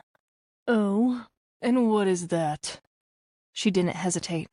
She held it in too long, and now it was time. You killed my aunt. She was having a hard time standing up, the memory of it haunting her. You took me to that place on the beach and told me how special it was to you, and I felt for you because I knew what it was like to be alone. And then you took what I felt for you and turned it against me and made that a place of death. She was choking on tears now, and she wanted to scream at him while he stood there so calmly. His grin changed into a smile of pleasure. Yes. I have to say, I'm surprised. And don't get me wrong, pleased that you figured it out. Thunder echoed across the sky, far away, and Billy looked at Raylee with satisfaction. For an introverted young woman who expressed little confidence in her abilities, you sure have shown yourself to be quite the detective. He remained still as he spoke, just his lips moving as he blinked infrequently. Crystal told me she'd invited you here. So that was how he had anticipated her. No mystery there. I have to say, he sighed, I wasn't too thrilled about it. You weren't meant to know about the engagement. She wasn't supposed to be back in town until later, but she said she wanted to surprise me. I like surprises, but not ones that ruin my plans. Jagged lightning irradiated the sinister touch of his cold blue eyes. I needed you to trust me. Raylee stayed next to Paul, her hand on his arm. She was seething. I did trust you, she growled. Billy nodded. I noticed how upset you were that day in the grocery store. You didn't think I noticed you running from me? It was cute, but I couldn't understand why you were trying to hide. And then I came to visit you tonight, and the look on your face told me everything I needed to know. He waved his hands around in the fog like a magician preparing a trick. Crystal compromised me. Paul was tugging on Raylee, yanking her back toward the street step by step, but the distance between them and Billy didn't change as he matched their moves with his own forward-creeping motion. It got me thinking to the day my dad died, he went on. The way you looked at my hand. I knew my explanation about the blood bothered you. I thought I had gotten it all. My mistake. He rubbed his hands together soundlessly. And you didn't buy my story about the gun underneath the newspaper either. That's when I really knew we were meant to be. You are perceptive. Not a fool like so many are in the world. He smiled at her, as if he'd given her the best of compliments. Unfortunately, it was only a matter of time until the past caught up to us. There is no us. Raylee and Paul stood at the edge of the lawn, next to the street. Billy was closing the gap. I know you feel betrayed, but the way I feel for you hasn't changed. The sprinklers turned on suddenly, further sheathing Billy's presence. It was strange that they should be on considering the weather, but then it made sense that Billy would do anything to hide everything. I went by Kim's Burgers to talk to you that day, but you weren't working. There was something significant in the fact that you weren't there. He paused as if reflecting on a fond memory. Kim was there, not you, and she was getting ready to head up to her cabin, she said, and was having you take care of the restaurant during that time. He touched his heart and stopped inches from where they stood, rolling his eyes upward as if reminiscing. She agreed to come by for a quick informal meeting to cater our wedding. Plus, she went on about my dad, how much she wanted to meet him, and how she had always adored me because I had done so much for the community. Rayleigh's head was hurting, and though the street behind them was wide and open, she felt like she had been pushed into a corner, and there was nowhere for her to go. Billy wasn't done. Don't you see? Fate! Again! My purpose was clear. Her vacation was the perfect plan, because no one would think she was missing. At least not right away. Billy's mood altered again unexpectedly. My dad wasn't supposed to be home yet. The meeting should have lasted another hour. I didn't foresee that. Of course, I'm not God. He laughed, and then his smile abruptly crumbled. He walked in just as I shot her. I heard a gasp from behind me. He died instantly. You killed your own father, Raylee said, hoping to hit a vulnerable spot and gain advantage over his bizarre behavior. Well, not directly or intentionally, but I guess I am to blame in a way. His heart attack was meant to be. He gestured toward the house. Then Crystal foiled my plan, and I knew it wouldn't be long until you realized the truth of everything. I suppose I shouldn't be too hard on Crystal. He came up to them, maybe 2 inches away. They stood their ground. She did, after all, help bring you to the truth. Raylee felt sick. I trusted you, she repeated angrily. Yes, you did, and it pleased me, especially since it was fated. She didn't get it. What was he talking about? He noticed the look of confusion on her face. Fate, kismet, destiny, whatever you want to call it. Think about it. Do you really think it was by chance that I ran into you at Kim's Burgers? What else could it be? His voice was patronizing. Oh, Raylee, it was fate. We were meant to be together. Is that what you told Crystal, too? Raylee was amazed that they were having such a trivial conversation when he'd already confessed to killing her aunt, but she felt that keeping the focus on lighter matters kept him calm. Billy shook his head adamantly. Crystal was my bride-to-be. Ours, he gestured to Raylee, is of a different fate. Raylee was infuriated, burning with betrayal. All those things I shared with you? I never told anyone else, and all along you were the demon.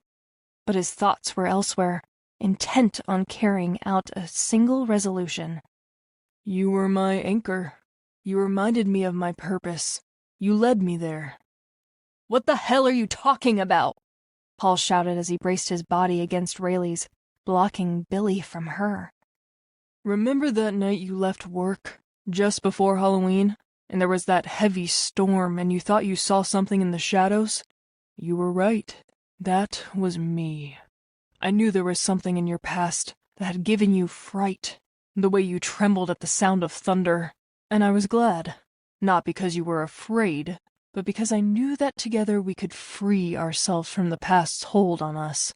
Together, we would realize our purpose. Yet I couldn't reveal myself to you until I was sure about my purpose and that you belonged in my life. When I saw Pastor and his wife in the car, I realized it was no accident. Oh, dear Jesus, it was true. She had hoped for another explanation. But he had killed her parents. You see, I needed to validate my purpose and commit my first kill. A trial run, if you will.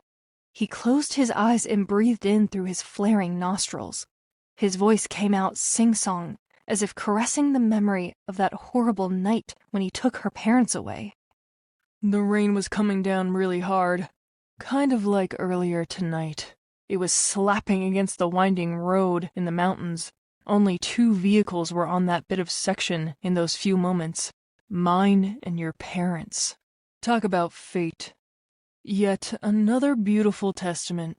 Anyway, the lightning was flashing in the darkness. It was a beautiful night. She could hear him breathing deeply, as if in meditation. I pressed on the accelerator as I came up on their vehicle. They were driving at the point where the lane bends toward the cliff. I pushed my truck into their back end, and their tires began to squeal. In seconds, their car had crashed right through the railing and rocketed over the cliffs. It all happened so fast, and yet it played out in slow motion. I stopped my truck and headed down the crag, stepping on broken glass and hearing metal snap as I drew near the wreck. The car was on its side. Raylee wanted to shout at him, "Stop," or plug her ears. She didn't want to hear about the night her life had completely changed, but she felt frozen in place. Pastor Johnson died instantly, so I'm sure that sets your mind at ease a bit, Raylee. People always like hearing that when someone dies, that they didn't suffer. His head was slumped against the steering column. Mrs. Johnson's body was caught in a funny position, though. Her arms were bent behind her back, and her face was jammed into the ceiling. There was a lot of blood, and tears were streaming down her face. "Mrs. Johnson?" I said. "What a surprise." She looked like she was in a lot of pain, and she could hardly manage to respond to me. "Billy? What happened?" And you know what I told her? The very same thing I've been telling you all along. Your destiny. What an interesting night that turned out to be. I was just on my way home from one of my rehearsals. Who knew I would run into them? Bad pun, I know. A chill traveled through her whole body. When you came in that night with your dad, you had already killed them. You sick bastard! You even came to their funeral! You made me think you cared about me, and you knew what it was doing to me! I did care about you. That's why I was there. I needed you to see that life went on, and the sooner you accepted that death was part of that, the better for both of us. He looked up at the snow as if in memory. I always knew there was something special about me, and that one day I'd find my purpose. I was sure it must be acting. After all, I spent a majority of my life in drama, and was praised for my talent. Everyone thought it was my gift. But you, dear Raylee, helped me see otherwise. She turned and covered her mouth, trying not to gag. Paul kept watch on Billy. His next words were even stranger. Have you heard of Dionysus? Billy asked. Raylee didn't bother to answer. He had this incredible ability to transform himself. By changing into a different person, he was able to fool many of the gods. He would possess people and cause them to do whatever he desired, be it to worship him or to fall in love with him.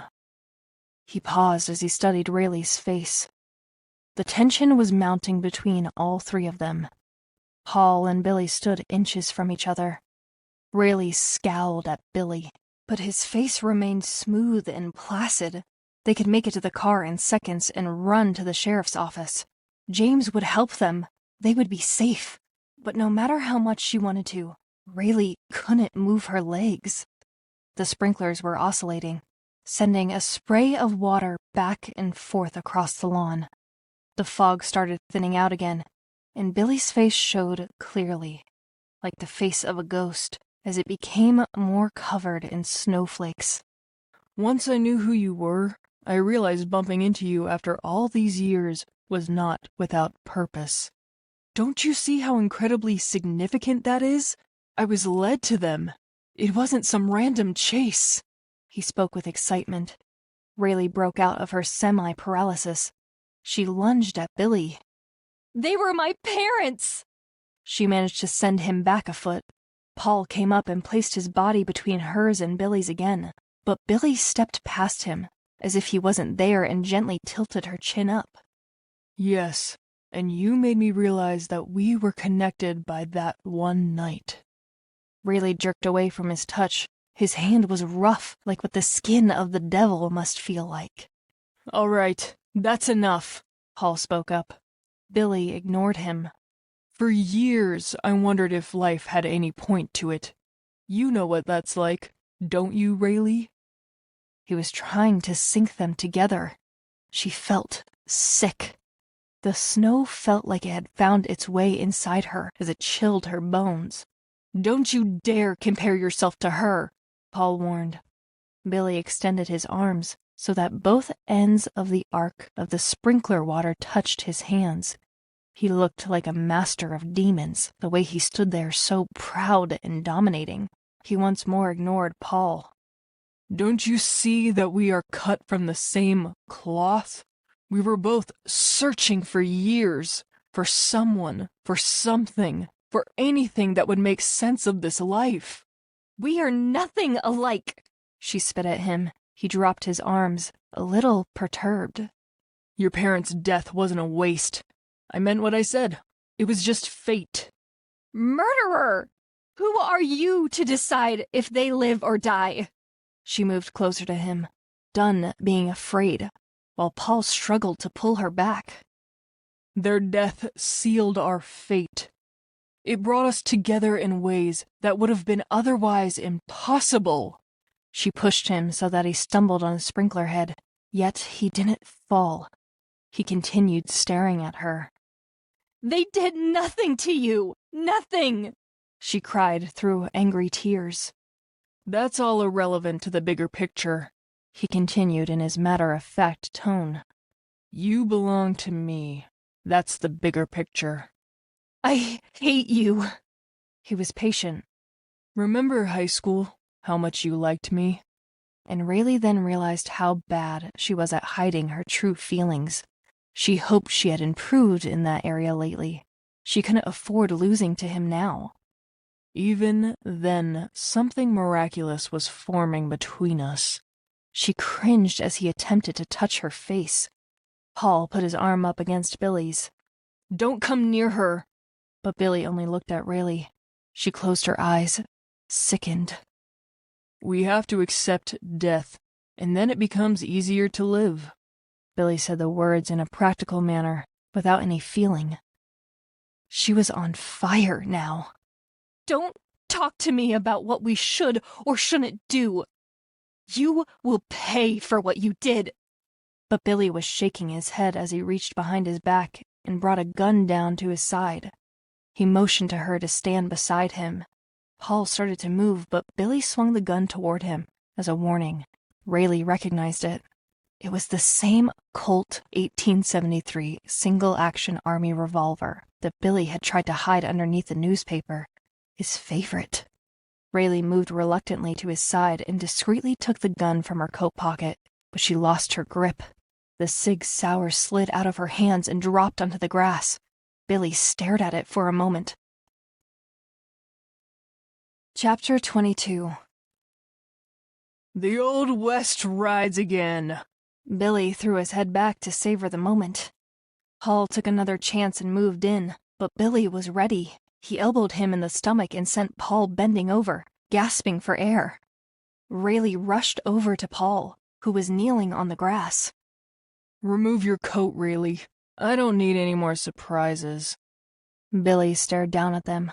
Raylee threw her coat on the lawn. Billy continued watching them carefully.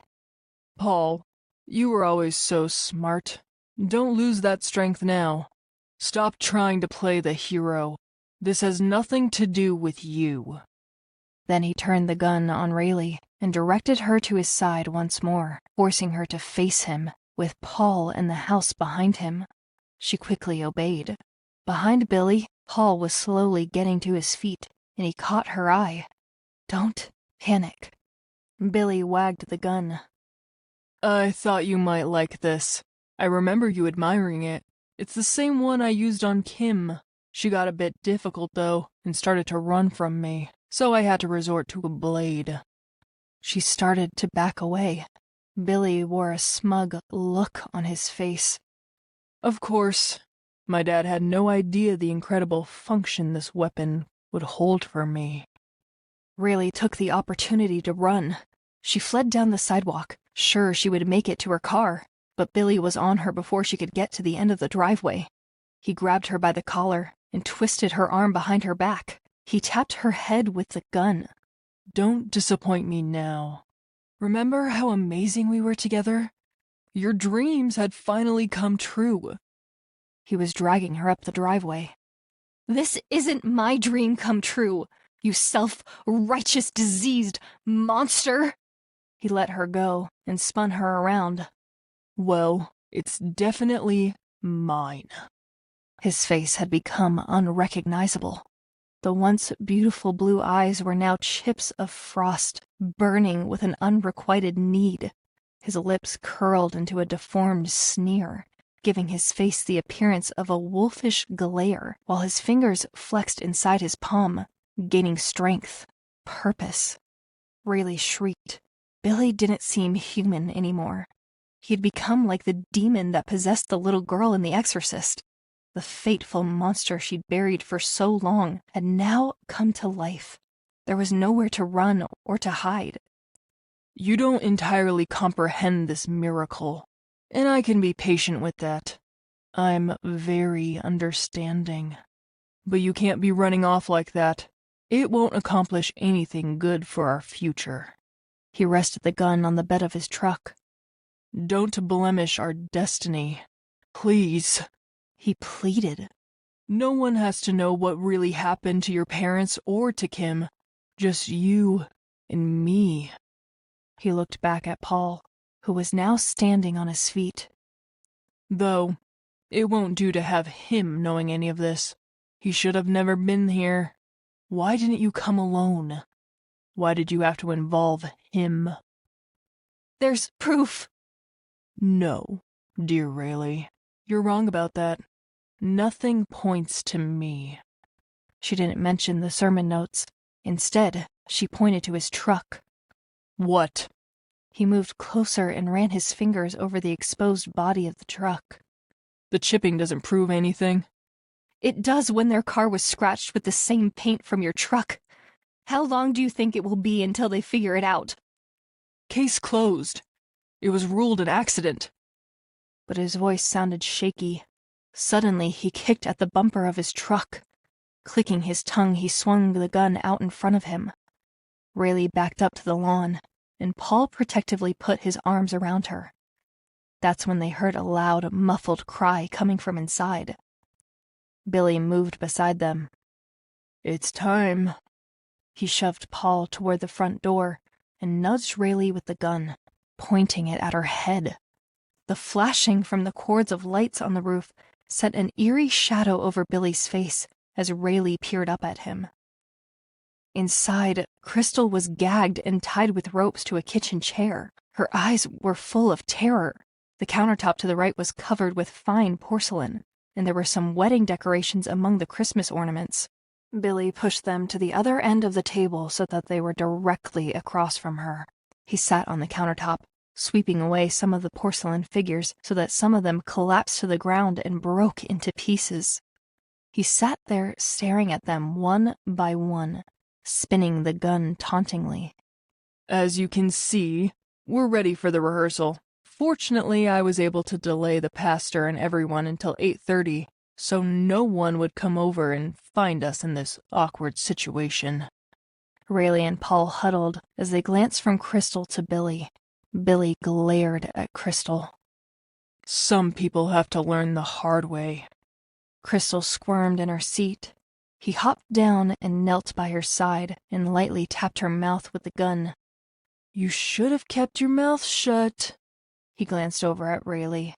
And now that you know about her, I realize you don't trust me anymore.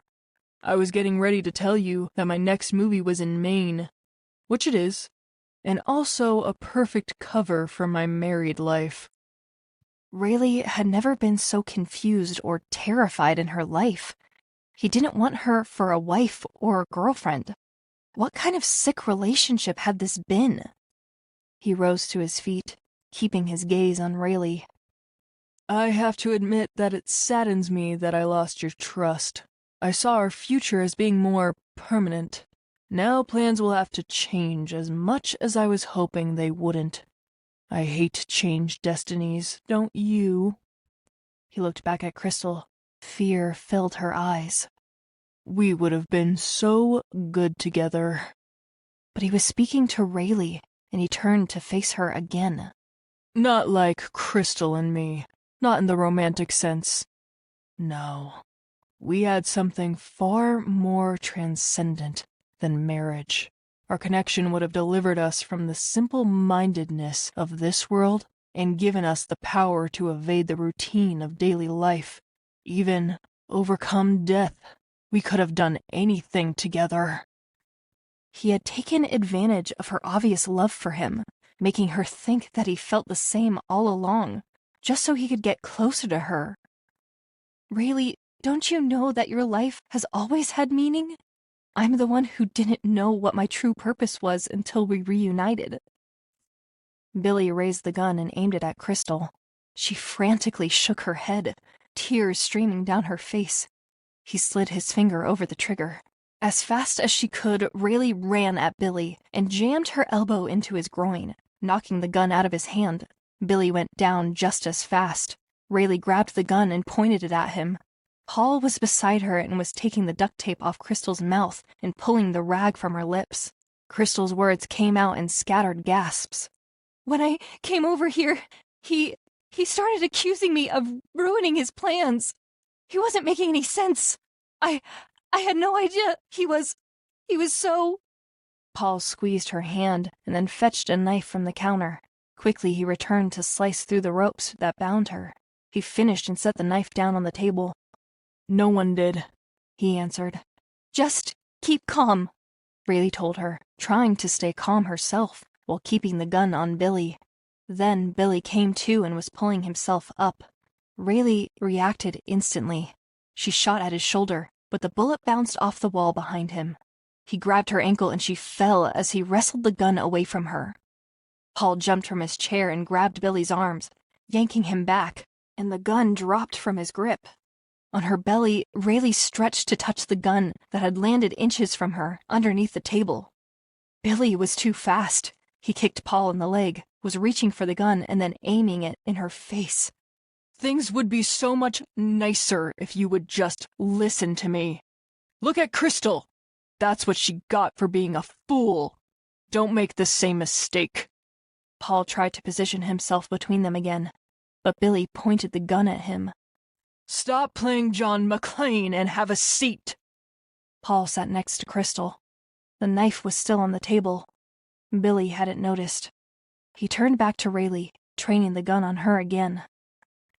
I don't want to kill you. It isn't meant to be. You made me realize my purpose. I can never repay you for that. Raylee grimaced. But I don't have any choice. He kicked at her side to turn her onto her back and pressed the gun into her chest, just over her heart. Raylee closed her eyes and whispered. What did you say? Billy asked. He leaned down, putting his ear near her lips. The Lord has made everything for his own purposes, even the wicked for a day of disaster. Pastor Johnson's last sermon. What a grand reflection. Billy rose, pressing the gun deeper into her chest, as if trying to make a decision. Turning, he pulled out one of the kitchen chairs, scooted it away from the table. He yanked her up from the floor and pushed her down onto the chair. A serious expression crossed his face. Is that really how you feel about me? Is that all that is left between you and me? Oddly, he seemed taken aback. He closed his eyes as if deep in thought. He then swiveled and waved the gun back and forth between Paul and Crystal. This time he noticed the knife, picked it up, and slid it into his back pocket. The gun was in his right hand, behind his back. He looked at Paul. Put the duct tape back on her. I don't want to hear her scream. Once Billy's back was to Raylee, she took a risk, reached around him, and snatched the gun out of his hand and cocked it. The clicking sound made him freeze. Raylee, he said in the kindest voice. After everything, don't let this stand between us. It's not worth it. She was sure he would go on in his gruesome, philosophical way as before, but he surprised her this time and slammed into her, knocking the chair backward. The contact sent a jolt through her body. The gun flew out of her hand and clacked hard on the ground. No! She screamed. She dove for the gun, flipped onto her back, and fired a shot. The bullet hit a shelf behind Billy, sending splinters of wood onto the kitchen tile. He dashed toward the countertop. She shot at him again, this time the bullet grazing his arm. He actually screamed out in pain, but he kept moving toward her and managed to knock the gun from her hands. Desperate, she crawled toward it. It was so close. Her fingertips touched it. Then she was able to grab hold of it. Billy pulled her up by her collar and shoved her back into the wall. I trusted you, he said. She wasn't going to let him kill her or Paul or Crystal. No way. It couldn't end like this. She didn't hesitate. She shot Billy twice in the heart. The gun dropped to the floor. He clutched his chest and fell. Raylee hurried over to Paul and Crystal, and they all looked at Billy, whose eyes were slowly closing as he took his final breath. Flynn, James, and some deputies suddenly burst in the room. James worked on getting Crystal free. She was a mess and was shaking as he helped her around Billy's body. I don't know what to do. Crystal was still locked inside the nightmare. She didn't even know the whole story. It would take her time to process it all, but Raylee would help her. James spoke up. I know that saying I'm sorry is weak. I wish we hadn't doubted you. His own trap snared him in the end. Flynn said. Why are you here? I mean, how? Raylee started. Her whole body trembled then. The ballistics report pointed to Mayor Thurman's weapon, James explained. And with your phone call, we put 2 and 2 together. We ended up finding trace amounts of Billy's skin underneath Kim's nails. But the urgency in your voice was enough for James to convince me we needed to act, Flynn added. I'm just sorry we didn't come sooner. This is quite a horrific ordeal you all had to endure. There's more, Sergeant, Raylee said as she drew out the obituaries from her pocket. Flynn and James looked incredulous. Billy told us his dad was there when he killed my aunt. That's what really caused his heart attack. She gestured to Billy's truck outside. The chipped paint came off when he hit my parents' car. He confessed it all, too. Every detail. She swallowed back more tears. James came over to her and placed his hand over hers. He can't hurt anyone anymore. He's right. It's all over, Paul said. She remembered the sermon notes and pulled them out to give to Flynn. But something caught her eye. A small handwritten verse on the backside. John, chapter 8, verse 32. And you will know the truth, and the truth will set you free. She held it out for Paul to see. He smiled at her and handed it to Flynn. Mr. and Mrs. Jordan were waiting to bring Crystal home when they all arrived at the station. Raylee felt bad for her. She looked so broken and shook up. She would never be the same after what he'd done to her. Raylee hoped she would find someone to love, someone wonderful. Raylee hoped that for herself as well. She would never forget this Christmas Eve. Weeks later, Raylee was sitting on the couch in her living room, looking at a yearbook. She flipped through the pages and then stopped at what Billy wrote to her. You always stood out to me as someone special. She let the book close and pondered that for a few minutes. You got that right. She decided to go visit her boyfriend, Paul. He was just leaving work, and together they strolled across the parking lot, arm in arm. Raylee continued to oversee Kim's Burgers, but had hired Crystal to manage it. The two of them became close friends, sharing an unbreakable bond. Raylee knew that life was full of mystery and darkness and thrill, and that sometimes people seemed good and wonderful, but she also knew that she would never again be blind to what was lurking behind what seemed too good to be true, and she would certainly by no means be bored again. The verse came back to her in that moment. The Lord has made everything for his own purposes, even the wicked for a day of disaster. Billy had insisted that Raylee had shown him his purpose, but Billy had served his own purpose in Raylee's life by showing her that she could overcome her fears and live again. I can't believe it ever happened, Raylee said. It was like an awful nightmare. Paul stopped and faced her. You never gave up. You fought against him when most people would have fled. Not too smart, am I? Brave. Very brave and unbeaten. They held each other as the sun shined like a loving light across their faces. But this is not the end. Read book number 3, Intent, Return of Evil. Someone won't let Raylee and Crystal forget that Christmas Eve. Someone who is back for revenge. Thank you for listening to Intent, Deadly Secrets by Krista Wagner, narrated by R.L. Hemm. Thank you.